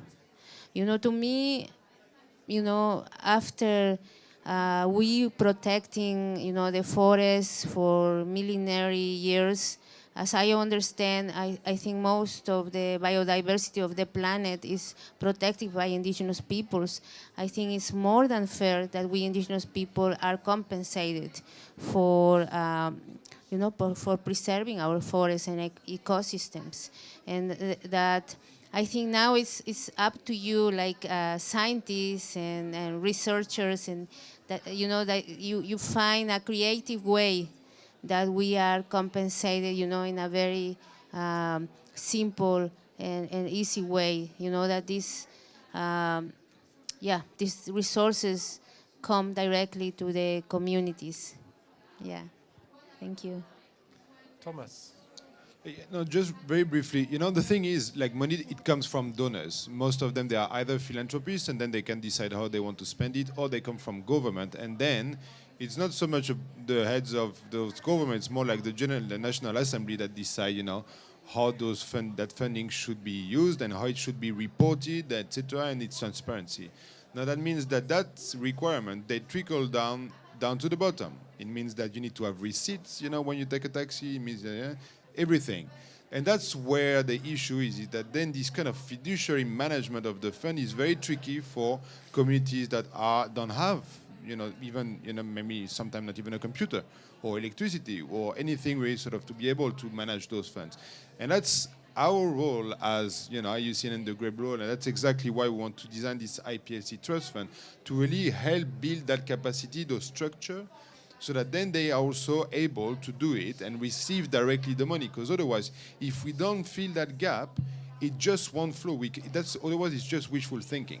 Nobody ever is going to give money just to someone and say, like, okay, now you take care of the forest and then let's cross fingers that it actually happens. I wish, honestly, maybe I wish. And there is actually in the humanitarian space, they do this direct cash payment thingy. Yeah. So maybe it's something that we could explore, and maybe it can actually sort of work for conservation. But anyway, so that's more on the direct access. So we need to really put our brains together indeed to make that work. Now the other one on remote kind of landscape, but I think it's the same for the seascapes. It goes back to the first, as I mentioned before, to me, if we are waiting for, again, kind of external funding to come and pay for the management of the data, it's not going to work. It's just not going to work.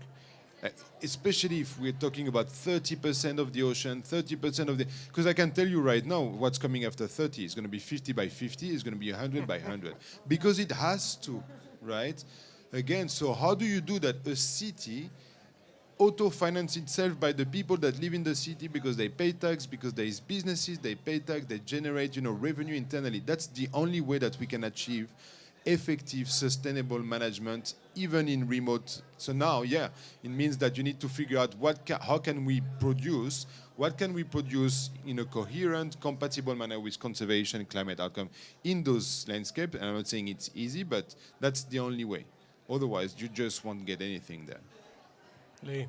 Great, yeah. So I'll take the opportunity just to provide these closing remarks. I think your question's really important, and I'll just reiterate that I think I'm positive, I'm hopeful, and it is an opportunity for us to rethink partnerships. And you can see already with this type of panel and what we've seen at COP is strong partnerships across the aisle.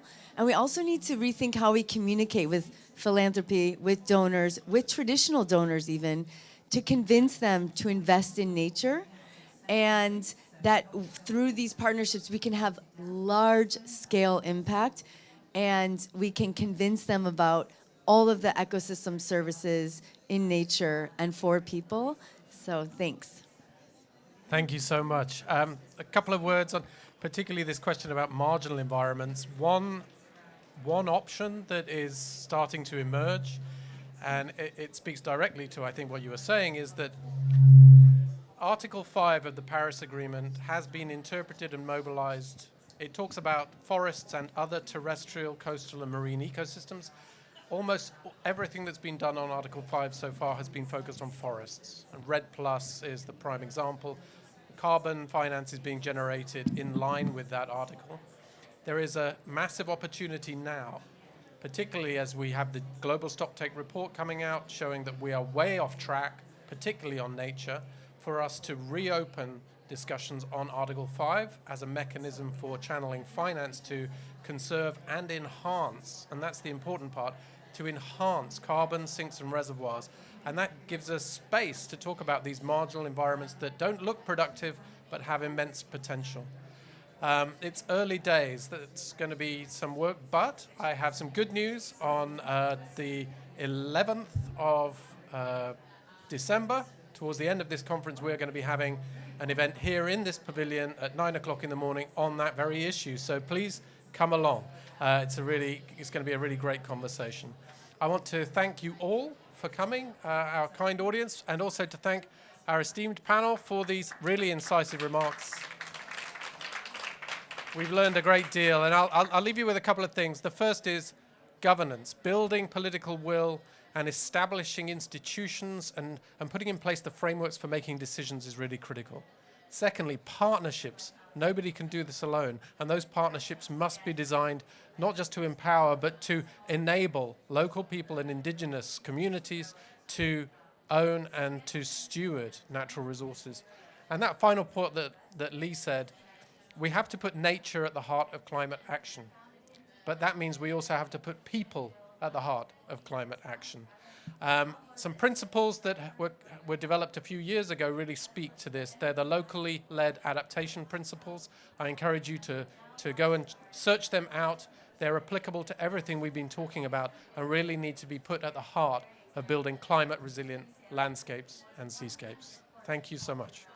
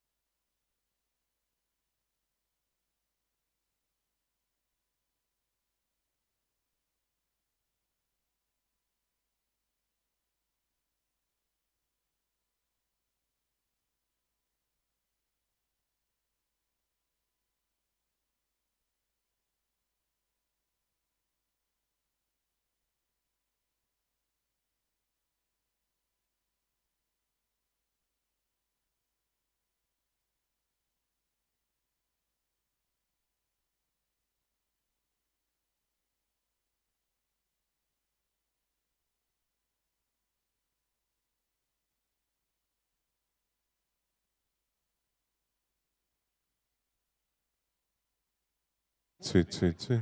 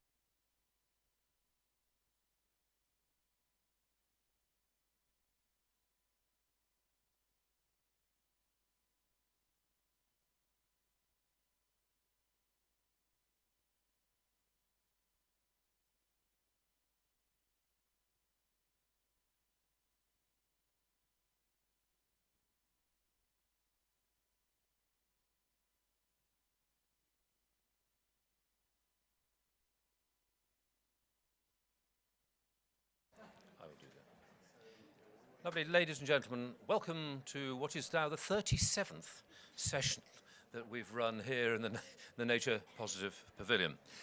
So we are probably ahead of the average, so that's very, very good news. Anybody at the back who's still coming in, please do come through. Thank you very much indeed. And this next session is run under the auspices of the World Business Council for Sustainable Development. And it is to be moderated by Giulia Carbone, who's the Director of Natural Climate Solutions Alliance. So on that note, I will hand you over to Giulia. Thank you very much. Yes, it does. Thank you very much. So today we are back to talk about voluntary markets, but we are going beyond nature and we are talking about voluntary nature markets, so carbon and biodiversity credits. I'm very, very happy to be joined today by my colleague, Akansha Khatri from the World Economic Forum. And we are going to do this in a duo. We said we are going to tango today. We have set up a little bit of we are co-sharing. And you will also understand why, because the World Economic Forum has done great work, deep work on this topic. So we are going to start. Well, first of all, I'm going to just give you a little bit of an overview of what we think a context, basically, setting the context, and then we're going to have a really powerful panel of actors that are very active in the voluntary carbon market, that are exploring voluntary nature market. So hopefully they will give us an overview of also how could this work in reality. But so talking about markets and nature markets, I think what we want to talk about, first of all, is why are we doing this? And, well, at least why we are doing this is not for the market itself, but is to channel funding towards nature conservation and climate change mitigation through nature. This is really the objective. So the market is a mean to an end, is not the end itself.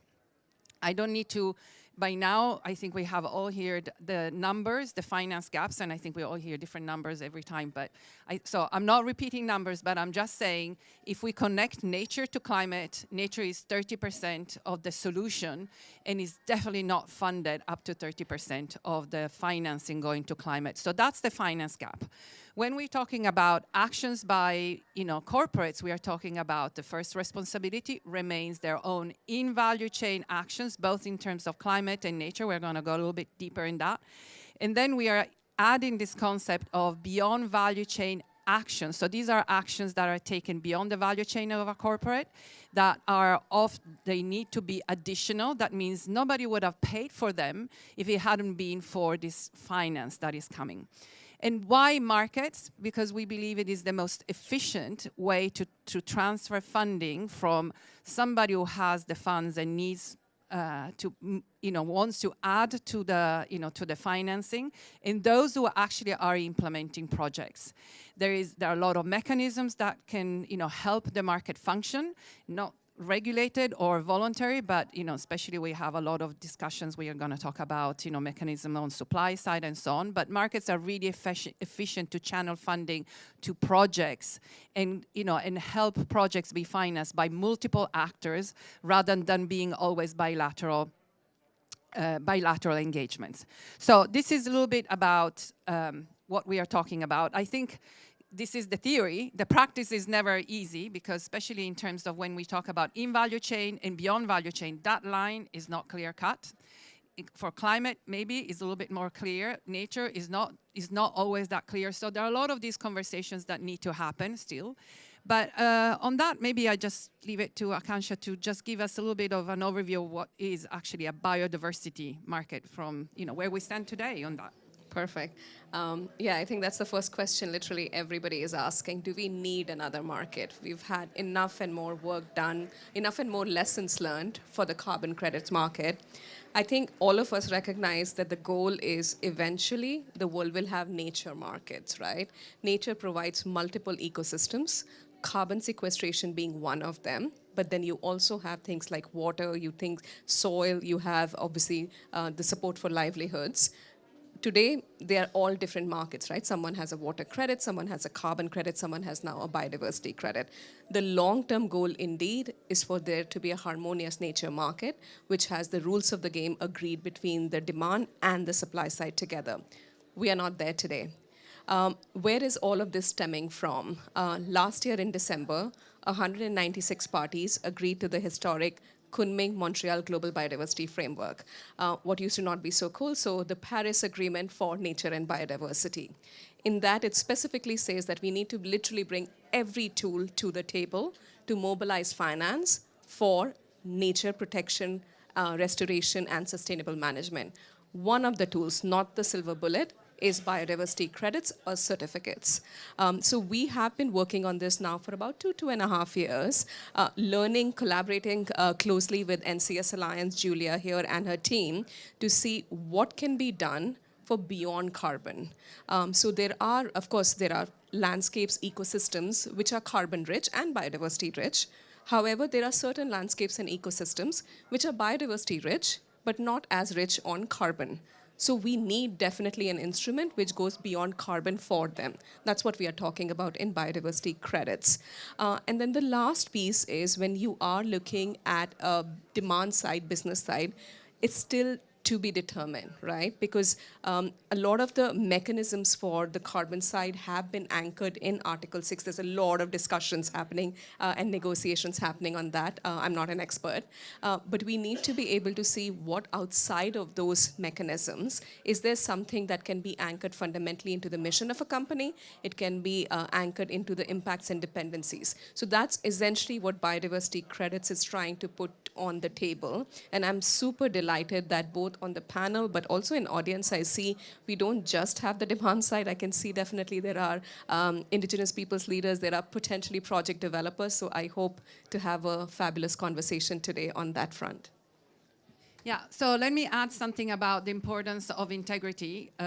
You know, on the carbon market, we have had in the past 12, 18 months, deep conversations about the importance of integrity, defining and the integrity in details. There has been the process led by the Integrity Council for Voluntary Carbon Market that has really taken the, the lead to make sure that there is a kind of this benchmark reference for all the methodologies. As you know, methodologies are diverse because there are different type of interventions for carbon credits.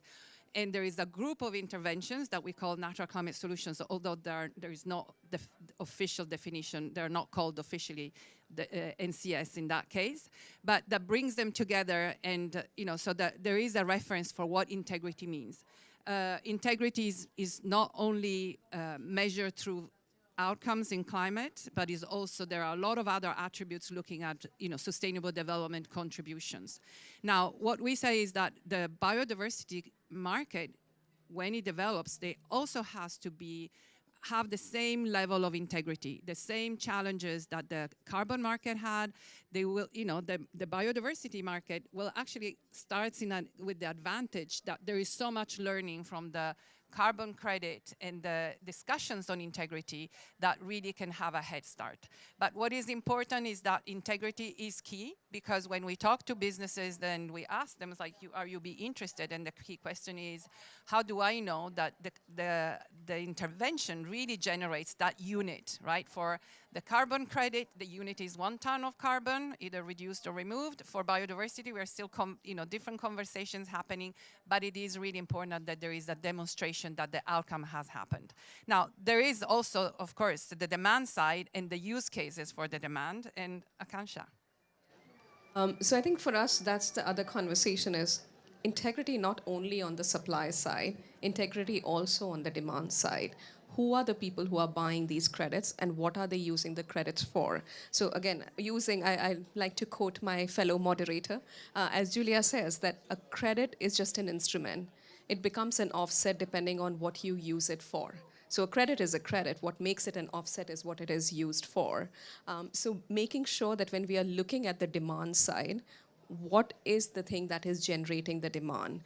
One conversation which is quite ripe now because of a lot of momentum behind it is from the Task Force for Nature-related financial disclosures. Companies will have to look at both their impacts and dependencies. So when you are understanding your impact on nature and nature degradation possibly, what is then the responsibility for companies on that front? But let's not stop over there. There is also the piece on dependency. So the most obvious one is agriculture. There is a direct dependency on ecosystem health and ecosystem services. But then there is also dependency in terms of weather patterns, right? So literally every business, I'm yet to find one which actually does not have an impact on dependency on nature. So that becomes one of this. But what we are seeing is we need to recognize the claim as to what the project is doing and not necessarily equate it to what the company is doing. So the claim has to limit itself to what the outcome of the project is in the jurisdiction that the project is running. So if I am doing a project which is for water purification in jurisdiction X and water basin Y, that's all my claim should be talking about, instead of saying that the entire company is contributing to Nature Positive. The other piece is also making sure that it connects directly to your mitigation hierarchy, that one does not come at the expense of the other. And I think that's where Julia's point, that there are lots of lessons to be learned from the carbon market space, is how are we matching the mitigation hierarchy with the purchase of the credits themselves. And then the last piece is the commitment that companies have, or ideally should have, towards contributing to global goals. So these goals set out some of them in the Kunming Montreal Global Biodiversity Framework, but otherwise as well, how mission-oriented a company is. I was earlier in a session which is talking about how we have to recognize that nobody likes to be a user anymore. People want to be conscious consumers. So there is a shift in the market itself, but there is a shift also in the employee base, investors and regulators. So recognizing all of these things are quite important when companies are looking at their claims. And last but absolutely not the least, we need to move away from this whole beneficiary comment. I'm also a member of the UK-France International Advisory Panel for Biodiversity Credits. I definitely see two of the panel members here, Jennifer and Esther over there. We had the lesson, we had a working group which was called benefit sharing. It's now called stewardship. So if we are running a project, it has to be done in partnership with, not providing something to anyone, because ultimately, I mean, again, statistics which have been said multiple times, 80% of the world's biodiversity is safeguarded and stewarded by indigenous people and local communities.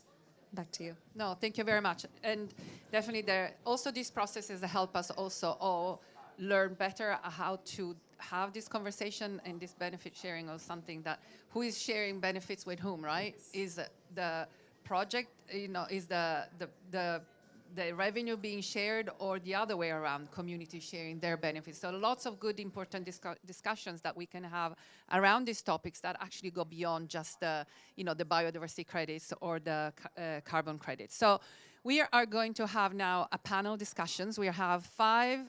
Let me go back because we put them in the wrong order, sorry.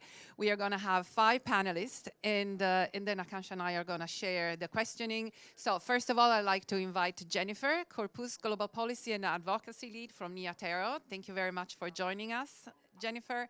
Then, applause, yes, thank you. Then we have Amy Steen, from Chief Operating Officer of ICVCM. Thank you, Amy. I have to go here because I'm reading Then we have Chris Leeds, Head of Carbon Markets Development Standard Charter. Thank you very much, Chris. Azaria Kilimba, Operations Manager of Carbon Tanzania. And Dale Hardcastle, Partner of Bain & Company. Thank you very much. So I will give you one, and you have one, and then... This will come to you soon. Yeah. So I think first, fabulous to see this outcome. Like, it's just amazing to see so many people in the room here. Now we have a few more chairs in the front row if anybody would like to just come in. I'm going to kick off with you, Chris.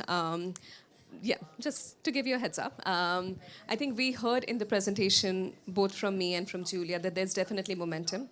You can see with the number of people here that there is definitely interest.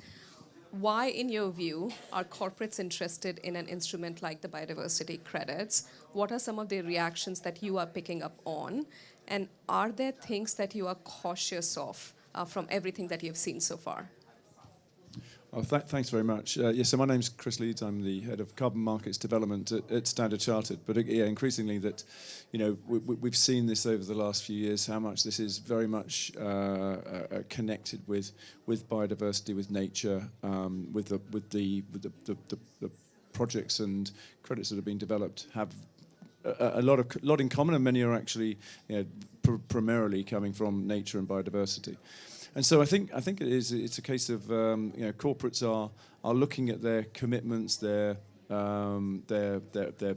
impact on the planet in the same way they are in terms of the climate. And there is pressure coming on them from stakeholders, from their customers, but also from governments and society in general around taking action and taking accountability for their impact on the planet. So I think that's the general trend. We've obviously seen this through the whole ESG discussions, and the debate and the interest in carbon credits has grown considerably over the years, and there is a question, well, why can't we do something similar around biodiversity? Why can't we create the same incentives around biodiversity?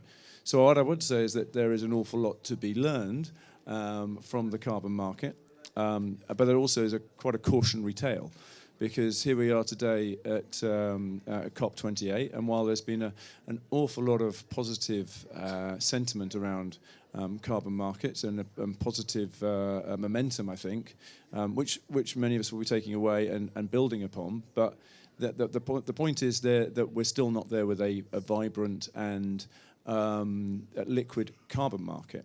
And carbon is, we talk about measuring it in tons of CO2.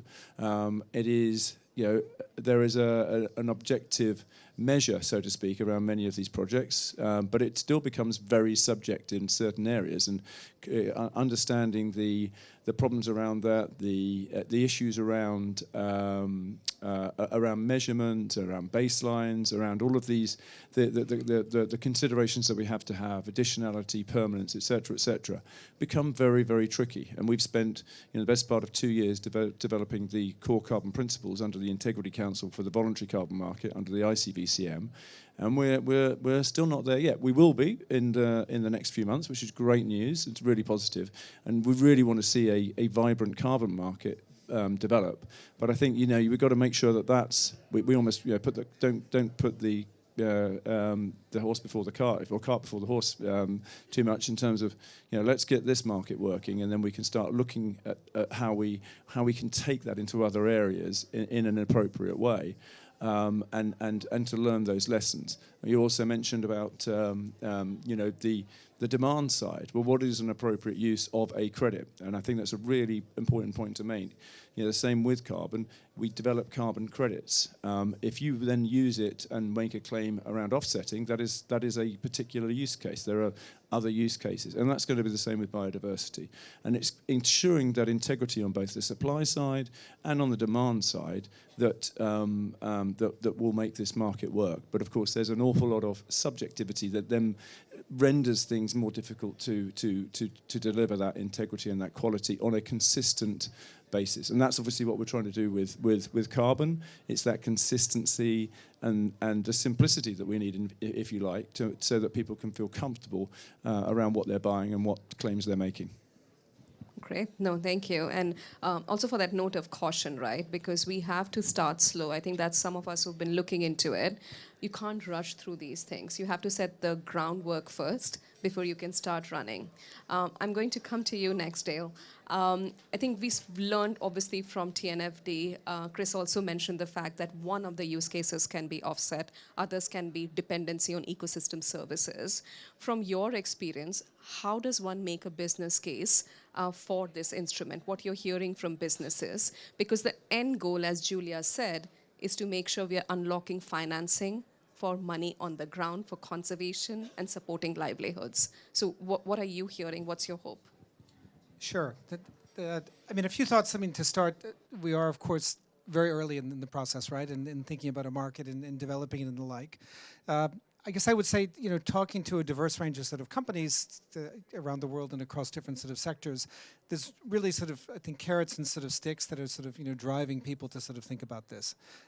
There's certainly a segment of sort of companies who are very keen to make positive sort of contributions to geographies or ecosystems or other things that sort of coexist with the communities they're in, where they sort of operate, other places that they sort of source from their supply chain and other things. But I would say part of the business case is sort of heavily weighed also towards thinking about the risks over the future and some of the things that we've already touched on. Companies can see that the world is moving towards a broader sort of definition and thinking about nature rather than just carbon. Companies are concerned about TNFD and what's sort of going to happen, with that as sort of as well. And I think, we're beginning to also see, many companies in different sort of industries and sectors where they can see the negative impacts that are happening to nature and in different things. Like, we have one very big sort of agricultural sort of, client who, has had situations over the last few years where because of shortages of bees and the ecosystem and other things has had a very, very negative impact on their yield and sort of bottom line. And the expectation that more of this is going to come over time. But I think there's still working on the business case, but companies obviously want to be able to, as there's sort of more expectation of people putting more money into this, to find a way to kind of link those in measurable, tangible ways that they can sort of equalize across their operations and what other companies are doing. Perfect. No. So we heard like two business cases. One could be potentially offset, obviously contentious as always. One could be dependency on ecosystem services, as you said, for the agriculture client, but a lot remains to be seen and discovered. I do want to come to you, Azaria. I think what we are seeing here, I think we heard a little bit about, we're figuring it out, we need to know this. On the ground, for project developers, are these two completely different instruments? Can we have one landscape actually producing both carbon credits and biodiversity credits? What's the truth from the ground, so to speak? Thank you. My name is Azaria, and I come from Tanzania, which is more of Global South. And I presume most of us understand much of the biodiversity is actually remaining in the Global South. And what we do is we invest on carbon credits, which is our critical entity. And I would like to respond to your question in the following way. So as critical as it might be, but I think we all agree we cannot really have that exact financial value of nature in a wider spectrum. So we might have angles that we look at nature at a certain price or value, but the reality is we don't have that exact value of biodiversity and nature. And it's a good thing that we had a start point with the carbon crediting, which is now something rolling down on the market with a lot of development. But again, I think that is only a minor aspect of what we're actually dealing with. And to us, I think biodiversity credits can be looked at a bigger picture, and it should actually understand the situation on ground, and it will embed itself on how we define biodiversity. We understand, we have a huge experience on how the carbon market space works and all the challenges that are happening, but now going to the biodiversity space is also, to us, would consider additional. Much of what we do is actually building a true value of nature to the local community, which is something that hasn't been there before. And so whether we take it as a single entity or treating carbon credits and biodiversity credits separate, but as long as they are generating equitable finance for the local people to be able to manage, protect, and see that actual value of what they're protecting, that is the key center of what we presume would be additional. But I would like to add up, at the end of the day, it's not about how much money we generate to support conservation, but it has to be responded to what is the actual difference that this finance is making. So how is this money actually making a difference to things happening on ground? That is a critical thing that should be addressed, and it's all embedded on how developers actually design result-based projects that actually are making a difference based, looking at how things have been happening as business as usual, but then what is the actual transition and difference in place with all these models, carbon crediting, biodiversity credits? What is the additionality on this space? Thank you. Thank you. That's a really good point, because if it's a well-designed, well-executed project, it will definitely deliver more than carbon. It will deliver biodiversity and livelihoods benefits. The question is, are we pricing it correctly or not? You also raise a very good point on whether the money actually reaches the ground, which leads to why we need good governance frameworks, why we need better transparency. So I'm very delighted to come to you next, Kelly. ICVCM was formed in 2020 with the objective of promoting good governance and integrity in the voluntary carbon market.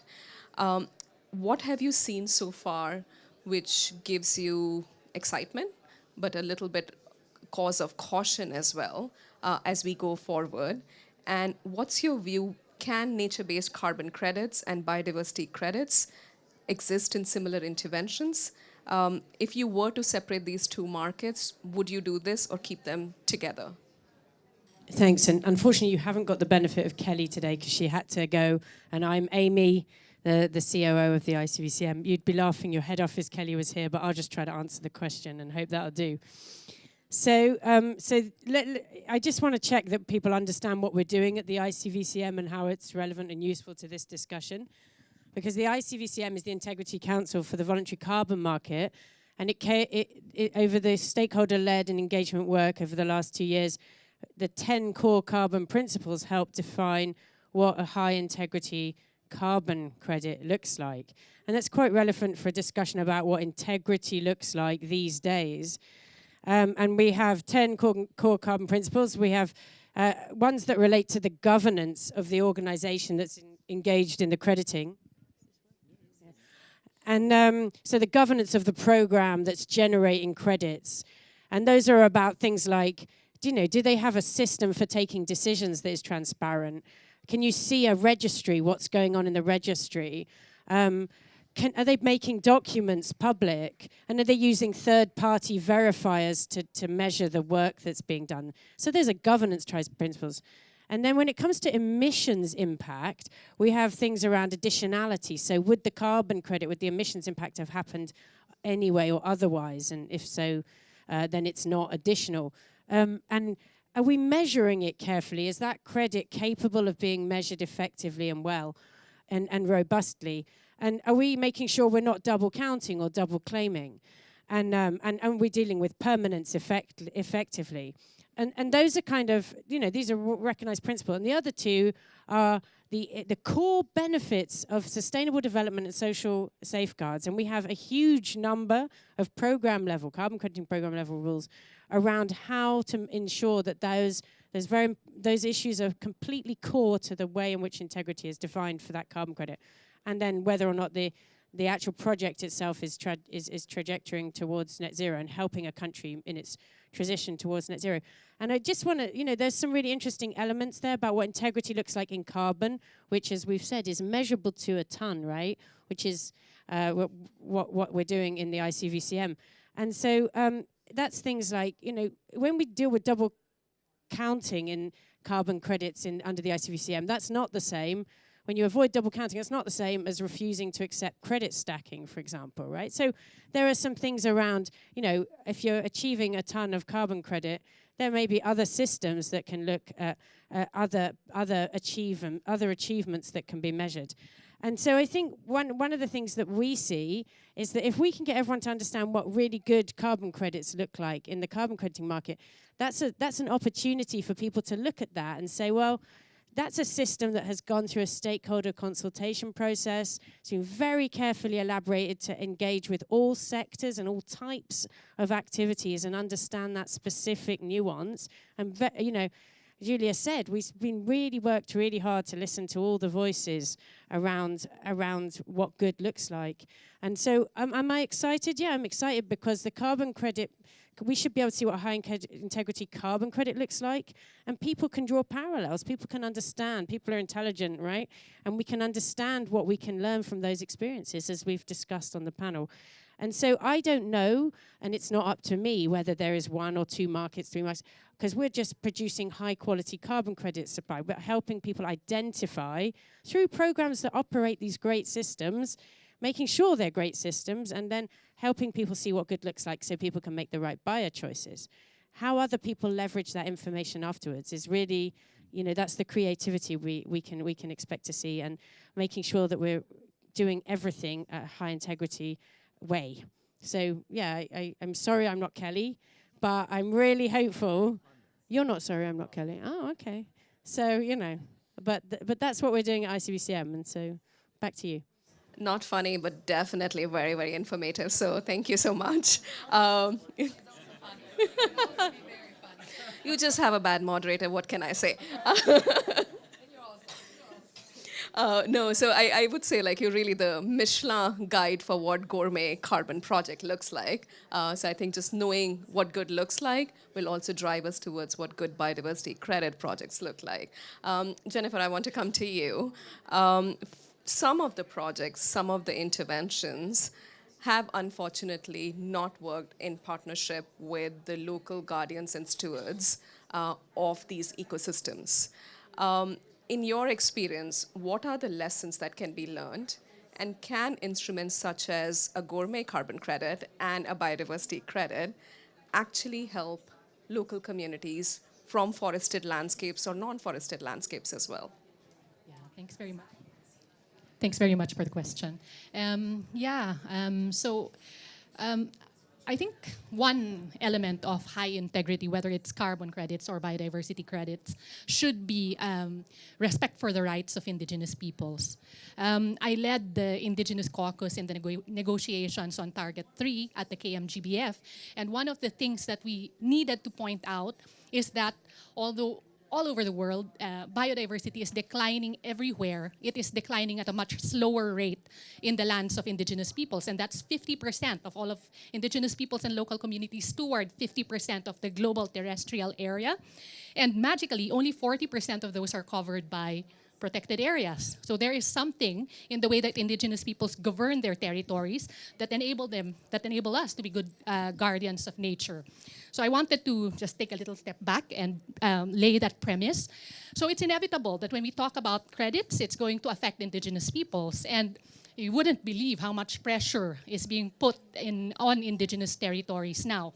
I come from a country in the Philippines where there is one person who is claiming to represent all indigenous peoples in the Philippines and trying to sell off half of the country. So when we talk about integrity, we have to think about how we insulate indigenous peoples from these kinds of claims and these kinds of deals. Carbon cowboys is what we call them, but also beyond being beneficiaries of protection or beneficiaries of the money that comes in, what's more important is the agency of indigenous peoples. So how can indigenous peoples be part of the governance of everything, including the entities that ensure high integrity, like the ICBCM, and also the accrediting, but also how do we make sure that those who are actually doing the stewardship and the caring for the land and the resources in the land, maybe also in the oceans, are the ones who are actually getting the benefit, or the ones who are deriving the benefits from the projects. So I think those are the lessons that we can learn from the carbon markets and in this nascent, I would say, is it? Or is it already existing? But within the biodiversity credits, we have to make sure that indigenous peoples have the agency, rights are protected, and indigenous peoples are part of the governance. I have a lot more listed here, but maybe if anyone asks a question, I will go into the details. But thank you. No, thank you very much, Jennifer. This is really important in terms of... you want to... Yeah. Yeah.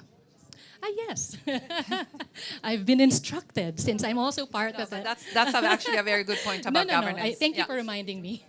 Yeah, thank you for reminding me. I'm part of the board of the ICBCM, and one of the decisions that we've made is we need indigenous peoples to be more involved in this discourse around integrity. And so we're setting up a forum, and there's a call for applications from indigenous peoples, because the intent is that we want indigenous peoples to be part of the process of crafting or defining what high integrity means for indigenous peoples.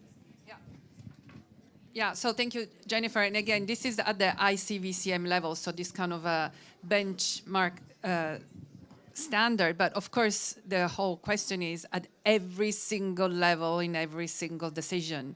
This has to be part of the process. So it's a very, we are talking about extremely rich and complex interventions, and therefore we should not underestimate the need for, working together. I'm back to you, actually, Azaria, about a question on methodology. So it's a little bit technical, but I think a lot of you guys are ready for this. The understanding how to, you guys are working already on some projects that have looking at using biodiversity methodologies or nature methodologies. How do you think, how possible it is to use the same methodologies in different situations? So what is the flexibility or the stretch that you can have? For carbon, even is not necessarily always the same in depending on what type of forest and what type of communities, but does it make a difference on biodiversity? How you're seeing, what is your experience on the ground? Well, we actually do not have yet a biodiversity project in place anyway. So we're still proactive in trying to understand how this can actually roll out and learning all these different upcoming ways in which these methodologies will develop over time. But I think practically it will entirely depend on a number of things. And it might function on different landscape and different ways. And it will definitely be different in different countries based on the legal frameworks around what is actually being traded off. And again, how we define biodiversity is still subject. The land, the trees, the forest we speak about, what about the wildlife that exists? What are the policies and guidelines that, internal frameworks that manage these spaces? And again, bringing down the position of indigenous and local people. What are their rights towards each resource? That will entirely be different.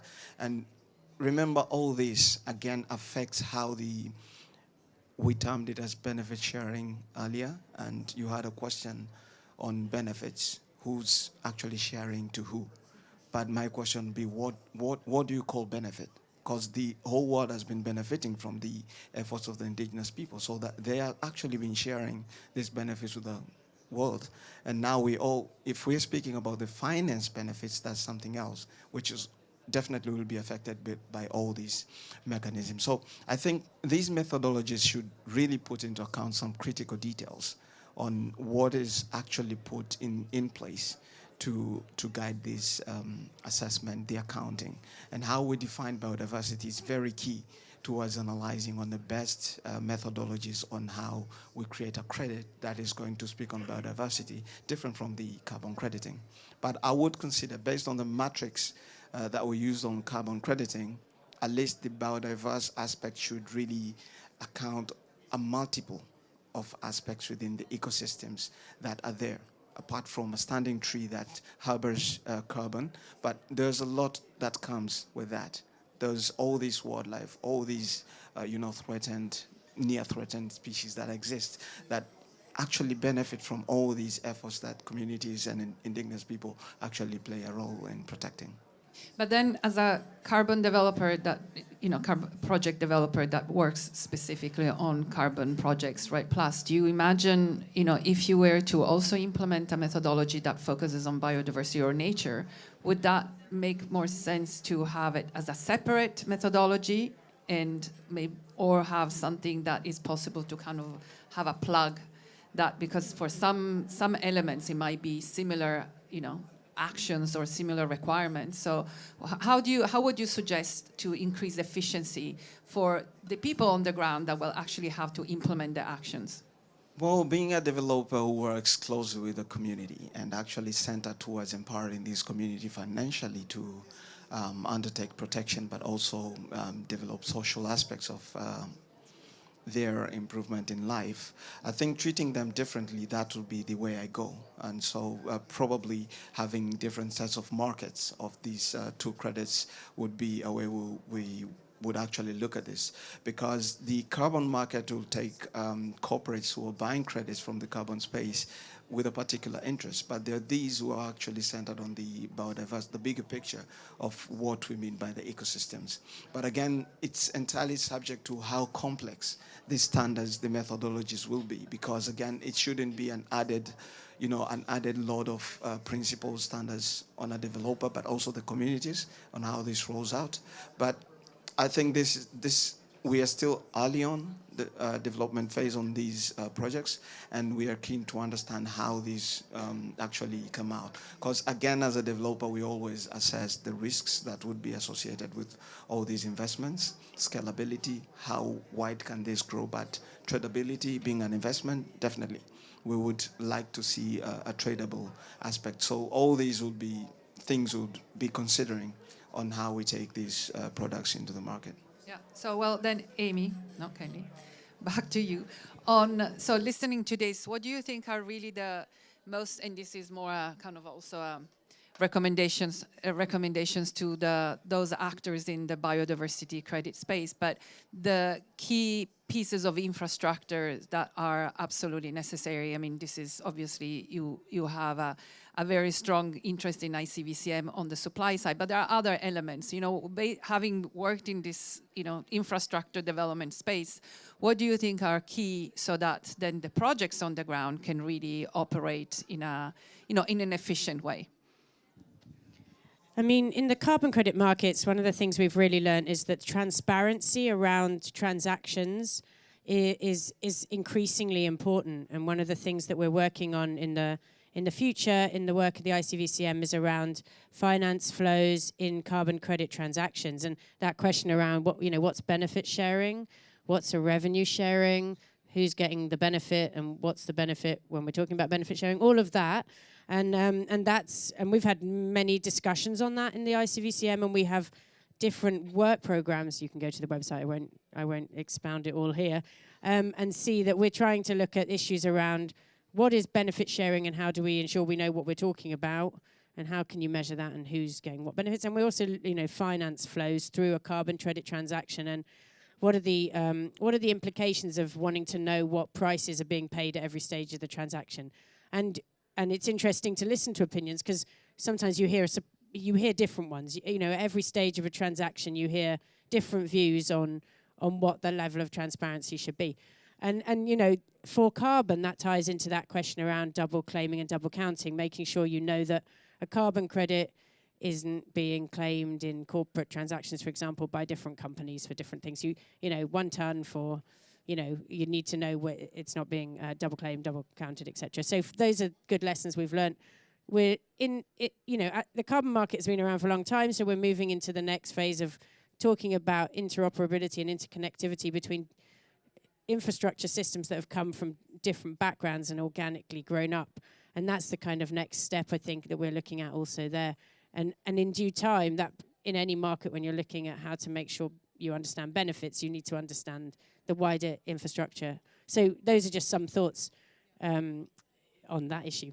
But then I could say some of this infrastructure or these conversations actually don't need to happen in parallel. One group here on carbon and another group here on biodiversity, because if we are talking about financial transparency, for example, it could be really valuable to say for any transaction that is transacting an action taken on the ground that leads to a positive outcome on climate or nature, we could imagine setting the same rules for independent or which markets then you're going to use it, right? So I think that is something that we could reflect for future, work in terms of try to create, not necessarily bringing the two, forcing the two markets in the same place, but at least alignment in best practices. So let's talk a little bit about how do we catalyze more demand, right? And Chris, I'm really looking at you in terms of what could be, voluntary or compliance mechanism enablers for both the investor side and the buyer side. I mean, you are in both camps, depending on, if you're buying for your company or you're also investing. What are the, based on what your experience on carbon, what could work well also on biodiversity? I mean, we have heard about the different use case, but it's also about incentives and enablers, right? And things that have to be aligned. So what is this alignment of stars that we would need also for biodiversity? Well, I think this is the tough nut that we have, as it happens, yet to crack on carbon. So again, I think we really have to be hopefully learn from that, but also just be careful around that, because there are a lot of, I mean, as you've just talked about, there's a hell of a lot of parallels between the carbon markets and the biodiversity markets, and many, if not, I imagine almost the vast majority of the biodiversity projects that you're looking at do have a carbon element to them.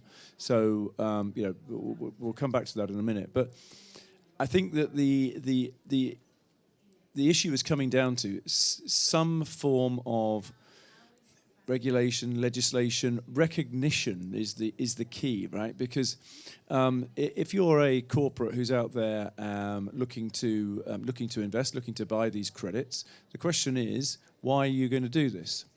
Now, for a long time, the driver in the voluntary market has been through the kind of the ESG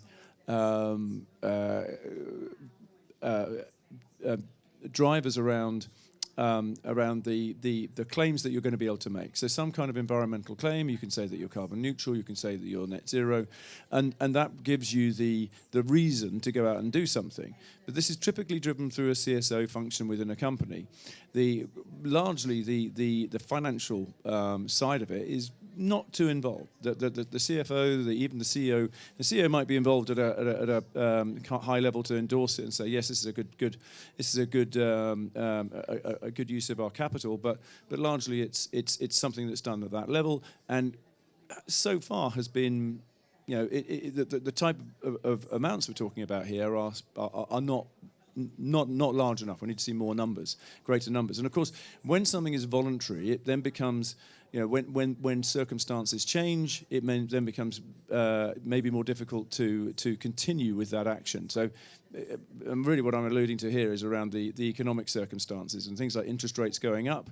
Suddenly, the ability to spend that money, it becomes more limited to actually to justify that expense. However, if it is against some kind of, you get some recognition, you get some, effectively there's a carrot and stick in the broader market, then you've got a much larger driver and a much larger incentive to actually do something. And ultimately, we could go right down the route of legislation, whether it's taxation, whether it's some kind of obligatory obligation on companies to do something. That's where you could end up. But whilst things are just purely voluntary, then you're going to get voluntary amounts of capital coming into this, which then tends to be more on the philanthropic end and the philanthropic size of capital. What we want to see is, the huge amounts of capital that are out there that are looking for returns, yeah, and they're looking for the business case, they're looking for the ROI, justification, and without the ability to see that profit motive, and I know sometimes it's a dirty word, but it is what actually makes things happen. And so I think that we just need to think about that very, very carefully. Now, as I say, we haven't cracked that on carbon yet, to a large extent. We're working on it, and so I think that we need to think about that when it comes to biodiversity. But actually, the carbon markets, certainly until we do get to the point where we've really got all of these issues resolved around measurement and reporting and verification that you might want to have on a biodiversity piece, the carbon market, let's crack the ability to determine exactly what a ton of carbon is worth.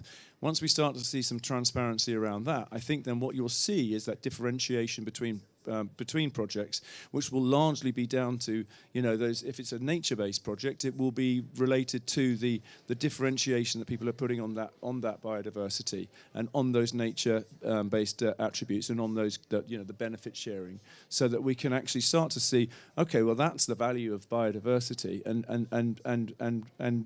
you know, and then you'll start to see more investment coming in because people will have the certainty around what they're actually investing in. Thank you. So this is really important because it's not either or.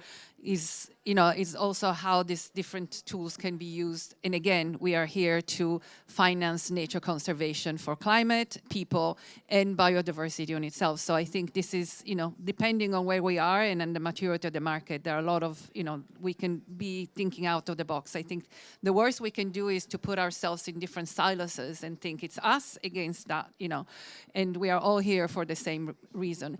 Dale, from your perspective and also Vintage Point advising companies, I mean, what you also say to your clients, I mean, what are the lessons learned from the carbon market, and what is, you know, generally your, you know, direction of travel and advice on this, on the specific question about using biodiversity credits?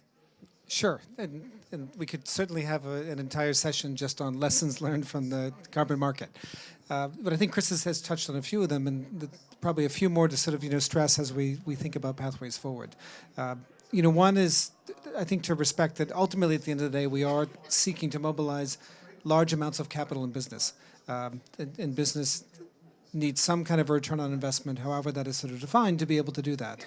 And the ability to really define that very clearly is the difference between having a market that is this big or a market that is that big. And ultimately, we want to channel much, much greater amounts of capital to business and need to think about, you know, both sort of perspectives as we design the market.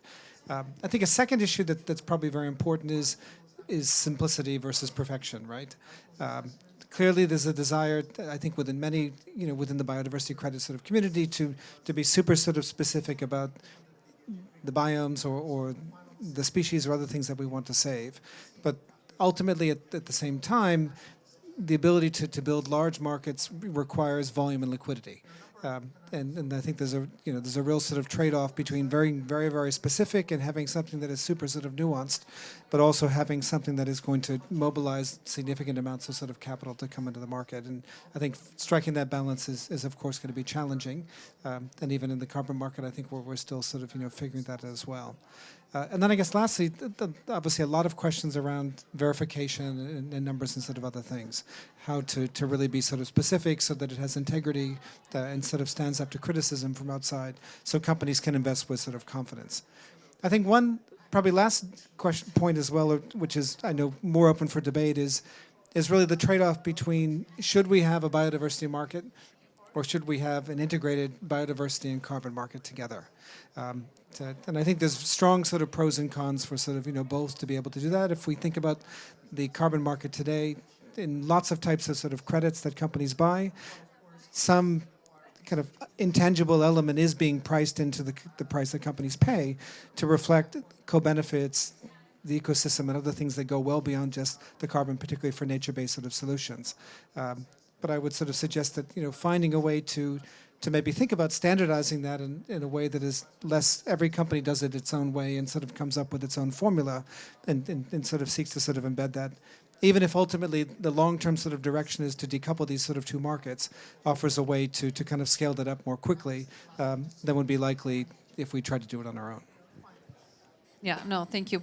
Point well taken. I think there is still a lot of conversations that we need to have and reflections. And then, so on this, you know, theme about lessons learned, last question to Jennifer, really asking basically based on the lessons learned for carbon, what would be your recommendation to any, you know, organization or coalition that is going to work on the topic of from biodiversity, how to integrate, you know, indigenous peoples, local communities in the process? You know, what would be your key, you know, I don't say the number, but what is really a must that we don't repeat the mistakes made in the past?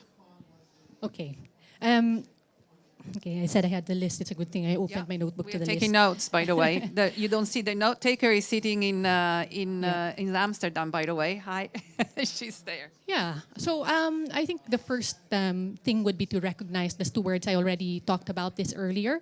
But one thing is that we have the Cancun safeguards. We have global safeguards. However, some project developers or some, they would like, they look at the national law and policy, and if they see that there really isn't any law or policy that recognizes the rights of indigenous peoples, then that becomes a loophole. I think we need to emphasize that the safeguards that are in place at the global level are global, and they apply whether the government has a law or a policy on rights recognition or not.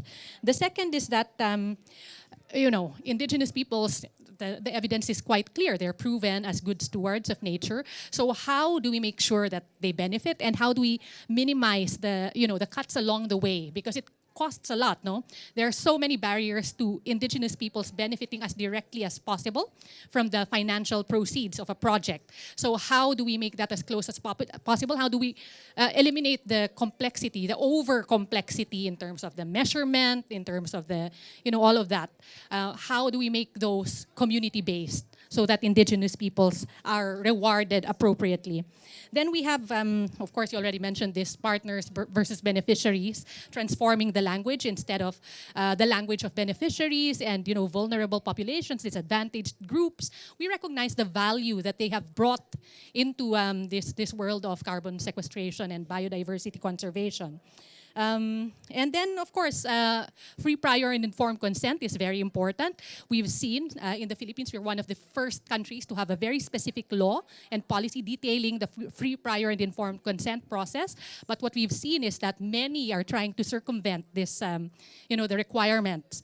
So, which brings me to the last. I think if we talk about high integrity, it's important to be able to articulate what the grievance mechanism is when things go wrong, and this grievance should be accessible to indigenous peoples, I think for all of those points, I think it's just to eliminate barriers to the ability of indigenous peoples to be able to engage and take control of their, their fate.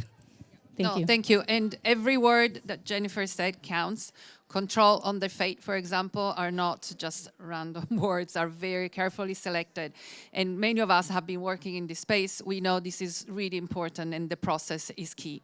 So on this, I would like to thank you very much, all the panelists, for actually having shared your views on this really important challenge, but it's also a really great opportunity of creating a system that is going to reward not just the climate mitigation outcome, but truly also the biodiversity outcome. I think that we are still out there to discuss, is it two separate one, is it one, or is it integrated?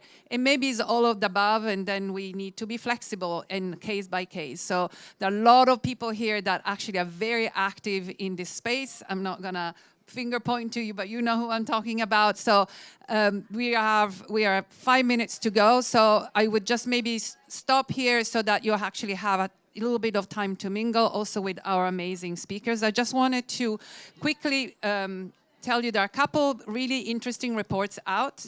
And one is the biocredit catalog that has just been issued by IIED. There is a QR code that you can see that basically is the first catalog of it. And again, information is precious, right? Because we're all scattered around, this project are all scattered around different players. So IAED went out to really trying to see what are the initial set of projects that are developing biodiversity credits. So, and then the second one, and I'm gonna actually ask. Just very quickly, yes, the QR code should work as well. This is a report.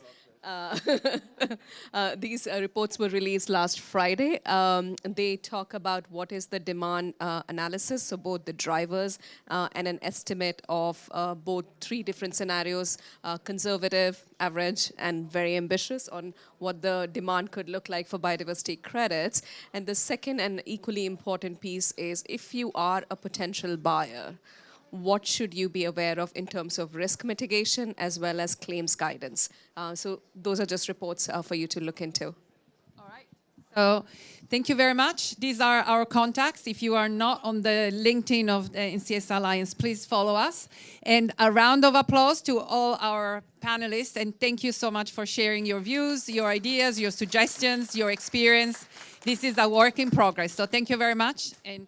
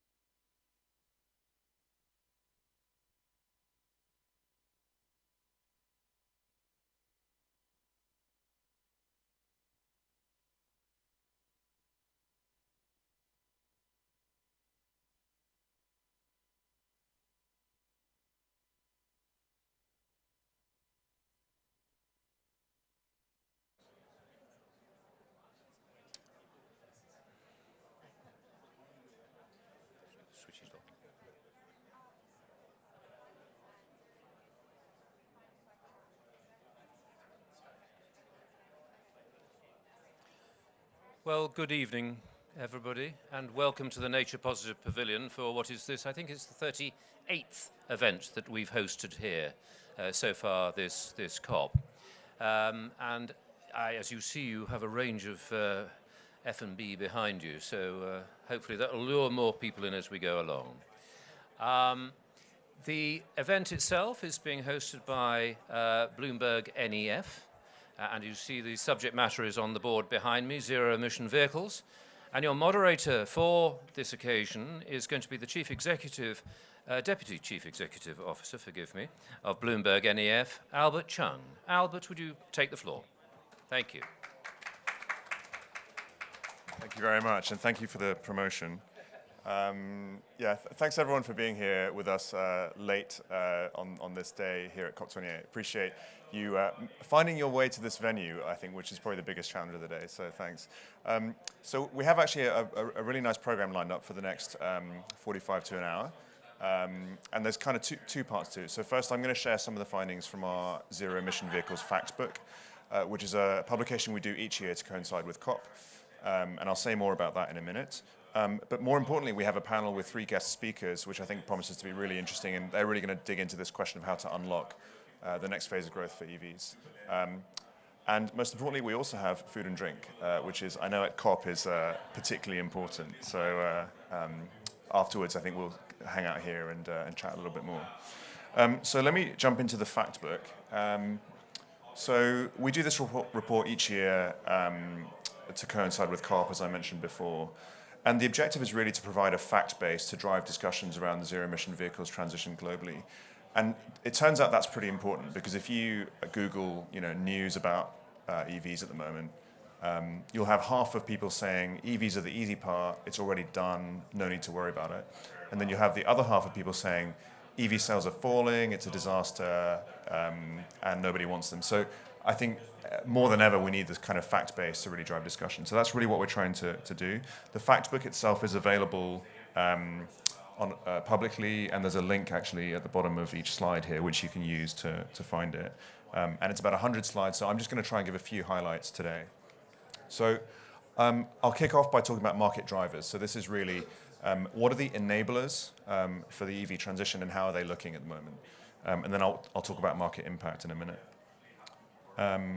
So I'm going to shuffle myself so I can see the slides, because I know them slightly less well than I should. A couple of weeks ago, we published our 2023 update to our battery price survey, and the great news is battery prices are falling again. They went up last year for the first time since we started tracking them more than a decade ago.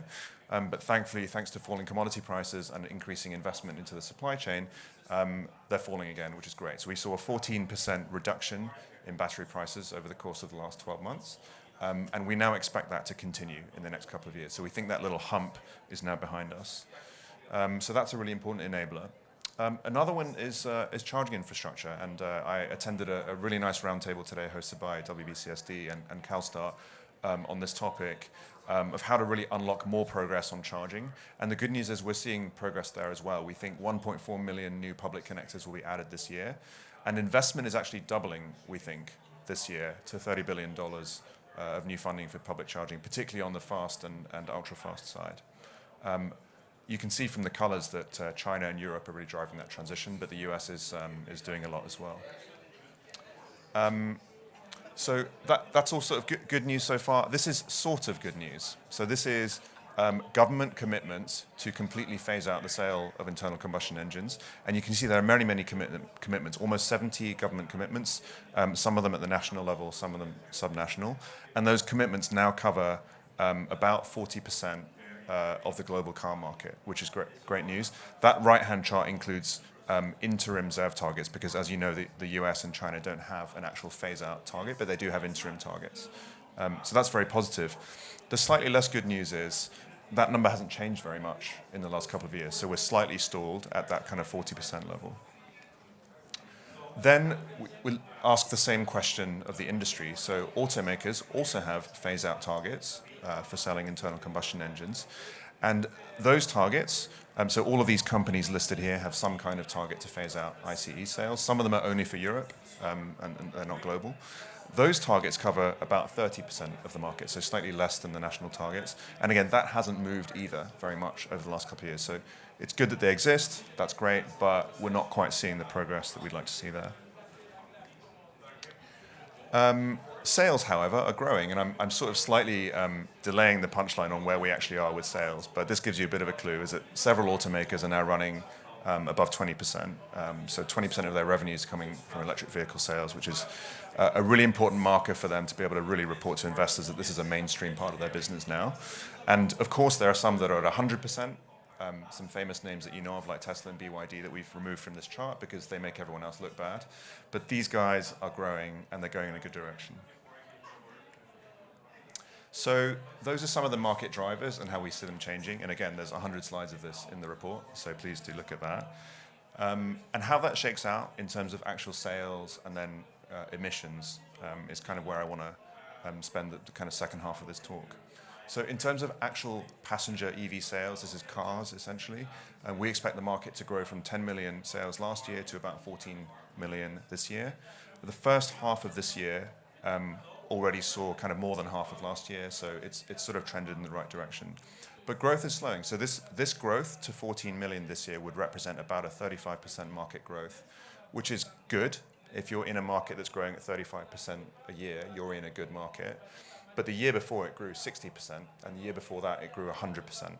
So clearly markets don't grow at 100% forever, they do slow down, but that is what we're seeing, is we're reaching the kind of hard part of the growth curve where you're not going to get those kind of triple-digit growth every year. And then in terms of penetration, we're at 15.5%. So that's really kind of the key number to remember. 15% of car sales globally in the first half of this year were electric, so either pure electric or plug-in hybrid, with anything with a plug, essentially. And 15% is really, again, it's getting to that difficult part. It's not the early adopters anymore. You're really getting into the mainstream. If you look at the overall car market, you get quite a different picture, because all the EV lines are going up and to the right, but the overall car market actually hasn't quite recovered yet from the COVID shock, and we've seen kind of supply chain and inflation and all that creating challenges for the sector, and right now we have high interest rates, which is also depressing overall sales. But really the key thing here, I think, is the headline, which is sales of internal combustion engine vehicles peaked sometime around 2017, 2018, and show no signs of returning to those previous levels. And now all of the growth in the auto market is being driven by those two green bars, which are the battery electric and plug-in hybrids. So it seems like we've really entered a new normal phase of the auto market. That 15% I mentioned earlier is a global average, but the growth is very unevenly distributed, and it's very clear now that we have a number of very leading markets, a number of markets that are sort of a tier 2 catch-up mode, and then markets that are a bit behind that require more attention. So the leaders are China and Europe, essentially, where we're seeing upwards of 25% EV penetration. There was 1 month this year where China, I think, hit 40 or 50%. These latest numbers are for the first 6 months of the year, but from month to month you get a lot of volatility. So you'll hear people talking about 40%, 50%, but this is a sort of 6-month average. Then you have the US, which is kind of in this catching up area here, which is kind of approaching 10%, similar to South Korea and a few other major economies. And then, funnily enough, the emerging markets plus Japan being in this sort of lagging behind bucket. You're probably wondering what happened in Germany. So every now and then we see this kind of thing happen, and it's usually because subsidy programs changed. And when subsidy programs change, especially when subsidies are lowered or removed, they're often removed at the end of the year. So what happens is anyone who's thinking about buying an EV rushes to buy an EV before December 31st, and then nobody in their right mind would buy one on January 1st or even any time in the first half of that year, immediately after the subsidies got removed. So that's kind of what's happened in Germany, but the sales are recovering again, and I think the Q3 and Q4 numbers will start to do that again. Italy, similar story, kind of changes in subsidy regimes, making that look a bit volatile. just to spend a minute on emerging economies, even though they look like they're right at the bottom of the chart, we're also seeing good progress there. So we used to talk about India, Thailand, Indonesia being sort of future markets, but now we're seeing strong growth there. So Indonesia, year to date, is already 50% up on last year's sales. Thailand is, more than double already, and this is data through to September. Indonesia has matched last year's sales just through to September this year. So again, emerging markets starting to pick up the baton. And these markets are also doing a great job of attracting inward investment into the supply chain, creating economic opportunity, creating jobs. Again, very positive. Just to spend a minute on other segments, we are starting to see growth in commercial vehicles, especially light-duty vans and trucks. The numbers are much smaller here, so rather than kind of 10 to 14 million, we're talking about more like 500,000 vehicles. But we think this market almost doubles this year based on current trends. And again, this is kind of mostly light vans and trucks. And this is what the picture looks like for heavy trucks. And this is just for the three more ambitious manufacturers. Volvo, Traton, and Daimler each have goals to hit somewhere between 50 to 60% electric in their heavy truck sales by the end of this decade in Europe. And today they're running at kind of 1%-ish. So Volvo's 1.2%, and Traton and Daimler are actually less than 0.5%. So this is still very much early days. But the good news is there are models now that you can buy. They're out there. They're in showrooms or whatever the equivalent is of I don't know if trucks go in showrooms, but they're out there and they can be bought. So that is just getting started. So that's all the sales numbers. Of course, what really matters is the overall stock of cars on the road, because it's the cars that are driving on the road that create the emissions. So today, there are about 41 million passenger EVs. So again, this is just going back to cars on the road today. That's about 3% of the global passenger car fleet globally. So all of that growth, incredible progress, incredible acceleration, but it takes a long time to turn over the vehicle fleet. So we're still really just in the early stages of turning over the actual on-the-road vehicle fleet. That fleet of EVs, and now this is adding in other segments like two-wheelers and buses and so on, that fleet of EVs is starting to have a meaningful impact on the fuels market. So we estimate that EVs are destroying 1.8 million barrels per day of oil demand. And interestingly enough, a lot of that demand destruction for road fuel is coming from electric two- and three-wheelers, especially in China, because they're very high utilization vehicles. The same with buses, which are destroying a lot of fuel demand. But again, that's still a very small proportion of road fuel demand that's being destroyed, but it is meaningful. And then finally, this is actually my last slide before I hand it over to Dana. I'm going to end on a downer because I want the panel to lift us up again with some optimism. So the slightly less encouraging news is that road transport emissions are still growing. And that's because the overall stock of polluting vehicles is still growing and they're still being used more, despite all of that progress on electric vehicles. So in our own forecasts, we're projecting that road transport emissions continue growing for a few more years before they peak in the latter half of this decade. And so I think the question that we all face is how do we get there faster? How can we unlock the next phase of growth and move even faster? So thanks very much. And with that, I'll hand it over to Dana Perkins.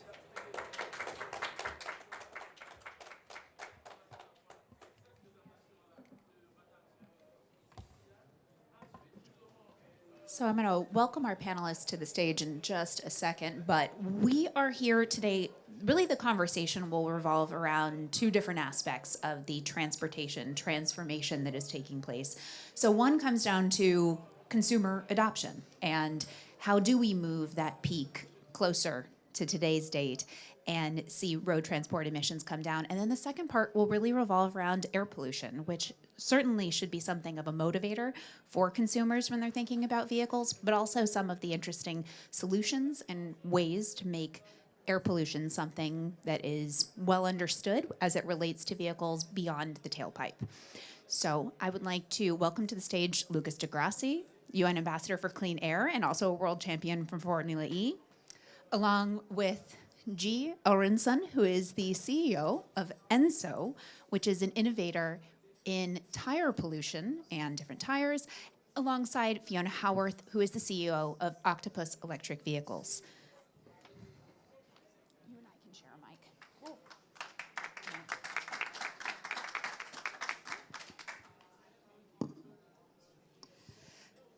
Okay, so electric vehicle sales, you can see that they weren't as fast in this last year. They weren't growing as fast as they have in previous years.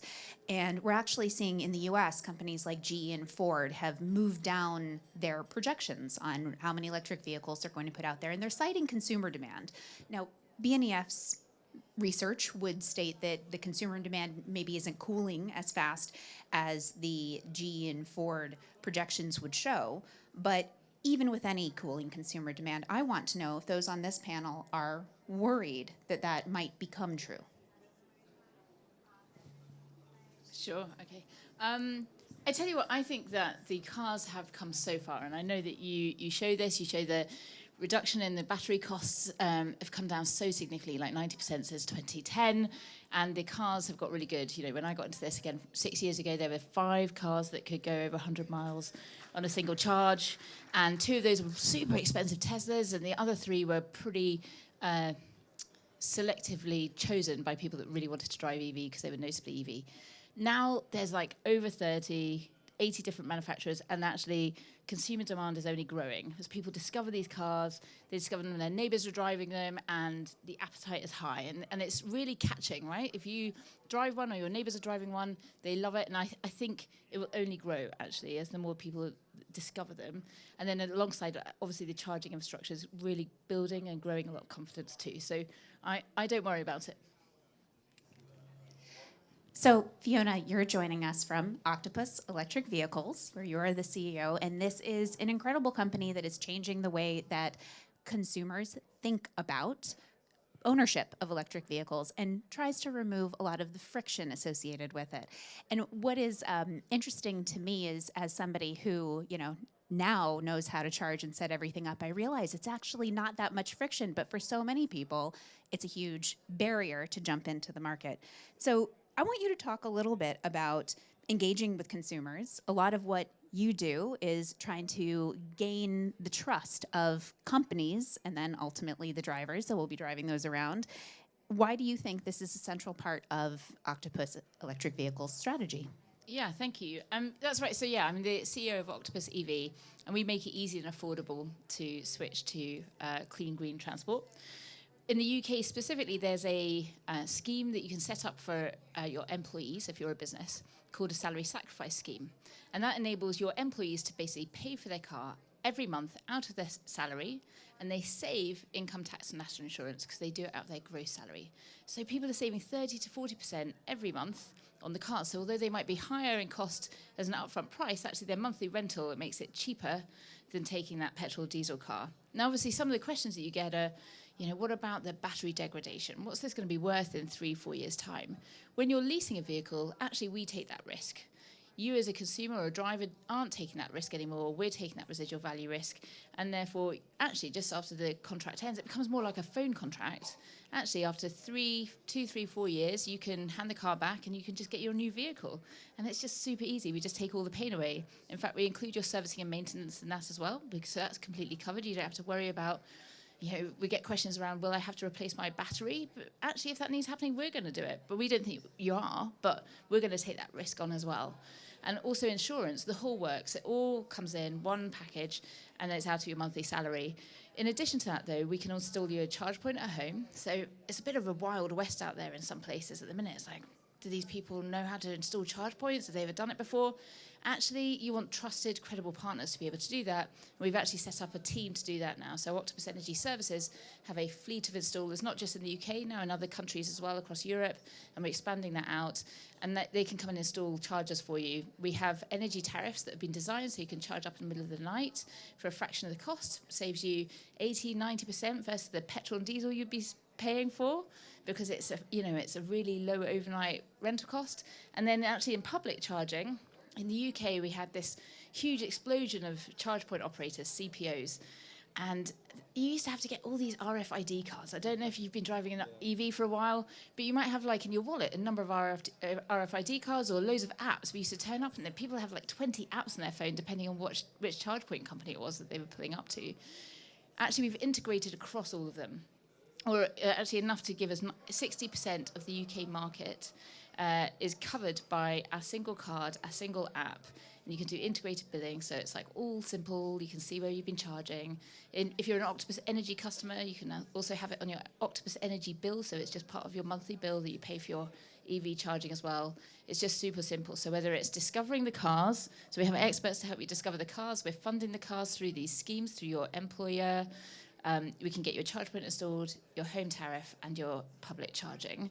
And we've just sewn it together to make it as easy as possible. You know, and I'm realizing, I'm saying, oh, it's not so bad actually to have the electric vehicle. There weren't that many friction points. And then you go and list them all, and I'm realizing that there are actually very many, and so much of it was me not wanting to think that there was friction, me wanting to believe that owning an electric vehicle was going to be this beautiful experience, and now remembering trying to connect the first time and not knowing which plug type to buy. The fact that you have figured all of that out certainly helps roll things out. And now pivoting to you, Lucas, I think you are part of the solution in making people actually want to believe that they can buy and own and be a part of this transformation. So Formula E Racing has helped make electric vehicles cool for people like me and others, and have been making strides in viewership. So now in the 9th year, I think I have that there were 344 million people who watched it, but I believe the latest number is actually closer to 400 million. That's up from 255 million just the season before, and I want to know what lies behind this rapid increase. Well, first of all, good afternoon, everyone. Thanks for the invitation, Albert Bloomberg, for being here. I just want to start with the previous question about the sale of electric vehicle, and I think people are trying. I think it has to shift. It has to happen a shift on the mindset that a vehicle is actually a depreciating asset that you leave standing still 90% of the time, right? At the moment, people, especially in developing countries like Brazil, they see the vehicle as an asset, as a status symbol. It's part of the willing to or the desire to buy a car. But when you actually make the calculations, when you ride the car enough, you see that actually is your second biggest expense after your house, and it depreciates. It basically goes to zero after 10 years and stays there, losing money, occupying real estate, especially in dense packed cities. So I think more and more there will be a complementary type of mobility in cities. Of course, it changes on geographic locations. From, for example, the countryside of Brazil, you're probably not going to go with electric vehicles anytime soon because of lack of infrastructure, distance, and so on. But in cities where most of the population are, this will be the normal trend. Especially, there is a sweet spot that still the case, that there is a higher capex to buy an electric car, although the operational cost is lower. So if you don't use the car enough, it's more expensive to own an electric vehicle. But it's also not fair to tax, in my opinion, combustion vehicle sales if you don't drive enough.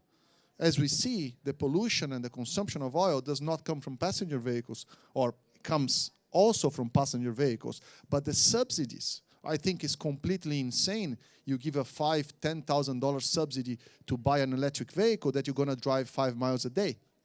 You should give these subsidies for the public transportation, which drives 24 hours a day and emit much more of the pollution and the consumption of oil per unit driven. So it is my point is, it's a very complex subject on exactly what is the sweet spot geographically and by use case. But naturally, the tendency is, as the bottleneck of better batteries, because the bottleneck is the battery, right, like we discussed. As the bottleneck of batteries becomes better or becomes less stressful on an electric vehicle, with silicon anodes, solid state, semi-solid state. The battery cycles will be longer and the range will be... The problem is not even the range. Like, if you increase the range, you're going to make smaller batteries, lighter cars, right? And better tires to increase the range, we hope, right?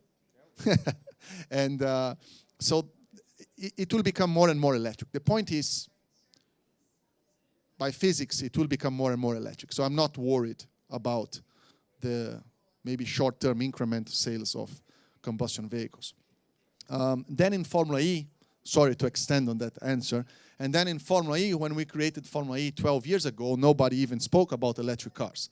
And I think Formula E has played two major roles on electric vehicles. First, a lot of the consumption bottleneck is on user perception or user change of habit, which is very difficult to do. For example, microwave is a perfect example that the technology existed for 10 years, but nobody bought it until it became something useful, actually packaged in a useful way. And then, so on the user perception of electric vehicles, Formula E played definitely a key role, but also on the technology itself. Like, there is a huge problem that nobody talks about the thermal problem that is to fast charge vehicles. You need to control the battery temperature. You need to control the battery temperature in different stages of the different seasons of the year, like 50 degrees, 60 degrees here in Dubai in summer, -10, the charging, the BMS, all these controls, vehicle dynamic, the software that controls vehicle dynamics in Formula E also changed a lot. Our motors efficiency, in the beginning of Formula E, we needed 5 years to be able to get the performance out of the car. Now we just have a direct gear, one gear, and the motor reaches peaks of 98%. So we are not that far from, in terms of efficiency, from optimal. So very interesting to be racing while this happens for a kid that started driving two-stroke combustion engine with carburetors, went to Formula One with naturally aspirated V8, then drove hybrid cars in endurance races, and now fully electric. So in my very short career at racing, well, not that short, I'm younger than I look, I see this transition happen in such a fast pace. Fiona, I want you to respond to that a little bit regarding the leasing side of things, because, you know, Lucas brought up we need to use public transportation, and certainly we do. I mean, we need to think about transportation in a way of what solution do I need for my specific purpose. But on the leasing side, it does remove the barriers to car ownership. So you're not then stuck using this thing that you're not going to necessarily have full utility of. You can make a shorter term commitment to it and then hand it back. So not only how do you view leasing as a big part of the solution compared to ownership, but then additionally, what happens when you get the cars back? Yeah, okay, great questions. To build on that, I totally agree, right? If people can walk, if you can cycle, if you can use public transport, definitely do that. I think many people will still want to drive. And so if you're going to drive electric. And so that's what we've kind of, we were on another panel earlier talking about not letting perfection be the enemy of the good. We get questions at the minute around, like, manufacturing produces carbon emissions. Like, shall I not drive an electric car because the carbon emissions involved in manufacturing the battery? No, there's still a massive shift. By making the change now, you should make the change now. So I actually think we need to push on all these doors. We need to push on the public transport one. We need to push on the electric vehicle one. And we need to then decarbonize that supply chain as well. I also hope there's not a trade-off between subsidizing some of the public transport and subsidizing the EVs. If anything, we should make a trade-off between subsidizing some of the fossil fuel work that's being subsidized and bring that over to subsidize a lot more of the kind of lower carbon stuff. And so I think we should keep pushing on all of those areas. In terms of leasing, certainly it means that people also that want to get new cars can do that. And then that also feeds that secondhand market, which is so critical, particularly when the vehicles have been that bit more expensive. It's really helpful to have affordable vehicles entering the secondhand market. I think it also opens up questions around car sharing as well, because I think, to your point, cars are sitting there stationary for over 90% of the time. Actually, can we better utilize these? And actually, the challenges I see at the minute are less around demand and much more around supply. And I think we're seeing the supply of EVs opening up, which is fantastic. It's a real shift that we've noticed in the last year. So this time last year, I might have been sitting here telling you about, lead times of 6-9 months even for some of our cars. In fact, some of the cars were even 2 years waiting list. Whereas we're seeing that come down significantly now. We're getting a lot more supply through. But even so, that means we can just rapidly roll them out, but we still need to be using these vehicles as efficiently as possible and making sure that that carbon that has been produced and making that battery, for example, just gets shared more widely and we get more utilization out of it. I just wanted to, sorry, just a small compliment. What I said about the public transportation is that if you're going to use taxpayers' money, you should prioritize public transportation, not private 100,000 euro car. That's number one. And second, any subsidy that you have for long term, in my opinion, any subsidy that you have long term distorts the market natural flow. If it's not for a short term to create scalability, it creates a distortion. It could be in fossil fuels. You're completely right. I think subsidies for fossil fuel is incredibly dumb and has always been. But in the same way, if you have a subsidy, naturally delays the increment of efficiency in certain technology that otherwise might accelerate it faster. So for a short period it works, for a longer period it doesn't. That, just to clarify. Thanks. So I want to pivot to part of the reason governments care so much about road transport, and that does come to emissions and human health, not just climate, but also the air that we all breathe and the toxins that are in that air. So, G, sitting here directly to my right, you're part of that solution, and I think one thing that people don't realize, that the public doesn't realize as much, is how much of the air pollution that we experience actually comes from tires themselves. So there was a study that I was reading actually from this year in Southern California that said a third of the particulate matter at 2.5, that actually comes from, I've moved one question down. Comes from tires and brakes. Correct. So yeah, it's another study in the UK recently published said that we're breathing more tire dust than tailpipe dust as well. So you can imagine that we've regulated tailpipes to the nth degree, where they basically have almost no PM pollution, even from the diesel cars. And yet tires have no law against whatsoever. You can make a really crappy tire which will wear out in a day and cause massive air pollution. There's nothing in the regulation anywhere in the world to stop you from doing that. And so we focus at Enzo to make electric vehicles more successful. That means that on one hand, we extend the range of those electric vehicles by making their tires ultra energy efficient. We're like an LED light bulb when it comes to the tires in terms of saving energy per mile. But we also make the tire last longer, which means that there's less tire wear, tire pollution that comes off the tire. And as we reduce that and make the tire last longer, we reduce the air pollution that comes off the tire, which is also a microplastic. So on one hand, the tire pollution we're breathing is more than the tailpipe pollution we're experiencing today, even with all the dirty cars still on the streets. But it's actually also worse than that, because electric vehicles tend to be heavier, they tend to have high torque, they tend to be driven in cities where most tire pollution actually occurs. So at the moment, EVs are actually generating somewhat more tire pollution than a typical similar-sized fossil fuel-driven car when you exclude the tailpipe. So we at Enzo thought to ourselves, okay, hang on. We can't have a clean future on this planet unless we also start talking about tires and address the tire pollution particularly. So we really, really want EVs to be successful because we need them to combat climate change. But we also shouldn't forget about the tires that wear down, those 4 tires on that EV as well. So we've developed technology which focuses on better raw materials and supplying these tires more affordably to customers. We're already equipping them onto EV fleets in the UK. And we've been able to showcase that we can extend the range of electric cars up to 10% on one hand, while we reduce the tire pollution up to 35%. And why this is so critical is we are basically tackling a hidden pollutant that nobody talks about. But we were recently, of course, recognized by the Earthshot Prize by Prince William's team this year, and that has now catapulted this discussion. Suddenly we have one of the most famous person in the world talking about tire pollution. So I think that by next year we should be hitting the mainstream with this topic, because the time now is to act is here. The technology exists to solve it, and it doesn't have to cost you more.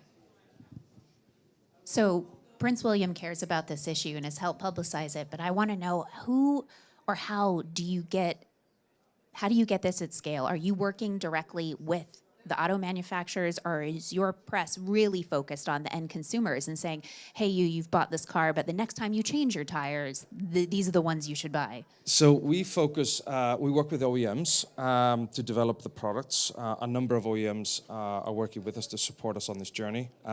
We work with electric vehicle fleets, large fleets that drive a lot. You can imagine delivery vans, taxis, autonomous vehicles in the future, etc., which basically consume tires at an alarming rate. So we're targeting them in the first instance. We equip our tires directly to them. We measure the data from those vehicles. We harness the data both to improve the business model and the product. And ultimately, we're in a race to basically tackle the tire pollution as fast as we can. And it's all about partnerships with the fleets. And then, of course, individual EV owners will also be offered our solutions by the end of next year on the Teslas and others. And ultimately, the main mission of Enzo is to constantly develop better solutions. The flip side of this is that the tire industry is focused on churn. They just want to sell you more tires. Their increase in volume means increase in revenues. They don't really want to invest much more in the product. They don't really want them to last a lot longer because they'd sell fewer of them. So ultimately, where we sit in this debate is really to instill change and show that even a small company like ours can make this happen through independent comparative testing. And actually here today, we are announcing that actually we're putting an incredibly aggressive target for Enzo. We are announcing today that we are looking to decarbonize and exclude all fossil fuels from our tires by 2030, which is in 7 years from today. And this is possible with existing technologies. We can decarbonize the tire industry within that period. To put it in perspective, that's 2 decades ahead of what the current tire industry is saying is possible. 20 years from our target. So here's the conundrum. If we can do it, why can't they? And we also, if I may, we believe that the phase out of fossil fuels just has to happen. It's a big debate here at COP, and there's going to be a huge argument. We need to show courage. Global leaders here have to show true courage and agree to the phase out of fossil fuels. Again, if we can do it, so can they. So, Lucas, you are a UN ambassador for clean air, and you're here at COP.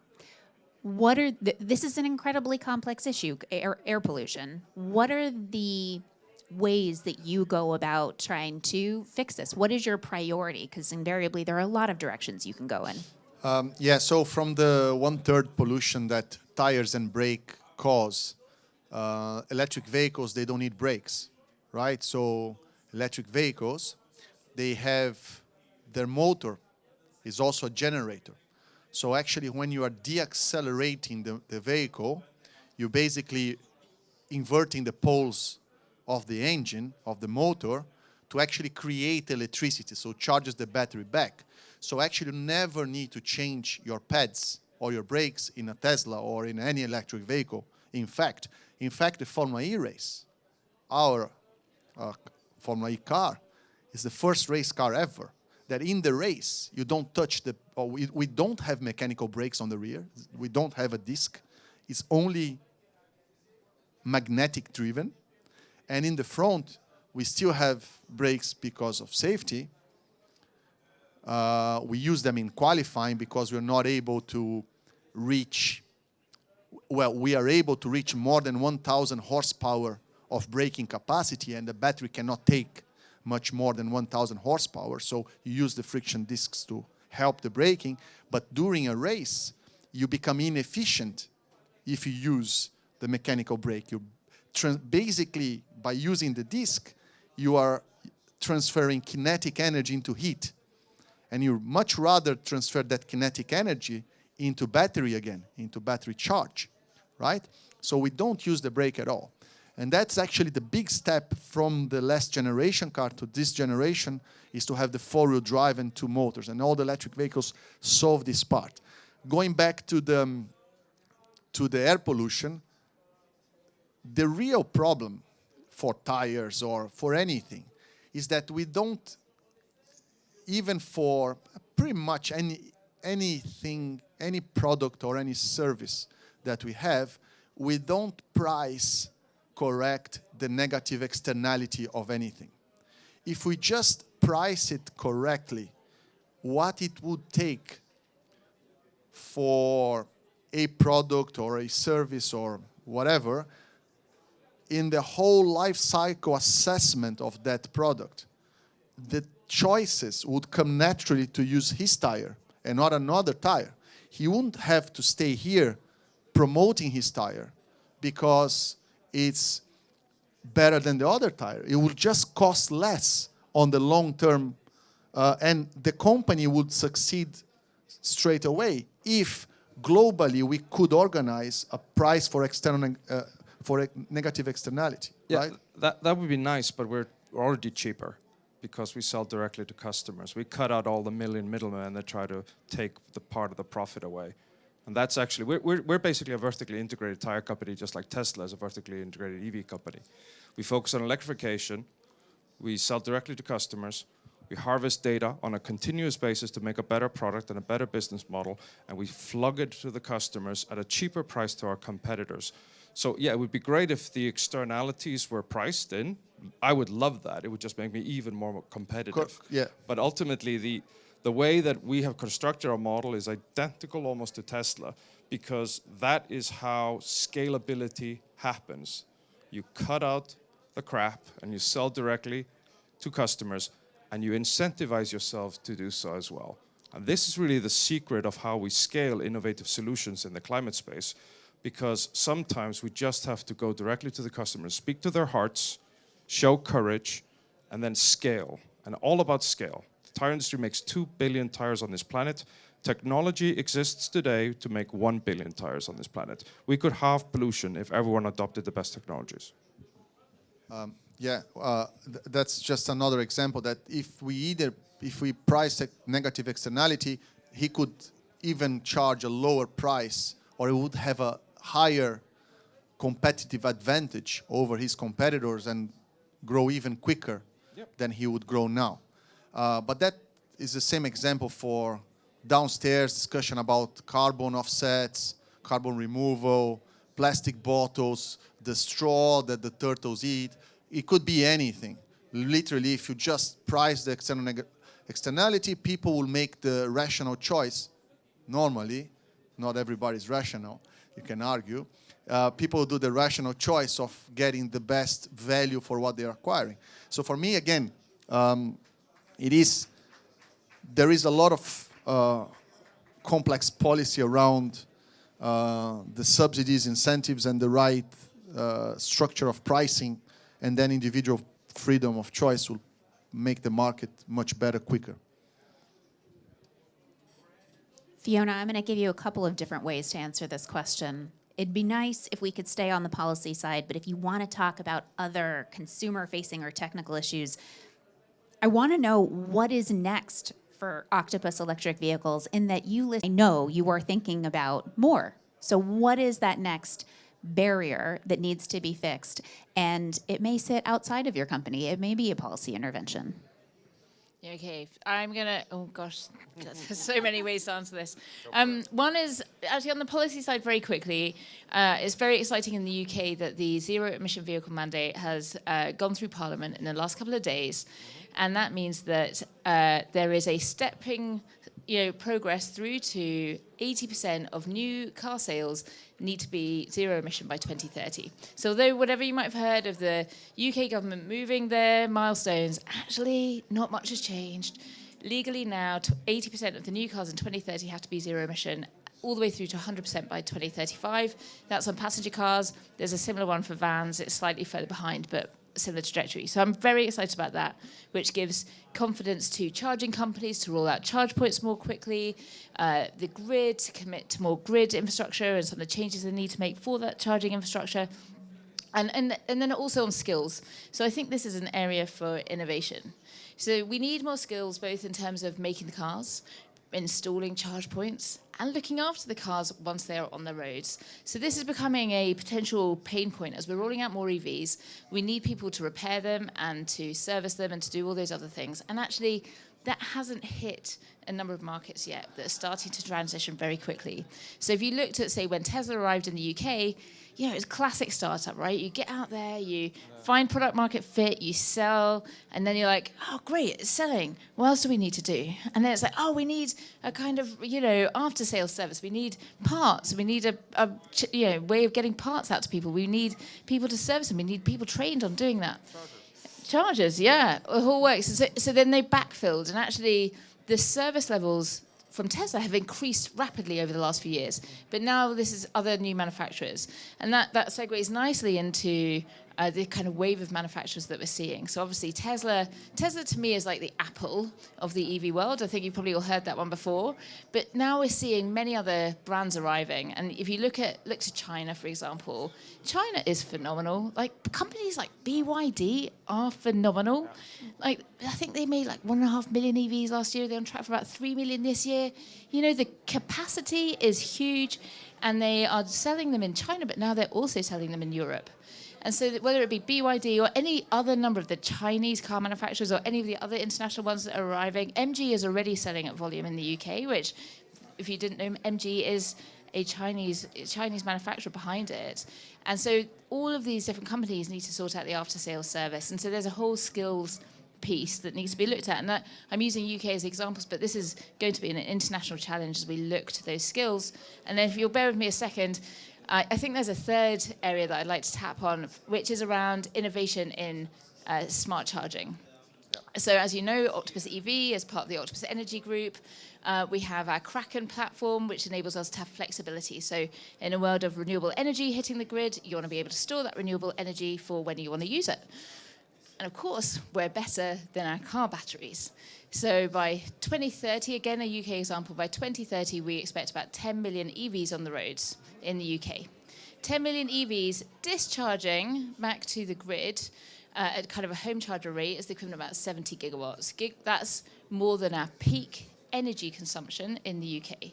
So we're going to have enough EVs on the road by 2030 to be able to power the UK in its entirety. Just that concept of those batteries on driveways, that is such an amazing flexible resource that we just have there to store this renewable energy and to be able to start playing tunes on our grid. Take it the other way, if we don't have smart charging, if we don't charge up those cars in the middle of the night, if we add that consumption, instead of being discharging, if we add that as charging onto the grid at peak times, we almost double our consumption at peak times. So this is the worst case scenario where actually we need a much stronger grid, we need much more generation, we don't have flexibility, so actually we can't rely on renewables in the same way, we need to find other ways of storing it. That just option that doesn't make sense. We need to go down that smart option route. We've got tariffs at the minute like Intelligent Octopus, where you get very cheap electricity for 6 hours overnight, and we can actually talk to your car for many cases, or we can talk to your charger if you've got an OMI charger, and we're also integrating with others, and we can choose when to charge you up so that we are guaranteeing that cheap price, but we're taking the risk on actually when we charge you up. And so those kind of technologies and being able to do more vehicle to grid in time is just going to open up that market completely. Can I add a small element to this? Just a footnote, if I may. And it's less about the technology, because the technology is absolutely fantastic, but the technology has to fit into a business model that supports it. And I think that it was interesting, and I think it was the head of brand of Volkswagen recently said that Volkswagen was no longer competitive. And you can see is that it is hard for some of the existing OEMs to pivot to this future. It's hard to shift the business models. It's hard to win. Not everyone will win this race. Let's just be frank about it. But that is the cost of innovation. Disruptive innovation has disruption embedded in it. And what I think is very important to note is we need to embrace the disruption. We don't have time on this planet really to mess about with it anymore, particularly when it comes to carbon emissions. So anything that drives this is really valuable. One thing and this is a US perspective, of course, US has an import duty on Chinese cars because of competitive reasons. They want to build their own industry, etc. But if you were looking from a carbon perspective, we would flood the planet with cheap Chinese vehicles to save carbon emissions. I know that's a big ask, and BYD, of course, is an example of a really successful company that does it really well. I would say more of it rather than less. I would say that we shouldn't be focused on geofencing ourselves around a country-based or geography-based solutions here. We should really, really scale quickly because the planet is demanding it. The emissions are still going up.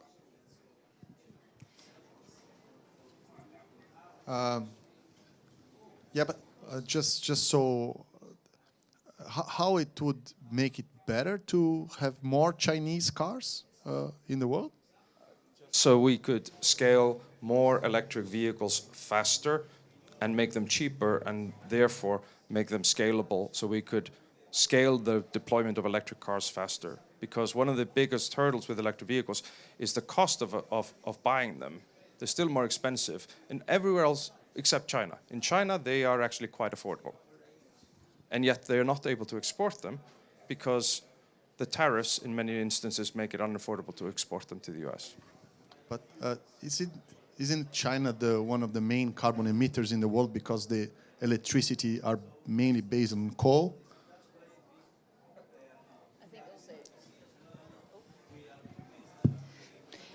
I think there's a need for us to all move to electric vehicles very quickly.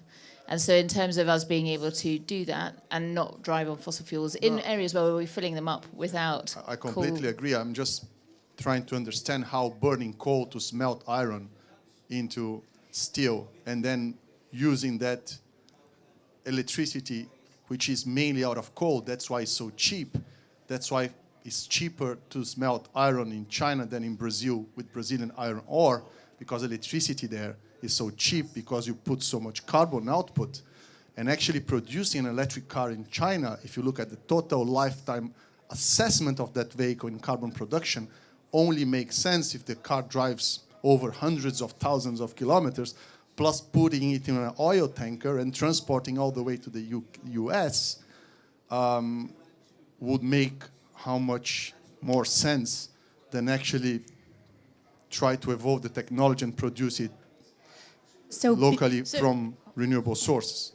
I mean, to build on that, I think if we had the technology and if we had the capacity to deliver electric vehicles, as you're describing, powered by renewables, that's like the absolute dream. Mm-hmm.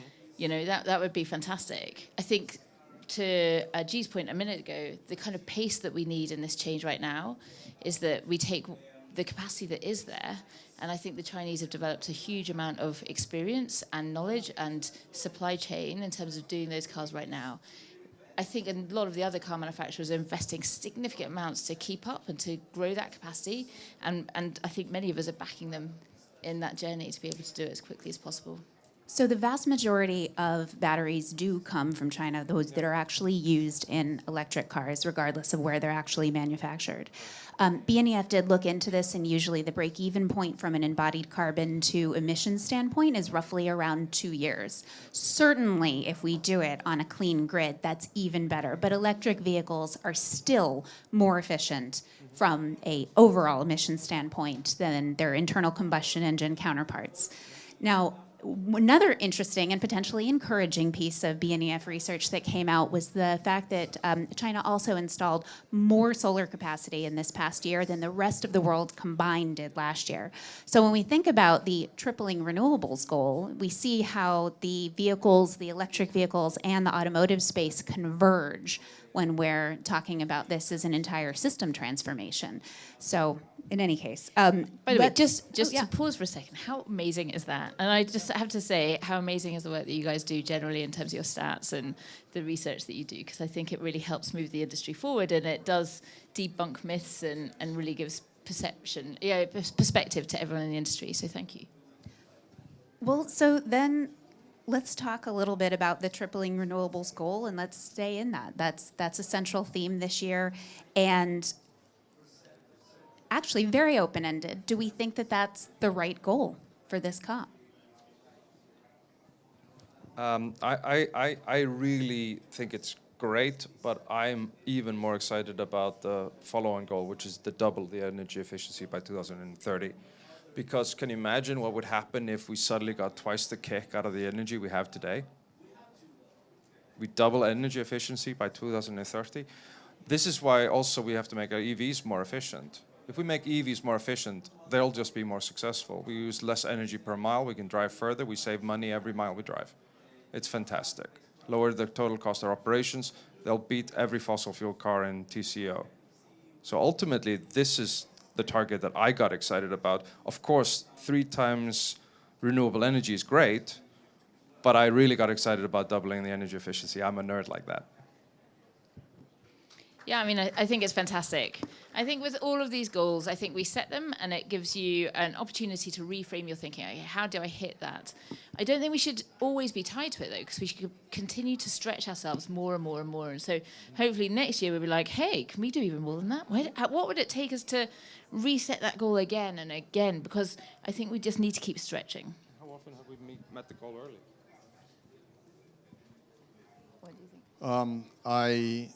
My view is probably a little bit more pragmatic on the sense that I think there must be in an ideal world, should be a global price on the carbon and let markets and geography and use case adjust on a case-by-case basis. And as we count for transportation and vehicles, it's only part of the solution in terms of the total carbon output. It should be a much more holistic approach on other industries as well. So not focus all the subsidies in transportation, while there is other low-hanging fruits that are easier to target with the same amount of investment or subsidy. But there is no doubt that the future belongs to the electric car. But that's a very long road ahead, and we should all push for it, but with, again, on a pragmatic sense. Otherwise, let's say the extra push can cost us more than coming up as the technology progress.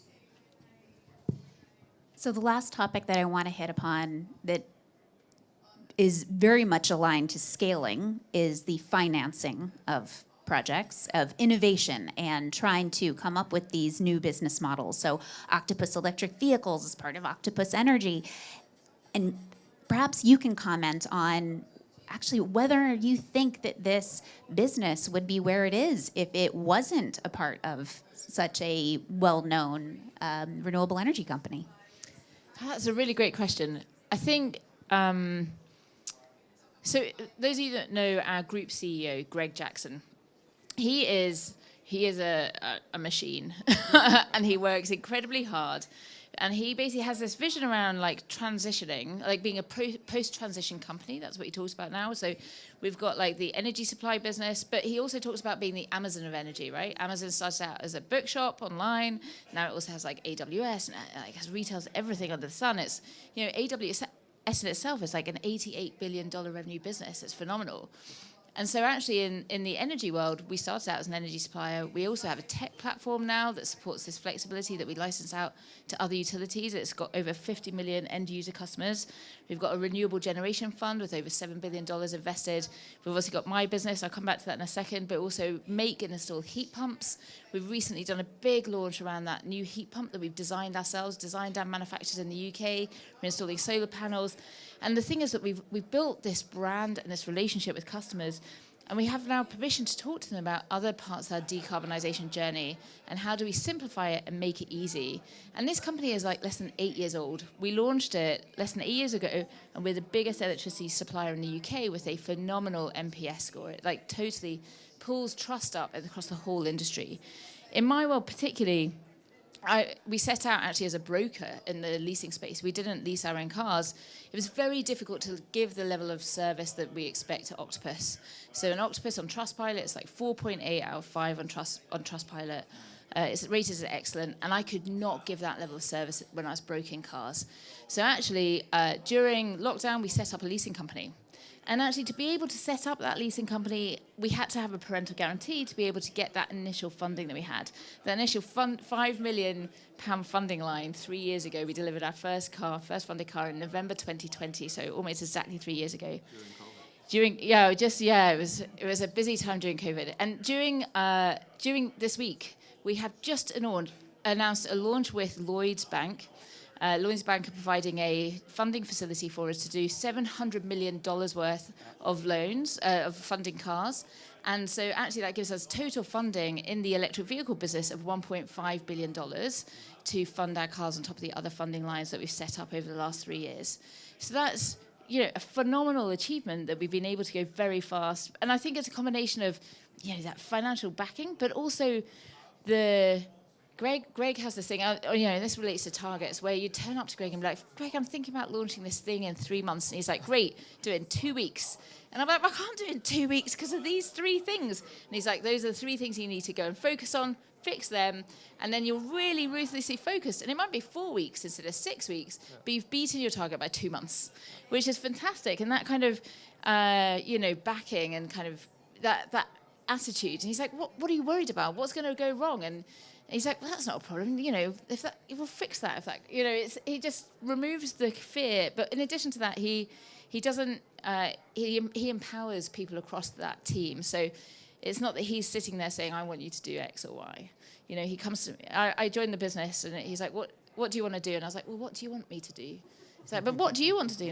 What do you? Because I've never had that before. I've never had a boss that actually is sitting there saying, but what do you? And I've been passionate about EVs since I was a teenager, and I had loads of ideas. And he's like, great. Well, if you've got passion for it, you're much more likely to deliver it yourself, right? And you're going to own it. And I think that's really interesting. And whether or not it's an investee company, whether it's somebody that works for you, find the things that people are passionate about, let them own it, let them run with it. And I guess maybe if I'd met someone that could back me like that, even if I wasn't in the Octopus business, maybe I still could have done it. But it definitely has created the right environment to enable me to thrive and the team to thrive around it too. Let me just add into this. Money and funding is the oxygen for every startup, scale up, grow up, everything in between. Profitability, however, is what gets you funded, and proven technologies do. And I think, of course, it is a valley of death until you've proven the technology and the profitability of your business. After that, you can lean into the traditional funding methods more and more. But it is always a challenge when you're a fairly young company with a fairly young revenues. It's interesting in our space, particularly when it comes to those electric cars and their tires, is that making those tires and selling them directly to customers is far more profitable than the guys who make the cars. It's multiples more profitable. It's more profitable to make tires for EVs than making iPhones. So ultimately, the way that we address this market is focus on proving the technology and then showing that every single tire that we sell, we make a profit on it. And that is a business. That is a fundamental course of the business. Then I think after you've gone through that valley, there's a second valley, which is the scale-up valley. And at that time, it's more about, can you chase your opportunity quickly enough to really grab it before, of course, others start to enter into your space? And that's a perennial question for everyone in the space. But what I think is important is, from our perspective, is we are the older industry here. We had tires before we had cars. We are strangely completely separated from the OEM to many extent. We're the only other branded item on a vehicle these days. But ultimately, what's interesting is that we basically keep the vehicle on the road and we tackle the last remaining piece that the OEMs really haven't touched. And what's wonderful with that, I would say, is since we started Enzo, the amount of support we've gotten from fleets, from OEMs, from people within the tire industry who really want to see this change happen, who will come flooding to us, the raw material suppliers, the technology experts, the random stranger on the street. And I think that what is important for us more than anything today is simply to talk about tires. So if I have one ask for you going forward, just talk about tires. Talk about the fact we're breathing more tire pollution than tailpipe pollution. Talk about the fact that we make $2 billion a year. Talk about the fact that this is a profitable industry. There are opportunities here. We are not going to make every tire on this planet, nor will we make them last forever. I want to say we cannot reduce the pollution to zero, but we can reduce the pollution substantially, make the tires last a lot longer, and benefit the planet every single mile we drive. And if you don't want to generate tire pollution, I have a perfect solution. Don't drive anywhere. Well, I want to thank all three of you very much for not only being on this panel today and taking time out of what on Transport Day is an extraordinarily busy day for all of you, but also for leading such interesting lives as innovators. Let's give everyone a round of applause. Thank you very much.